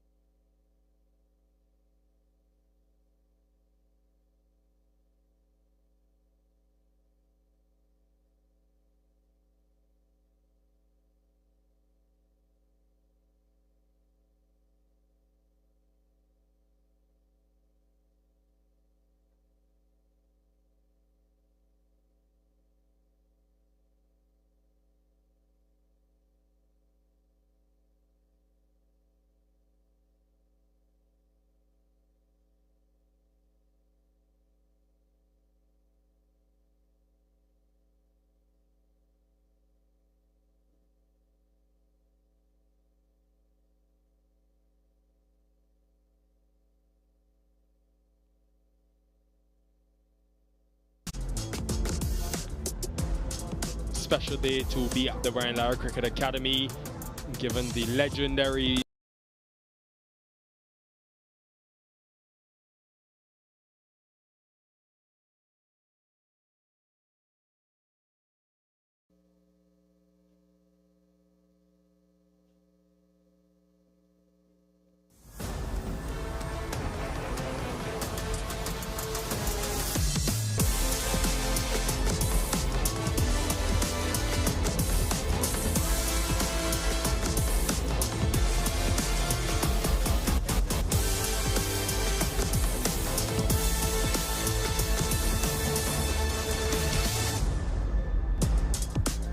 The future of West Indies cricket will be determined here at the West Indies T20 Breakout League. It's the Leeward Islands Thunder up against the Legions from Trinidad and Tobago, two undefeated teams in this year's tournament.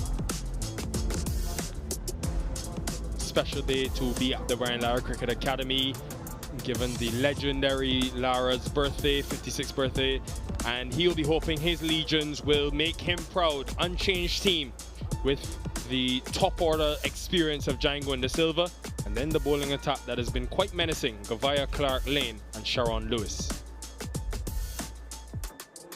Carlos Brathwaite alongside Carlos, this Thunder team looking to continue winning ways. Yeah, the batting has been exceptional. Cornelius and James at the top, Mikhail Louis and Joel Andrew with international experience, but they've been so miserly with ball in hand. Mahez, Penny Feather, Nathan Edward and the skipper Kareem Agor. An exciting contest awaits. And what a big night it was for this man last night. Nathan Edward picking up 5. Joshua De Silva, captain, has had a few decent scores. A match-winning 31 to follow up his 68 against the Rainforest Rangers. For Amir Django, who started the tournament with 32, he's only got 11 in his last 2 innings.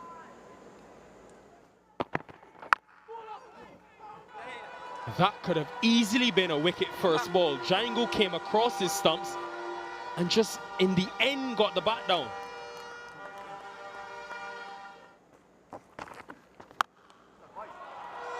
Manipulation of the crease, excellent from De Silva.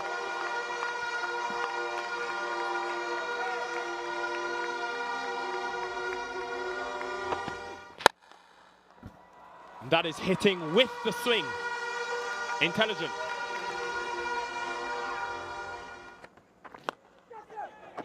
This should be. It is. How often he wants to take on the matchup, in the end to his detriment. You cannot keep Kofi James out of the Breakout League.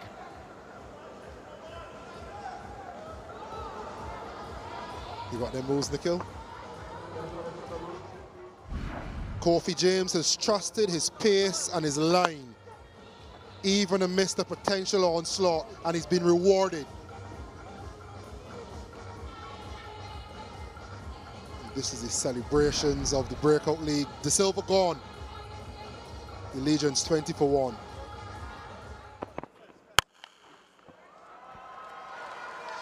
Nice swivel. Nice result for Django. Oh yeah. Worked off the hip and should run quite close to the boundary as well.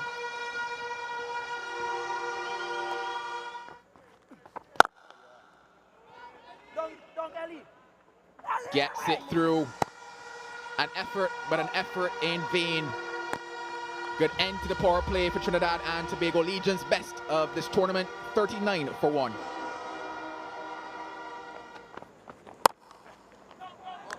Pace off, but too wide and capitalized on by Cooper.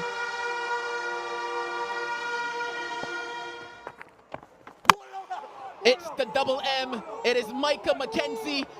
Oh, the celebrations for the young man. He never got a wicket until the final ball of his spell in that first game he played, Micah McKenzie. Today, though, he's into the wickets immediately. Didn't pick it. See, for Cooper playing for a leg break, it just slid on. Really good bowling, good variation, good skill set by the 18-year-old. See, for Cooper has to walk back for 10. 46 for 2. Pressure for backward square leg. Can't get there.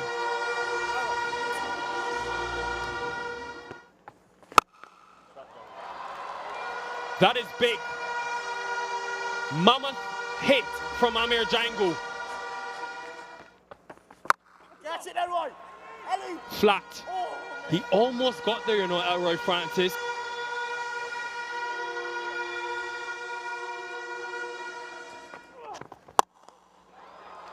Elegant use of the feet. It's amazing the way he's just flicked the switch.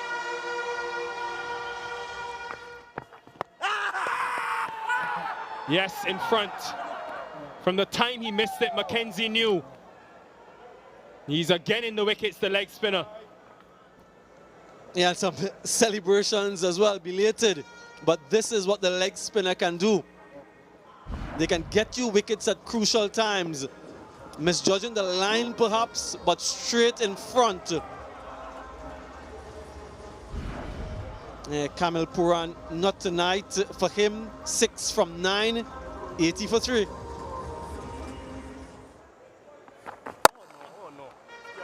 $50 for Amir Django. Wonderfully constructed the last couple overs. He's exploded.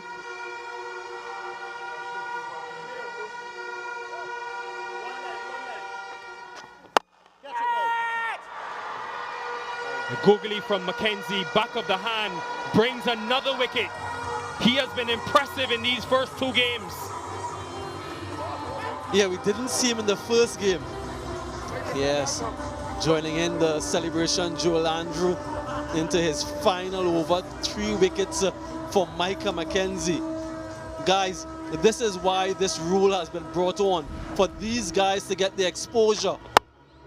And getting a wicket again, a crucial one. We know how powerful Jid Gooley can be. Yeah, everyone knows. Yeah, he has to work on the celebration though. Amir Django rather goes for 52, 85 for 4.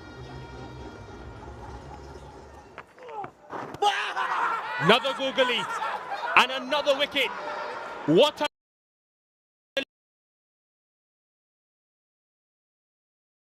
yeah, that says it all. Wonderful exploits here from Micah Mackenzie. Back-to-back wickets, googly again, online. Straight in front the stumps. Leg spinning counterpart Bidesi doesn't have a clue. His stay is brief. 85 and half the side down.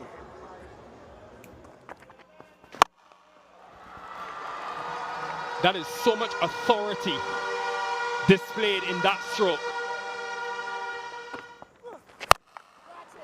Good sound on that, but hasn't middled it. Oh, wow. Nathan Edward has overrun it, and Francis cannot believe it.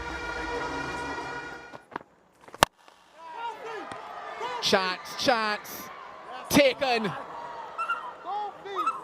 They are dancing in the middle. They're having a time.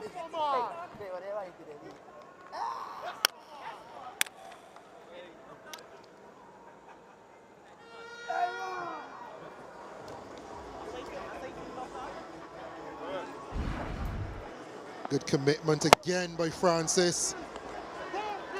Take it to the max. And shake it to the max. Success for Francis. The Legions 110 for 6. Another chance presented. Another catch accepted. Penny feather now into the wickets column, and things falling away for the Legions.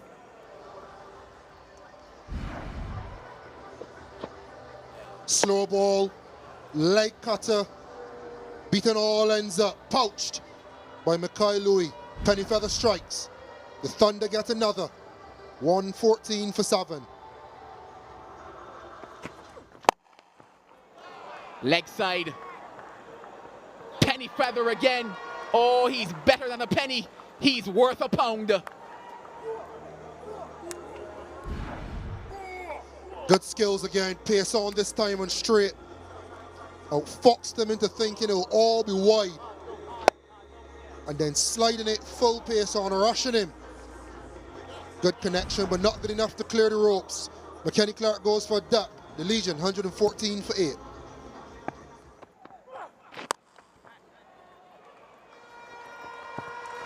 Top edge this time, and it produces a boundary.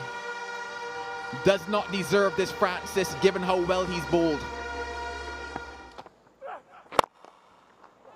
Bullet straight. That is 8. 4 and 4 for James to close out the 19th. 128 for 8.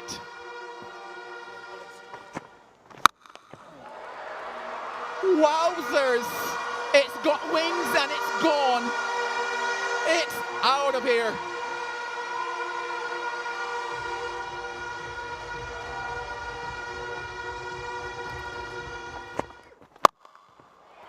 Crunched. Oh, he has slapped that to lover's lane. Johan, Yogi, it goes again. Oh, he is Mr. Fantastic tonight.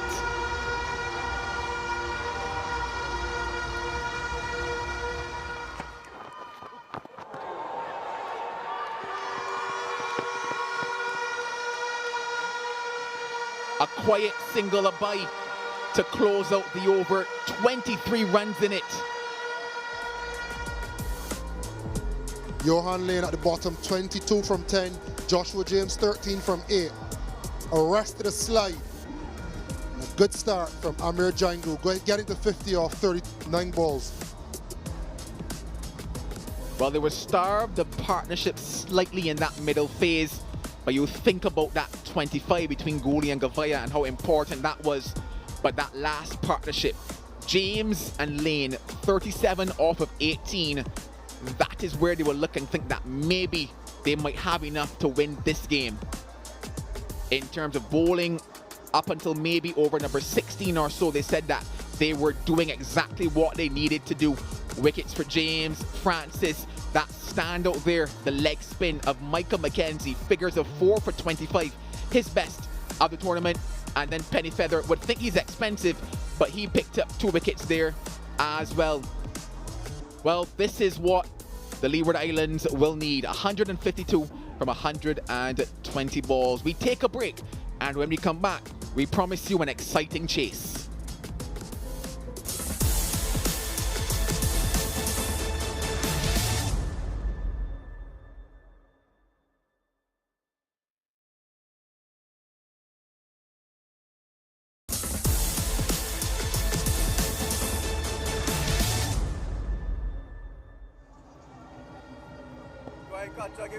Yeah, we've seen this young man, Sharon Lewis, with the ball.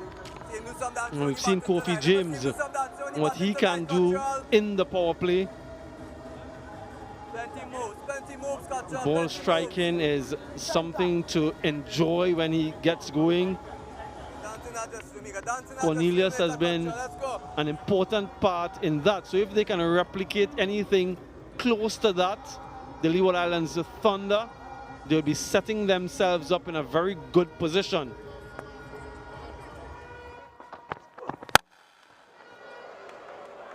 Creams it through the offside.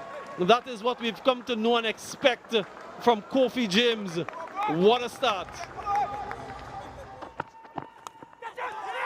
This time, he's tried on 3 previous occasions, Cornelius, to get dismissed. And this time he succeeds.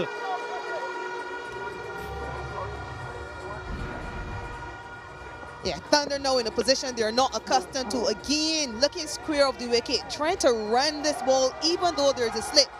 Good from Sharon Lewis. He is pumped right up. Good start for the Legions.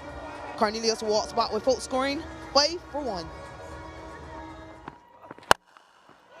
Yeah, that's gone. That's dispatched. That's hitting with the swing.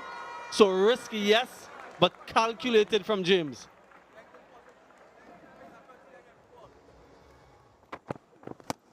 Huge shot this time. Finger goes up. Umpire Butler raises the hand. Johan Lane with the bat. Johan Lane with the ball. Another power play wicket for him.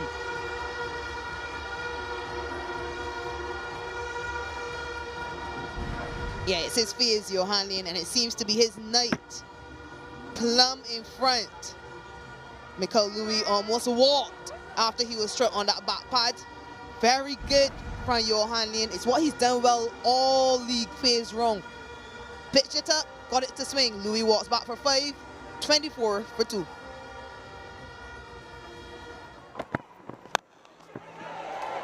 Yeah, goes hard. Fortuitous, but that's the way he plays.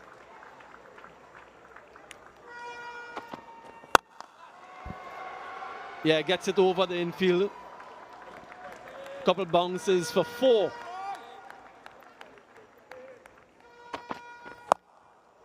Good connection, really good from Joel Andrew. This is what you can get from him when he times the ball.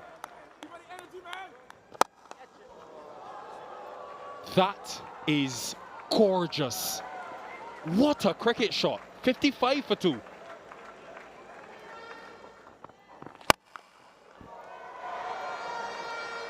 That is a top shot.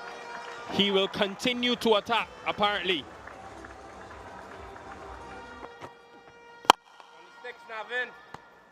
Again, similar area. Through extra cover.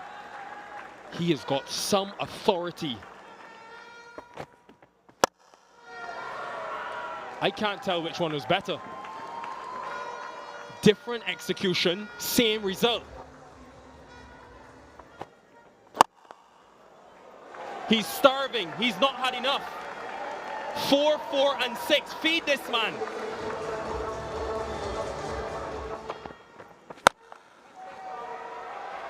Again trying to attack. This time Kofi James perishes. The crowd has found their voice. Into the deck, slow ball, enticing the pull. Kofi James perishes, loses wicket.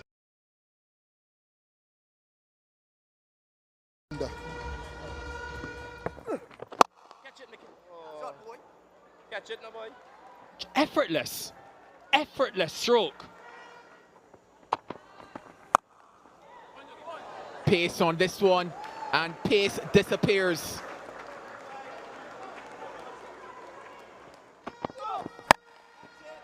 He needs wickets. Does he get one here? Yes, he does. Lane strikes.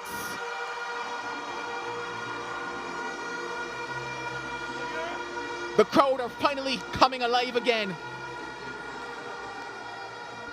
Yeah, that's such an excellent catch. First up, good change of pace by Johan Lane. But this, hearing off the boundary, really good from Mackenzie Clark, who's been put to the pump.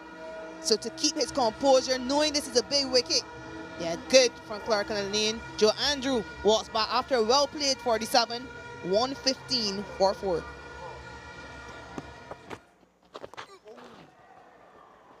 Gets cute, and cute could bring about a boundary.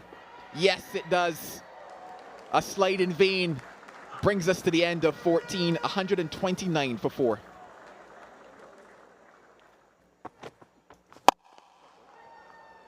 What a shot. The Pisa has delivered. Straight back over his head. That's thunderous. It's been great middle order batting by him.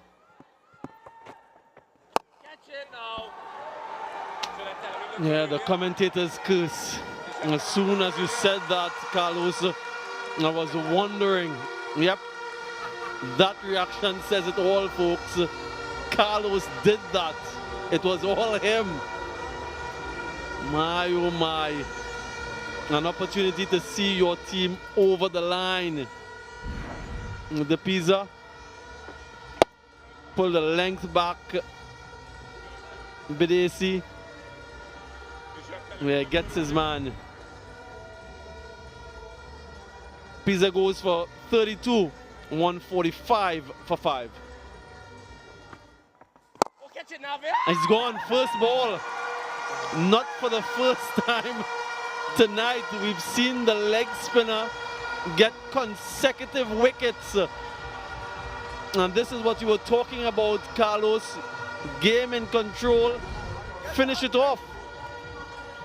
Soft dismissal. We should have been there. This is the value of a leg spinner. Is there another twist in the tail for the Thunder? 145 for 6. Could be a run out. Direct hit, easy. Direct hit. What is happening out there? An implosion. This is inexplicable.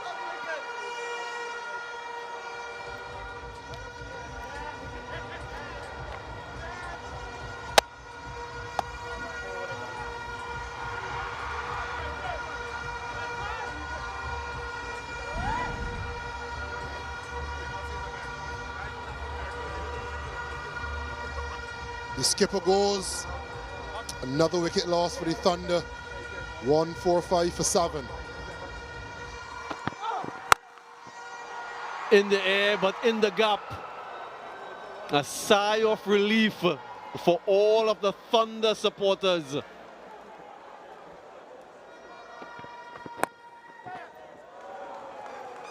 Can't lose from here. Scores are level. And there's the applause from Micah McKenzie. Quick single, direct hit, and that's it. That's a victory for the Leeward Islands Thunder. They've come here to the Brian Lara Cricket Academy and they've silenced the previously unbeaten home team. A win in the end by 3 wickets.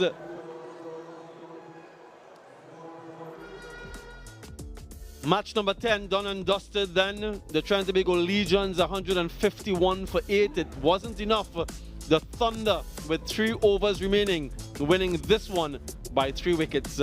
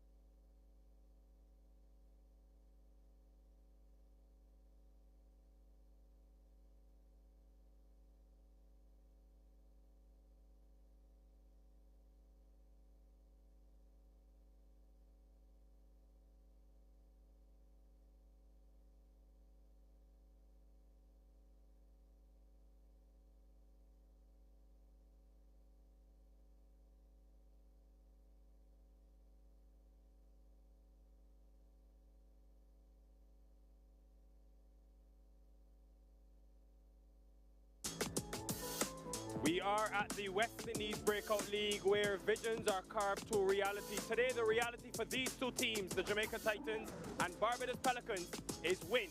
And that is coming to you live from the Barbados Brian Lara Cricket Academy.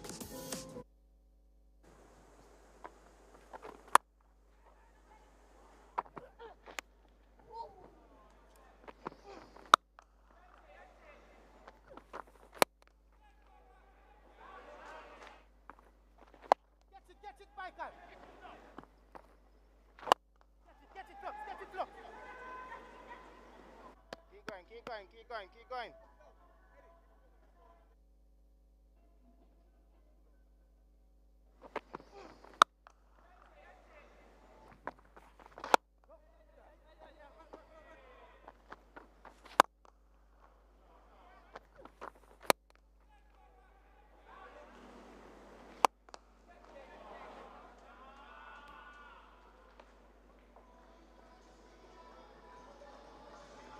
going, Mari. Keep going, Mari.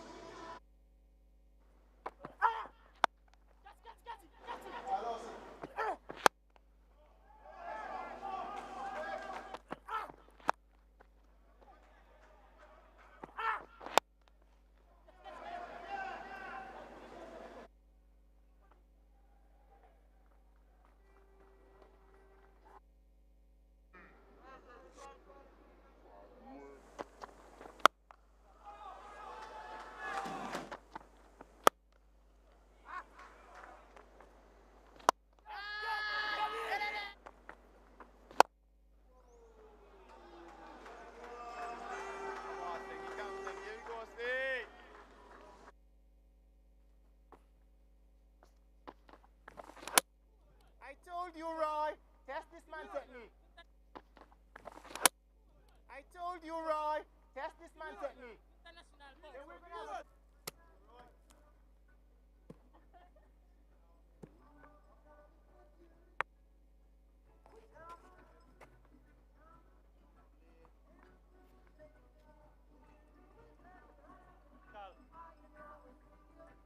Slightly. Yeah. Thank you.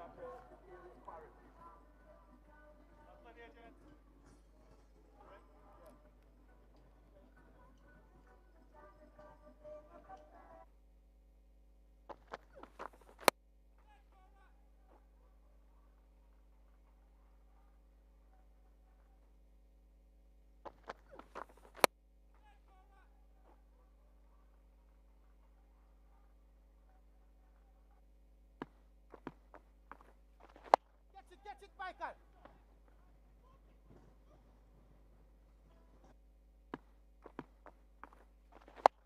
Catch it, Michael.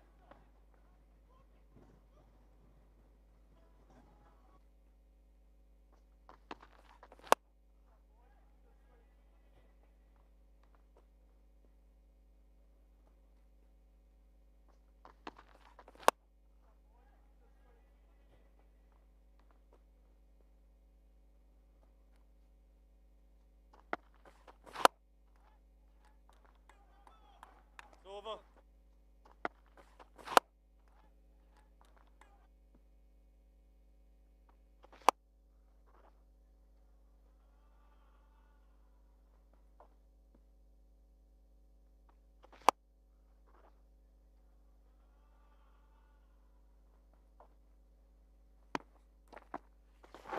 Catch it now. Thank you.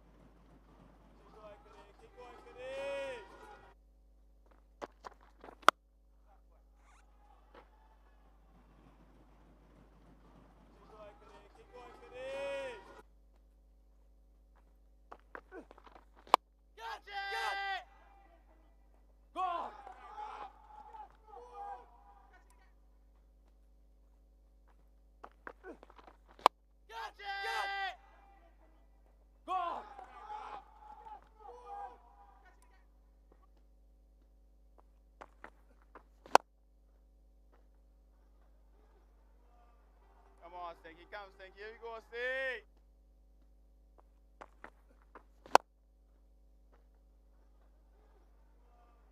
Come on, Stinky. Here we go, see. Oh! You know it, Troy!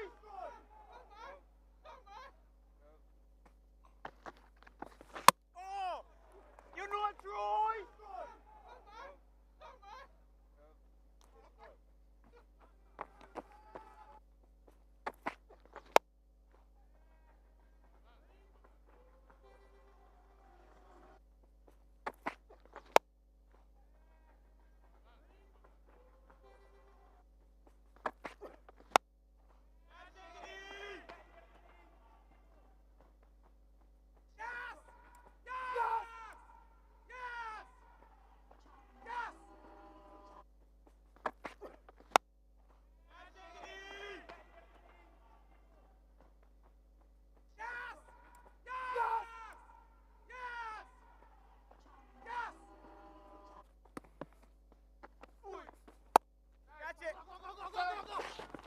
Got it.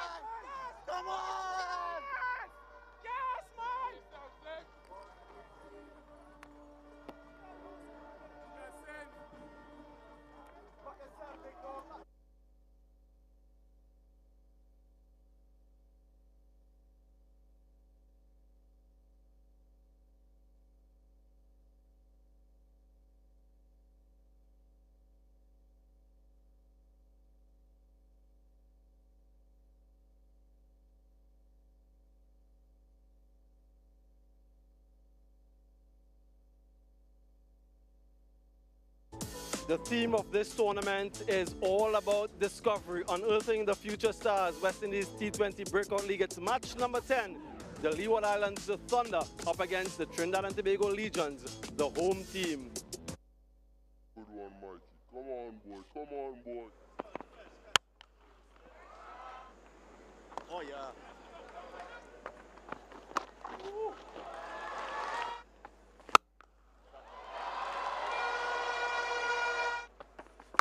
Catch it, Elroy! Ellie! Oh!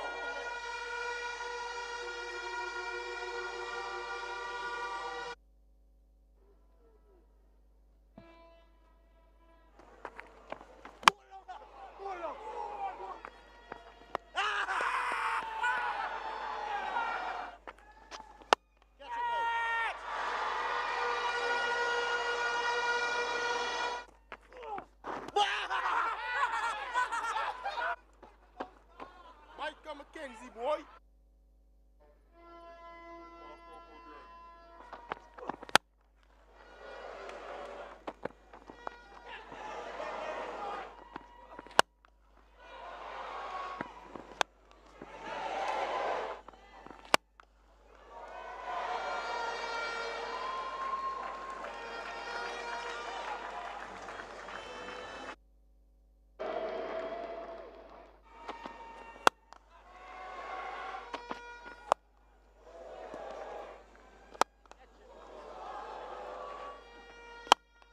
Navin.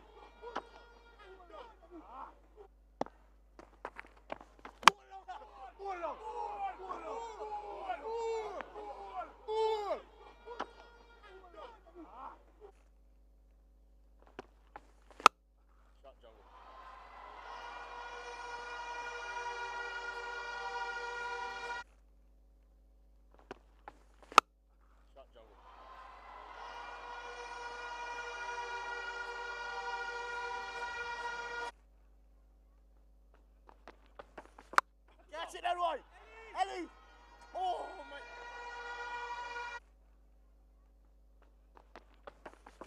Catch it, Elroy! Ellie! Oh my!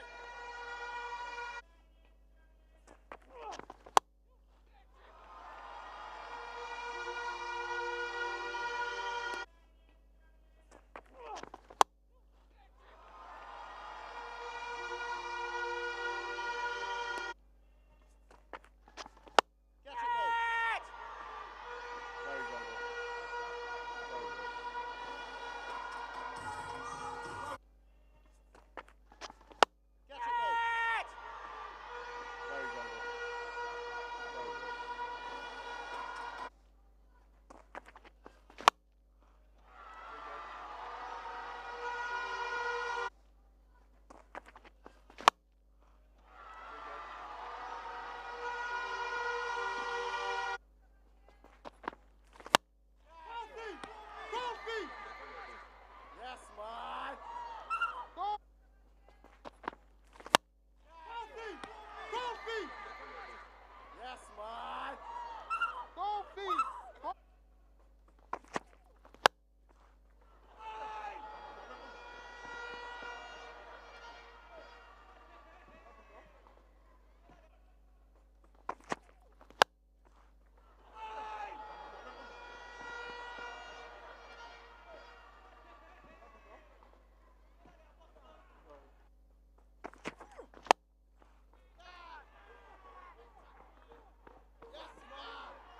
Catch it around, yeah?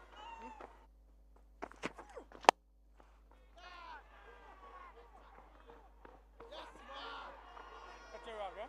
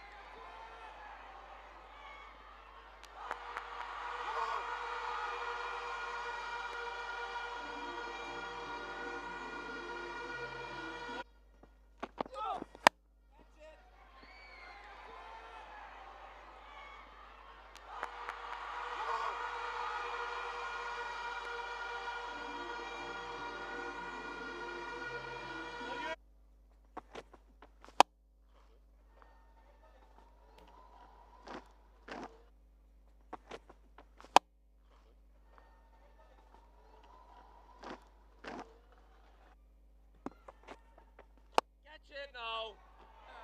Should I tell him he looked good earlier? You should tell him he looked good earlier.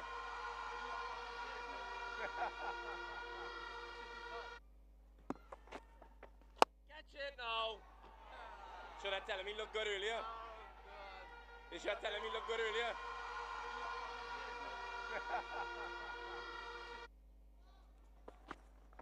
Oh, catch it now, Vic.